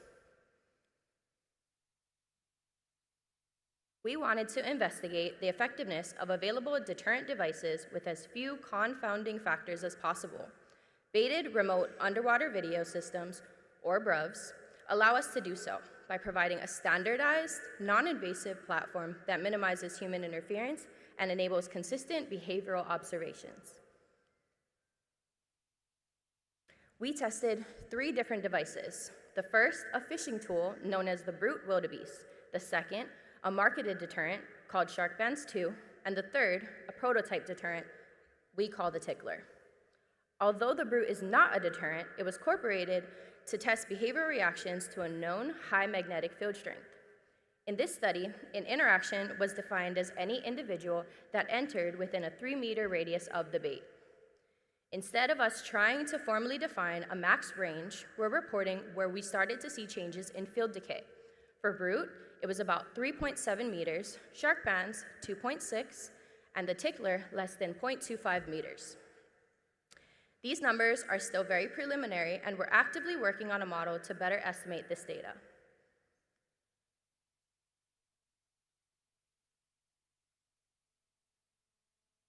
This study was guided by 3 main questions. Does the deterrent type change contact frequency? Does it affect how long it takes for contact to occur? And does it influence the number of passes before contact failure? We hypothesized that active deterrents would reduce interactions overall, with effects varying by species and device type. Device deployments across BRUV drops were randomized, with all deployments conducted under a minimum soak time of 2 hours. Each deployment included an active deterrent or a control mock device, with sites spaced at least 500 meters apart to mitigate any possible pseudo-replication. Deployments were also stratified by depth, shallow, mid, and deep, to account for environmental variation. Depth was also influenced by device limits. For example, our electrical deterrent was very limited in how shallow or deep we could actually drop. Across 676 BRUV drops around Hawaii, 364 had individuals sighted, and 171 contained codable interactions. These interactions included 7 different species of elasmobranchs. However, for today's purposes, I will focus on the 3 most frequently observed throughout our data set: the Galapagos shark, the sandbar shark, and the Hawaiian brown stingray. For data extraction, we used 2 independent software platforms, Event Measure and Boris. Here, we show how these behavioral metrics were extracted. Event Measure was used for species identification and for verifying when animals entered the 3-meter interaction zone. Boris was used to quantify behavioral metrics, such as presence duration, pass frequency, time until contact, and contact type.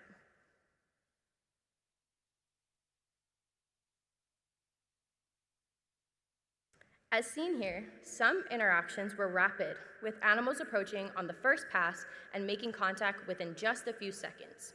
In other cases, individuals were competing for the bait and showed multiple of them, with contact occurring only after multiple passes and a longer duration period. We also observed hesitation behavior, where animals made repeated passes before contacting after a whopping 31 minutes. Those longer interactions are super fun and time-consuming to code, so I'm gonna shamelessly plug our poster in the back, poster A session.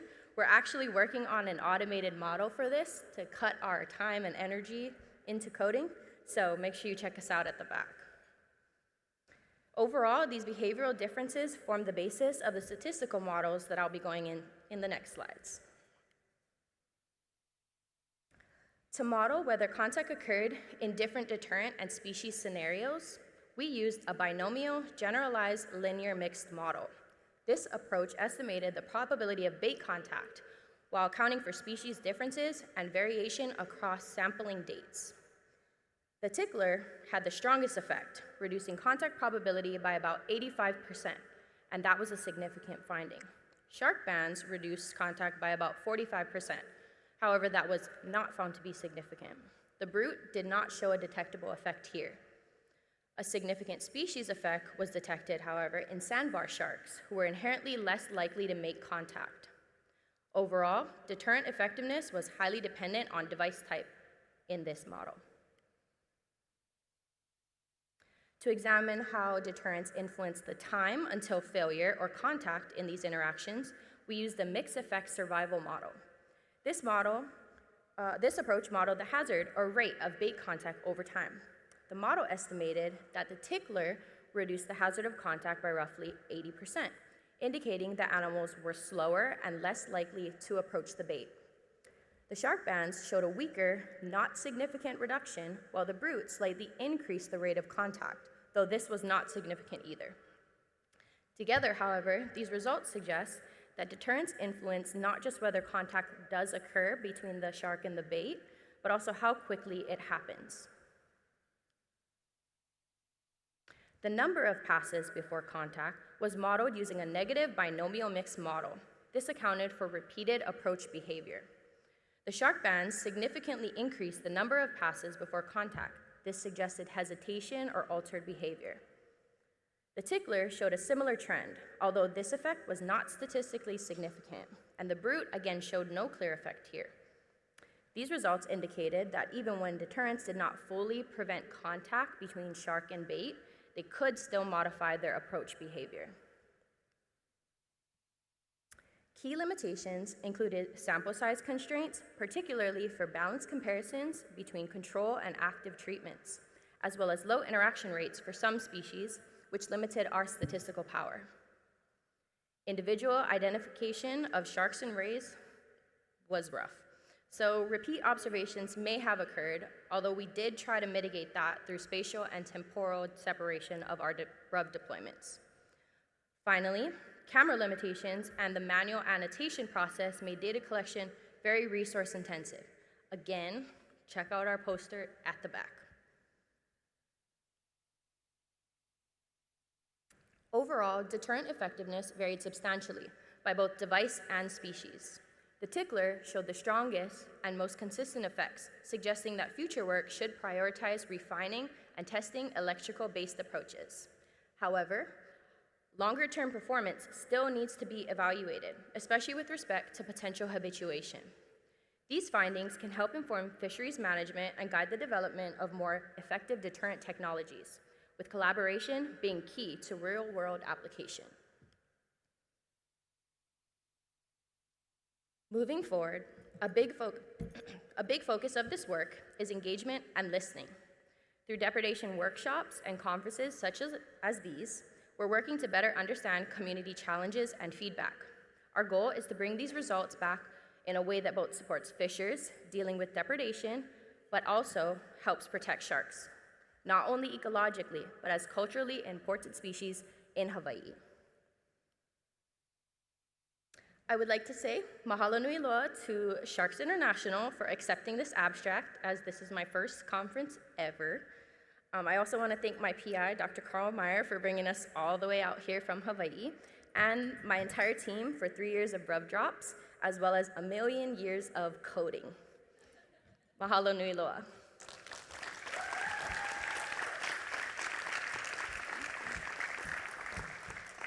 Thank you, Hunter, for a great talk. We have time for one quick question. Does anyone? Oh, yeah.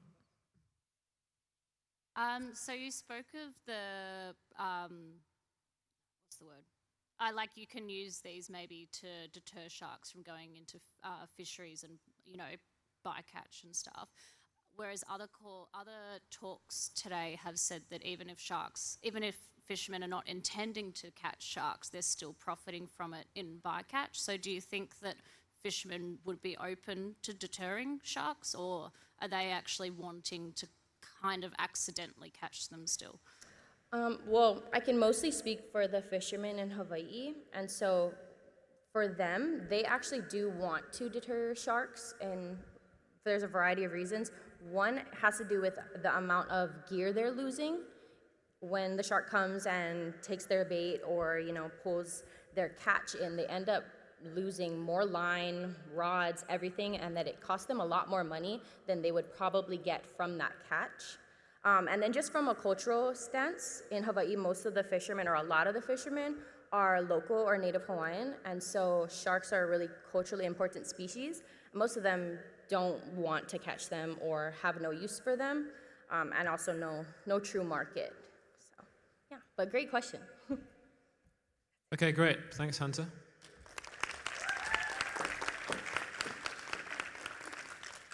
So next up, we have Vic Camilleri-Asch from University of Western Australia talking about some shark deterrent testing at Cocos Keeling Islands. Thank you, John.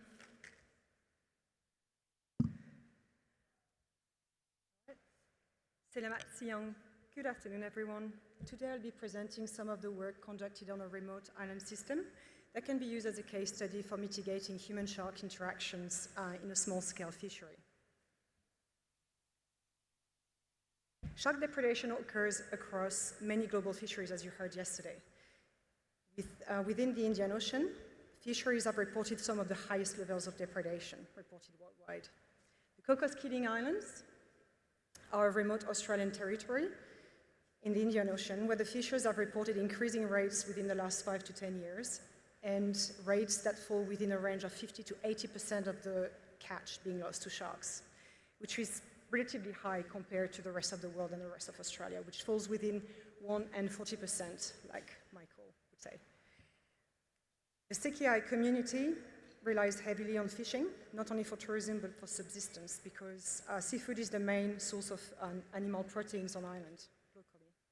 Therefore, high levels of depredation in this recently established marine park as well not only has negative socio-economic impacts due to the large amount of gear and catch loss, but also important environmental impacts due to bycatch and retaliatory killing of sharks,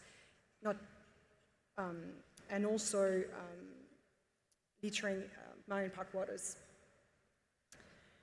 And also on the longer term, potentially some unsustainability impacts from the increased overall extra mortality, not only from cryptic, but also non-target species. So collectively, these combined impacts have led the funding for this research to occur. And so the main goal of this research is to characterize the nature of human-shark interaction at Cocos Keeling Islands, or CKI, and also try to co-develop some strategies for mitigating it. This is now inscribed in the conservation management plan for this atoll as part of 8 key research priority areas. Project Qtfy, which means shark in Cocos Malay, was established to co-design and conduct such research within and for the community through the following phases. During phase 1 in 2023, initial consultation of both visitors and local community helped us identify some of the impacts previously mentioned, but also map the perception towards shark interactions. Both conducted in English and Cocos Malay, thanks to a translator locally. Based on the results from that phase 1, a partnership was established with local fishers to explore suitable mitigation measures and reduce depredation. Phase 2 in 2024 was established to test the effectiveness and practicality of the most promising deterrent on the market available at the time, which was specifically designed to reduce depredation in fisheries, which shows the Repelix, which I will present later. During phase 3 in 2025, we conducted follow-up consultations, not only to disseminate results from our study, but also to train former users and new users in how to maintain the device and how to operate it properly, and also co-create education materials within the community that the marine parks could use. Overall, co-designing and implementing optimized mitigation strategies since 2025 has really helped us and was successful, and we are still developing materials as we speak now, so I'm happy to talk to you after the session today. But for now, we're going to focus on phase 2, essentially. Jumping into it, the Repellex deterrent is a device called a dipole. You've heard that since yesterday as well. It's about 1 meter long. You have a battery module at the top connected to a bottom electrode, which floats, which is buoyant. The device has an output of 200 volts, which creates a field of about 3 meters by 1.5 meter around the device, based on manufacturer specifications. We are actually trying to model this, but we don't have a figure yet to present to you. So how does this device operates? Well, when you're fishing and the fish is not hooked yet, the positively buoyant device here you see flicking is designed to float up away from the bait, reducing a potential deterrence effect to the target species. And once a fish is hooked, the drag of the line being reeled up towards the vessel causes the bottom electrode to drop down next to the hooked fish, which ensures its protection in a way, and because the fish is positioned normally in the strongest part of the electromagnetic field. And this is because when sharks approach the hooked fish, they're supposedly going to be deterred by the unpleasant stimulus. The Repellex was tested during using standard fishing gear, locally used for deep water fishing, with 6 experienced fishers across 11 days. We focused essentially on known hotspots of depredation.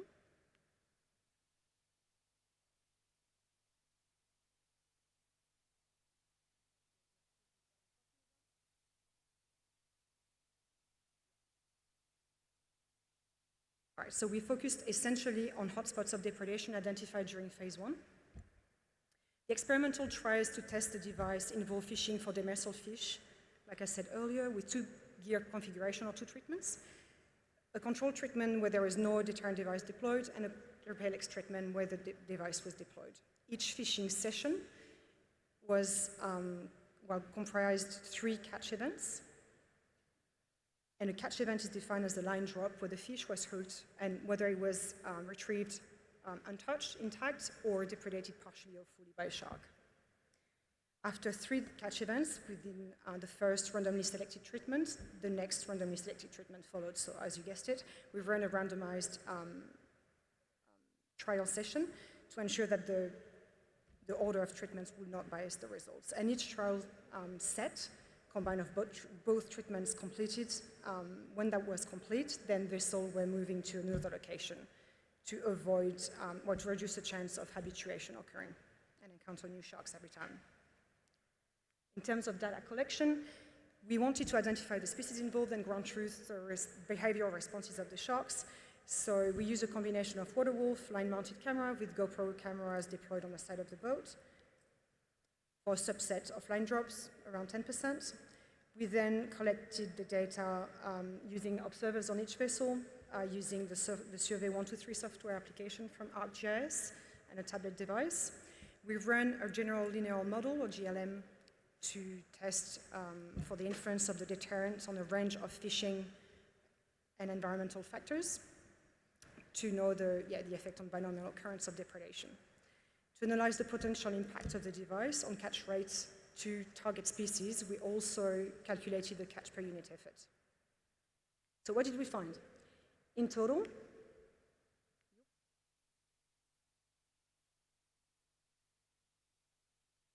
there was 262 catch events across 51 fishing sessions. For the control treatment, we found that there was 85% of the catch depredated, as opposed to 26% when the Repellex was deployed. We also found that grey reef sharks was the main species involved, although an octopus did take one of the hooked fish once. Here is the footage showing you a bit of a representative occurring where you can have a group of up to 20 grey reef sharks following the fish up to the vessel, and in that case the Repellex was deployed and the sharks were trying to get the fish and not getting really through the electromagnetic field. The rest of the results, the best fitting model included variables, treatment and skipper as significant. The GLM predictor plot you see on your right here shows that the Repellex reduced the probability of depredation by 63%, which is matching some of the findings in other studies. We also found that the probability of depredation occurring was highly variable across keepers, which is also consistent with other recent studies conducted elsewhere in the world. And this is likely due to slight differences in techniques between generational features. So another finding, the last point on the slide, is, which is not as good, is that we found the Repellex reducing the catch rate as well by 43%. It's not small. However, in reality, the substantially higher rate of depredation decrease using the device would offset this result. So you would still land more fish using the device than when you're not using it. These results were published earlier this year, and overall we found that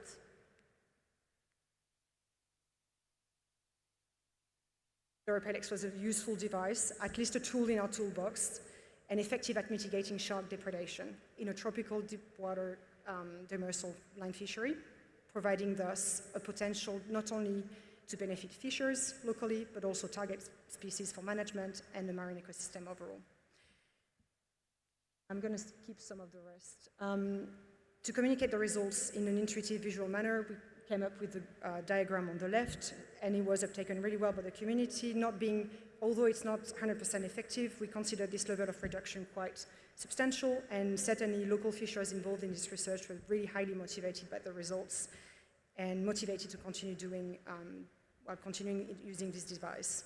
Importantly, it enables the fishers to use a non-invasive technique or option for mitigating the issue, specifically because 22% of the local fishers have reported killing sharks intentionally to reduce the problem. And most of them actually don't want to do that because they don't want to kill something that they cannot use and cannot consume. So that was addressing something important. We developed some, I apologize, there is a lag. We developed some co-created, and co-developed some education materials you can see here. You're more than welcome to ask me after the talk. I simply wanted to thank you all, Terry Makasi, and thank my collaborators and partners involved in the project. Thank you.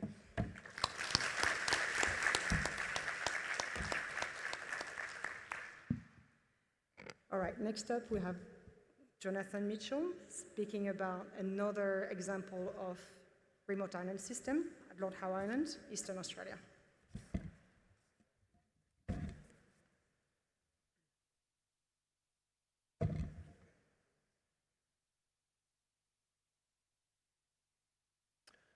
Okay, so thanks everyone. So today I'm going to be talking about a project we started back in 2018, which is working with the local community at Lord Howe Island to co-develop some practical solutions to reduce shark depredation. So Lord Howe Island is 600 kilometers offshore from Eastern Australia. It's a World Heritage Site since 1982 and a marine park since 1999. It's one of the world's, or has the world's most southerly coral reef and has very high endemism and biodiversity. And it was also recently inscribed as an important shark and ray area. So the main species I'm talking about today is Galapagos sharks, which are a species distributed around the world at islands and seamounts. And they have this sort of patchy distribution around the world. They are highly abundant at Lord Howe Island, and also evidence of a nursery area from many pregnant females and neonate sharks being observed. However, there is an ongoing conflict between Galapagos sharks and fishing at the island. So this is due to shark bycatch, which in many cases the Galapagos sharks are so fast to take the bait that the fishers simply can't catch their target species, and also depredation where the sharks are taking the fish off the hooks. And this is leading to a range of conflict issues in this marine park. For example, the cost of lost fishing gear for fishing, impacts on fishing tourism, and then retaliatory killing or injuring of sharks. Sometimes we see sharks with their fins cut off and things like this. So essentially, this is just a video of what shark depredation looks like. A trevally getting chased up by a number of sharks and one eventually grabbing it. So it's pretty dynamic, and often many sharks competing to get that hooked fish. So basically in 2018 we set up a program, a multifaceted program to address this conflict. So we quantified shark depredation and bycatch using fishery logbook data. We looked at the movement patterns of the sharks using acoustic telemetry and overlaid that with vessel tracking data. We've more recently been testing shark deterrent devices as a technological solution, learning more about the actual population structure and size of Galapagos sharks through population genetics, doing some engagement work with the community to learn about their perceptions of sharks and some education, doing further surveys to try and capture people's experiences with sharks and how they interact with them, and then also just some baseline biology research on the Galapagos sharks. So I'm just going to be focusing on numbers 2 and 3 today. So to start with the acoustic telemetry, we set up an array of 12 receivers. So that's the orange cylinders you can see in the map there. And we tagged 30 sharks back in 2018. And the goal was to track their movement patterns around the marine park. We've still got tagged sharks pinging today, so we've got at least 6 years of data. And also, we found that there was very much a resident population, sharks being detected in the array year-round. Residency was actually highest in some of the productive shelf edge areas and also at a fish waste dumping site. And home range areas, interestingly, were very variable between individuals. One of the individuals was less than 1 kilometre squared. It seemed to be spending most of its time at this fish waste dumping site, whereas others were over 200 kilometres squared. And then some results we had from statistical analysis showed that the number of detections at all of the receivers was influenced by these 3 main factors. So on the bottom left there, the level of fishing pressure in a given area, which was quantified using the vessel tracking data from the fishing vessels. The one in the middle there is structural complexity of the seabed. So that's sort of areas with higher complexity and more reef structure led to higher detections. And then we generally got more detections in the spring and summer. We also wanted to map the overlap in shark movements and fishing vessel activity. So this is a heat map of fishing vessel activity for the 6 main fishing vessels. Then we have a combined map of all the shark home range areas. And we put these 2 maps together to create this overlap map. And it might be a bit hard to see, but I've highlighted some of the main areas where we had the highest overlaps, which were at these productive shelf edge areas and the fish cleaning site. So this work was published back in 2024, and we also worked with the local fishers to create this best practice guidelines leaflet, bringing together their local knowledge and the science. So we had in there a map of these hotspot areas to help them avoid them, and also some information on other methods they can use. So for example, avoiding the main depth range of Galapagos sharks, which the tagging data showed was between 30 and 100 meters, moving location frequently, using electric reels to get fish up to the boat faster, using lures or jigs instead of bait to reduce those odor cues going into the water, and also bringing fish waste back to land to deposit it in a composting system that was set up on the island specifically to avoid them dumping it at sea. And then the next phase was testing these shark deterrent devices. So we had the 2 electrical devices, the FishTech Shark Guard and the Repellex, which Vic just talked about, and the Shark Band Zeppelin, which Mike talked about earlier.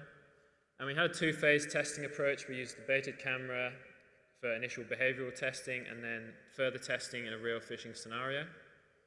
And we wanted to test the effectiveness at not just reducing depredation, but also bycatch, and get some insights into practicality as well. So in phase 1, we used a downward-facing camera system, so that's similar to the one that Hunter showed you, but just turned on its side. You can see in the diagram here. So essentially that had a bait bag with all 3 deterrents. So we had 1 active deterrent per time and then 2 inactive dummy deterrents. And that's just a control for that sort of potential visual effect of the other 2 devices. And then we had the downward-facing stereo camera to measure distances. And essentially, we calculated the proportion of bites on the bait, the time to first contact, and the time to first bite. So this is just an event measure image showing you that measurement of the shark's snout from the device. In terms of the results, we found a significant reduction in bites on the bait for all 3 deterrents, and interestingly, they were quite close together. The FishTech had the highest reduction of 55%, followed by Repellex at 48, and then Shark Bands at 42.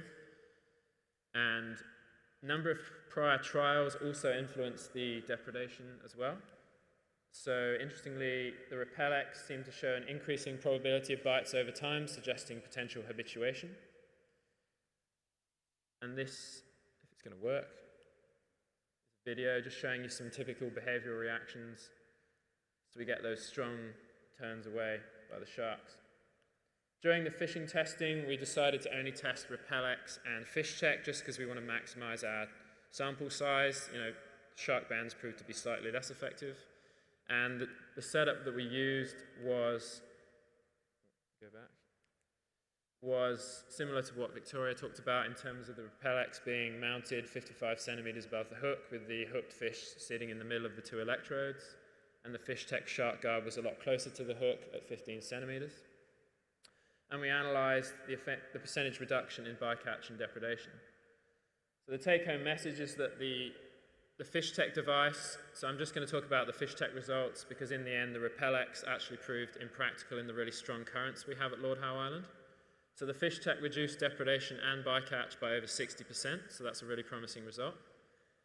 And however, on the flip side, it did lead to a 20% reduction in target species catch rate. And we had some feedback from the fishers in terms of how we could potentially improve that by changing the design of the housing to make it look more like a lure or attractant. So the next phase of this work is we're going to be bringing together the results of the deterrent testing and all of those other 6 components in this program to build a multifactorial management model. And what this aims to do is bring together all this data, all the information from stakeholders, and come up with some scenarios for management, and then actually run these through the model and see what the outcomes might be in terms of depredation rate, impact on shark populations. And this is a really nice approach because it actually brings together all the stakeholder information, allows everyone to see this approach, and it's a really transparent methodology. And we've just also been doing some education work. We've set up a photo ID database with the local dive shop. We've got a Facebook page, and that's a mini documentary up there if you want to scan the QR code. So just to summarize, this research wouldn't have been possible with the knowledge and participation of the local fishers and the community, so it's really important to bring them on this journey from the start. We need to assess the conflict from all angles to learn about the shark biology, their ecology, the impacts on fishing, incorporating the fishers' knowledge. And we need to set realistic expectations about what's possible in terms of reducing shark depredation, emphasizing that in this marine park, coexistence needs to be the key. And these technologies can provide a solution to depredation, so we encourage further testing on other species in other places. I'd just like to acknowledge funding from Parks Australia and SeaWorld Foundation and all of these other partners that made this project possible. Thank you. Thank you, John. We don't have time for questions, unfortunately, so we're going to welcome Mohamed Isham now to present on Elasmobranch.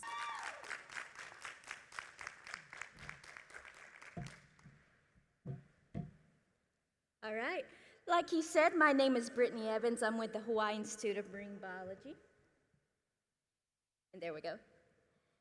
Now, lately our lab has had an invested interest in shark deterrent research, particularly with how sharks are responding to magnetic fields.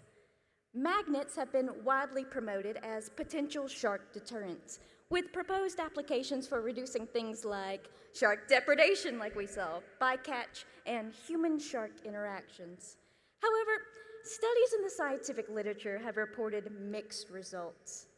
Because while many of these studies have found some sort of significant deterring effect, results seem to indicate that shark reactions to magnetic fields may actually vary among species and study design and applications.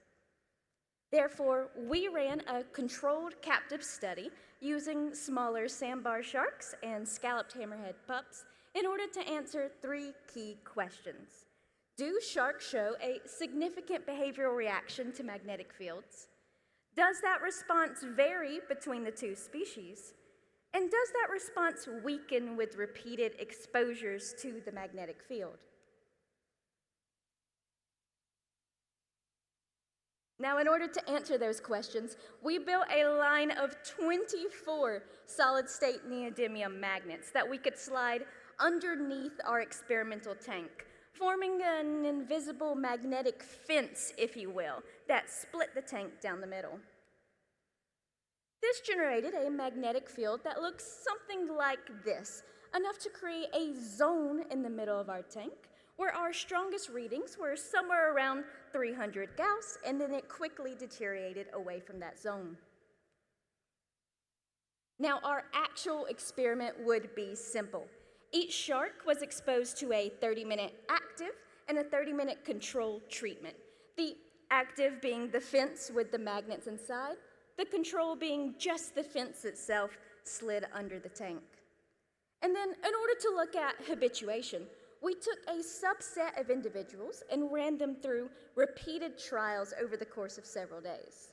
So for these individuals, their experimental schedule looked something like this, where they had their initial trial, and then we ran them again 2 days later, and then we tested them a third and final time 4 to 5 days after that. So the question remains, what does an experiment with an invisible magnetic fence look like? Well, this is just the control treatment showing you the sandbar shark. You can see those red lines are indicating where we've slid the fence underneath the tank. And you can see for that control, right? The shark is just moving throughout the tank like normal. Now let's take that exact same sandbar and show it the active treatment. And here you can see fairly obvious visual avoidance responses, right? This shark is repeatedly encountering the fence and then turning away again and again. But the question we wanted to ask, okay, so we're seeing the response, but let's take that same sandbar and expose it a second and a third time. So this would be 2 days after that initial trial, that same sandbar, and you can see we're still seeing that avoidance response, but even visually, it's a little bit weaker, right, than what it was doing in the initial trial. But let's run this to the ground. Let's do one more time, a third trial, 4 to 5 days after the second. And now that exact same sandbar is swimming laps around the tank, right? So even from a visual snippet, you're seeing an initial strong avoidance response that seems to weaken over repeated trials. But now I told you we did 2 species, right? This is the sandbar.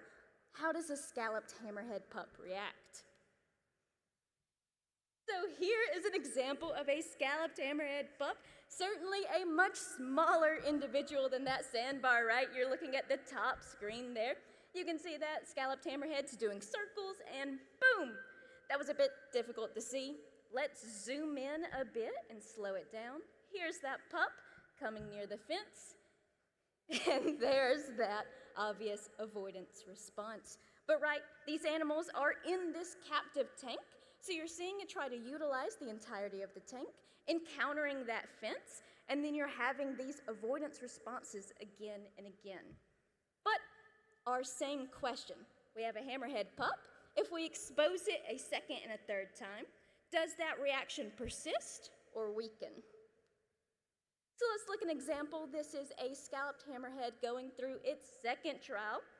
And you'll see that occasionally these sharks did cross the fence. In fact, most of our individuals did cross at some point during their trial.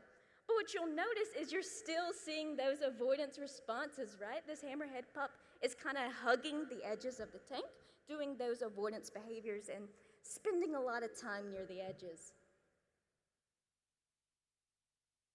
There it goes. But, right, this is just quick visual snippets. The question remains, what does the actual data show?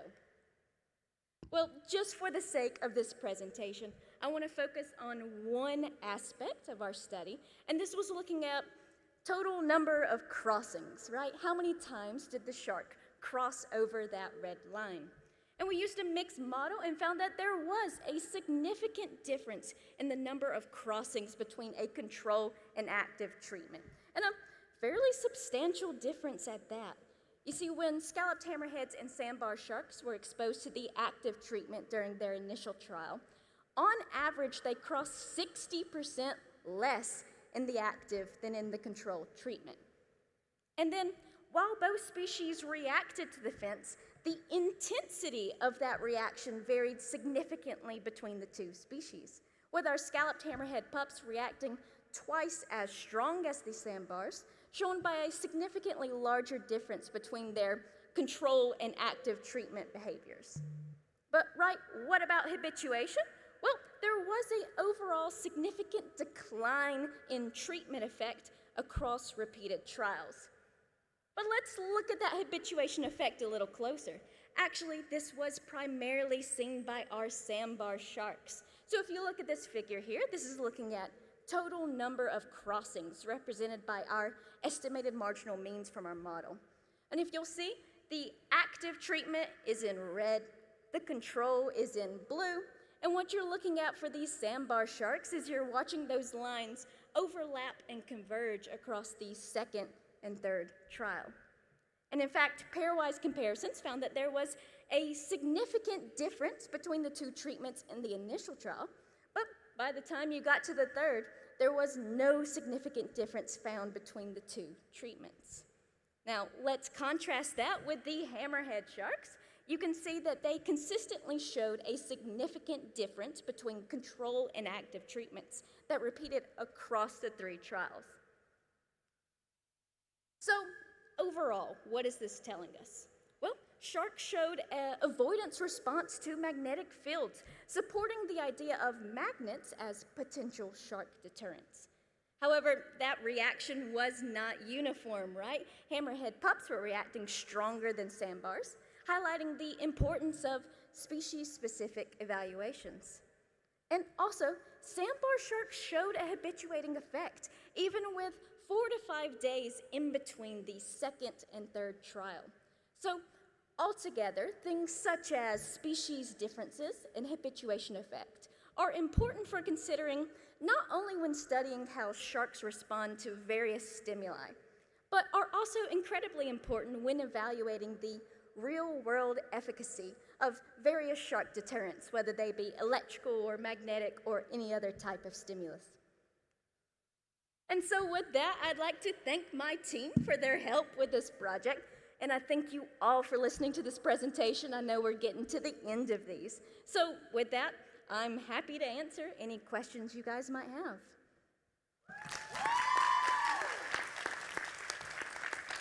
Thanks, Brittany. We have time for 1 or 2 questions. Okay. One just here. I was wondering what the reason is you're doing this study. Is it to make think of a fence for in the ocean to try and prevent sharks from coming into contact with surfers? Is it I'm just curious. Oh yes, excellent question. Because I'm sure you guys first thought when there's 24 heavy solid state magnets, this isn't working well for real world applications. But instead, my study is used in combination with a lot of our other lab mates who are doing wild testing. And in fact, we were looking at what's our most controlled study? Let's remove the presence of bait. Let's remove any visual cues. Let's remove any other conspecific competition that could be happening. And so the best way we could think about that is, well, can I just stick a shark in a tank and see how it reacts to a magnetic field? So we're primarily focused on these other confounding factors that can speak toward the actual studies that are looking more at real-world impacts of real shark deterrence. Thank you. One more. I think there's one at the back there.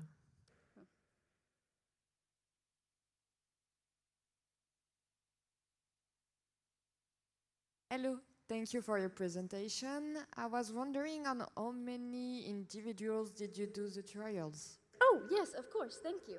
So we started out with around 10. It's a very small sample size, of course, but it was around 25 for the initial, and then as we were doing those repeated trials, we got to a sample size of 10 by the time we got to the third trial. So certainly a very small amount, but first what we wanted to see was, can we see a significant effect even with a small sample size that we had available to us? Okay, great. Thanks very much, Brittany, for a great talk. Thank you. Okay, so last up we have Jack Morris from Moat Marine Laboratory talking about an electronic pulse device to reduce depredation.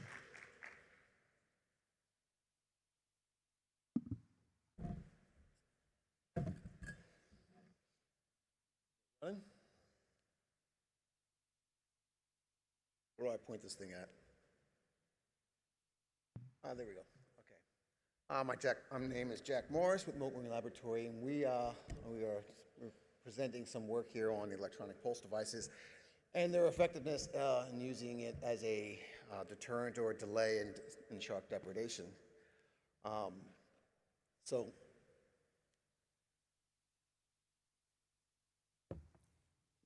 I guess we should explain what shark depredation is, but I think it's already been well established what shark depredation is.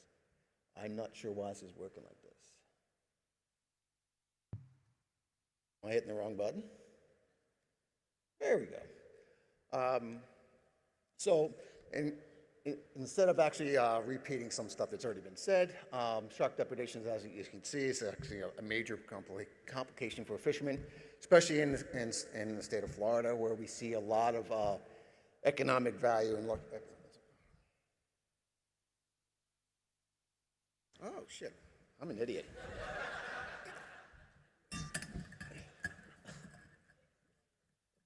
Sorry about that. Where was I?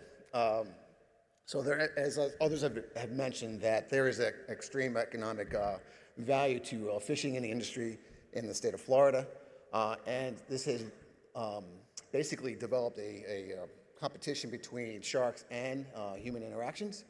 And when we're losing value, economic tourism value in the state of Florida, and actually and for the state, we are having a complication with fishermen actually claiming that sharks are overabundant, overpopulated, and they're creating a undue duress to their livelihoods. And this has actually led to fishermen actually stating that that they want permissions to remove sharks from the ecosystem so they can actually continue their fishing for their tourism and their charters. But are the fishermen right? Recent studies have suggest that actually they are. I mean, we are seeing some regulations that have been instilled over the past 30 years in the Fed and local systems, that we are starting to see some recovery of shark species. However, not all species are recovering at equal rates, and we still do see some species that are in decline. With that being said, what we really have is not necessarily an overpopulation of sharks. If you think about it, because the ecotourism in the state of Florida is so high, we have more and more boats, more and more fishing, more and more activity on the water. And what we're actually seeing is we're seeing a competition problem. So we have a competition between sharks and humans for the same prize, basically the same catch. So instead of actually removing sharks from the system, as the fishermen would like to do, I think the better way is actually look at ways to mitigate behaviors from the sharks and the fishermen. So how do we mitigate that? Over several decades, shark mitigation, shark deterrents have been tried and tested, dating back to the government and the Navy testing putrefied shark solutions to see if we can protect the sailors if they go into the water. And more recently, you can see magnetic devices that actually overstimulate the shark sensory capabilities, which can actually help. For our study, we actually focused on SharkGuard. And SharkGuard is actually made by a company called FishTech Marine in the UK. And it actually so it's actually an electronic pulse device. It incorporates a electronic pulse that fires every 1 second. And what it does is it actually overstimulates the ampullae of Lorenzini. Don't know if I have a pointer. You can see that around there. And what this does is every time it goes off and the shark approaches it, it actually startles the shark and actually elicits a repelling or a flee response in the shark. So, however, I'm yelling, I'm sorry about that. However, Fish Tech hasn't really tested this stuff in a really controlled manner. It's always been in field applications. So, for our study, we decided that we would try to do this stuff in a little bit more controlled method. So we're very fortunate that we have this very large facility where we can hold numerous shark species, large and small shark species. So we focus primarily on the bonnethead first, which is a very readily available shark species to our current waters. They're easy to collect, transport, and actually keep in care. And then we once that study was completed, we gravitate to a more pragmatic species in shark depredation, which is the sandbar shark. So to test this, we actually have a control or a dummy device, and we actually have an active device.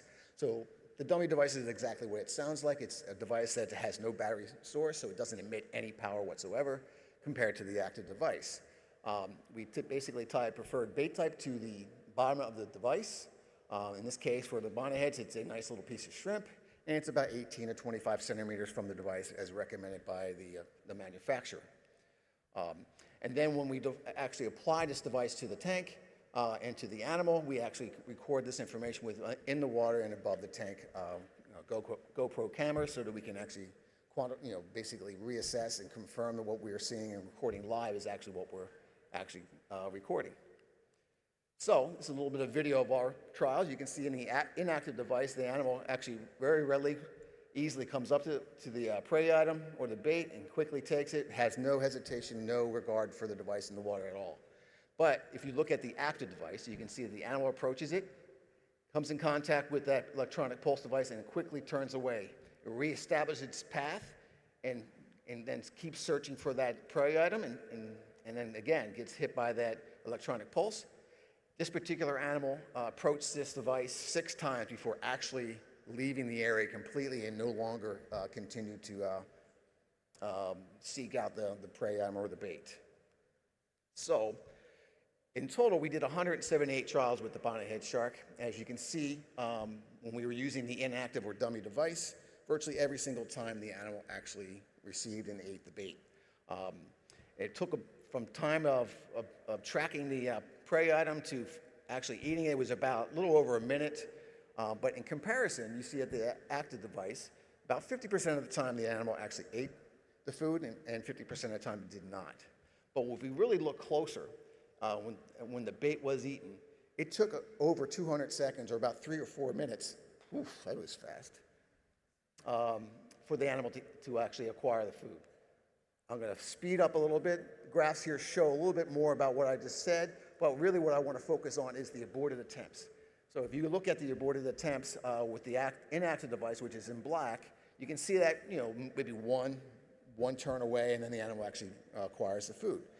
But as in the blue with the active device, you can see the animals repeatedly keep coming back and getting repelled or deterred from taking that food item. And in this case, up to 17 times. So this worked really well for the bonnetheads, but moving on to a more pragmatic species in the sandbar shark, we see something like this. You can see the animal actually approaches the device, very easily finds the food item and quickly eats it. In comparison to the active device, you can see that the animal approaches, gets hit by the electronic pulse, turns away, reestablishes itself to continue on, and then come back and reapproach the device until it actually tries to eat it. The interesting thing about this is that unlike the bonnetheads, the sandbar sharks ate the food in every single trial. There was hesitation, but there was no situation where the animals did not eat. So if you look at the time to the bait, you can see that with the inactive device, you can see in black, you can see that it takes about 19 seconds, a lot faster for the than the bonnethead, but the inactive device, 9 seconds, and then for the active device, 19 seconds, which again is twice as long and twice as fast in comparison to the 2 devices. But again, refocusing on the comparison of the aborted attempts, you can see a much more stark contrast. You see it again in the inactive device, where there was 0 aborted attempts from acquiring the food items. So the inactive device had no impact whatsoever on the animal's reaction to it. But again, if you look at in the gray, the active device, you can see that the animals significantly had a response to the device each time it tried to eat. And in this case, the maximum amount of aborted attempts is 40 plus times. So again, in conclusion, we can say that this particular device, EPD or electronic pulse device, can be a very effective tool for fishermen to basically use as a deterrent for keeping their catch instead of losing it to the sharks. You can see that it can gain up to 3 or 4 minutes, which is a huge amount of time if you're angling and trying to pull your catch into the boat, which almost ensures near 100% retrieval of your catch. And moving forward, we have plans to move on to other species like the bull sharks, tiger sharks, and black tips, which are more common in our waters for depredation. And we're also starting to begin some field trials. As you can see here, a little bit of a video of a sandbar shark last December, basically approaching our device, and you can see basically being deterred until it finally just left. I can take questions if there's any time. Thanks, Jack, for a fascinating talk. We have, a couple of minutes for questions. I'm getting spared. Sweet. Beer 30. Thank you. Oh, sorry. Just over there. Can't get off that line. Does the size of the same species make a difference? Because I see a lot of these tests are with babies, but if you use the same species in varying sizes, does it become less effective as the shark gets bigger? The answer to that is yes and no. We have done adult sandbar sharks in captivity. We just don't have enough numbers to actually do any statistical analysis on it, but anecdotally and from our observations, we do see very similar response to this device with adults as we do with, say, juveniles. Thank you. Any others? Yeah, there's one just in the middle there. I am a glutton for punishment. Joys of going last. Hi, thanks for a great talk. I was just wondering, you mentioned that these devices can overstimulate sharks, and can this have long-term impacts on their sensory system, such as for hunting? We haven't tested for that per se, precisely, but again, we've had animals in captivity for long periods of time, and we've exposed them over course of a couple years, in some cases, to the same device, and we haven't seen any behavioral changes in terms of foraging. So I would say no. Okay, thanks very much, Jack, and thanks to all the other speakers. And just one last quick thing, we're actually planning to set up a global shark depredation working group, so if anyone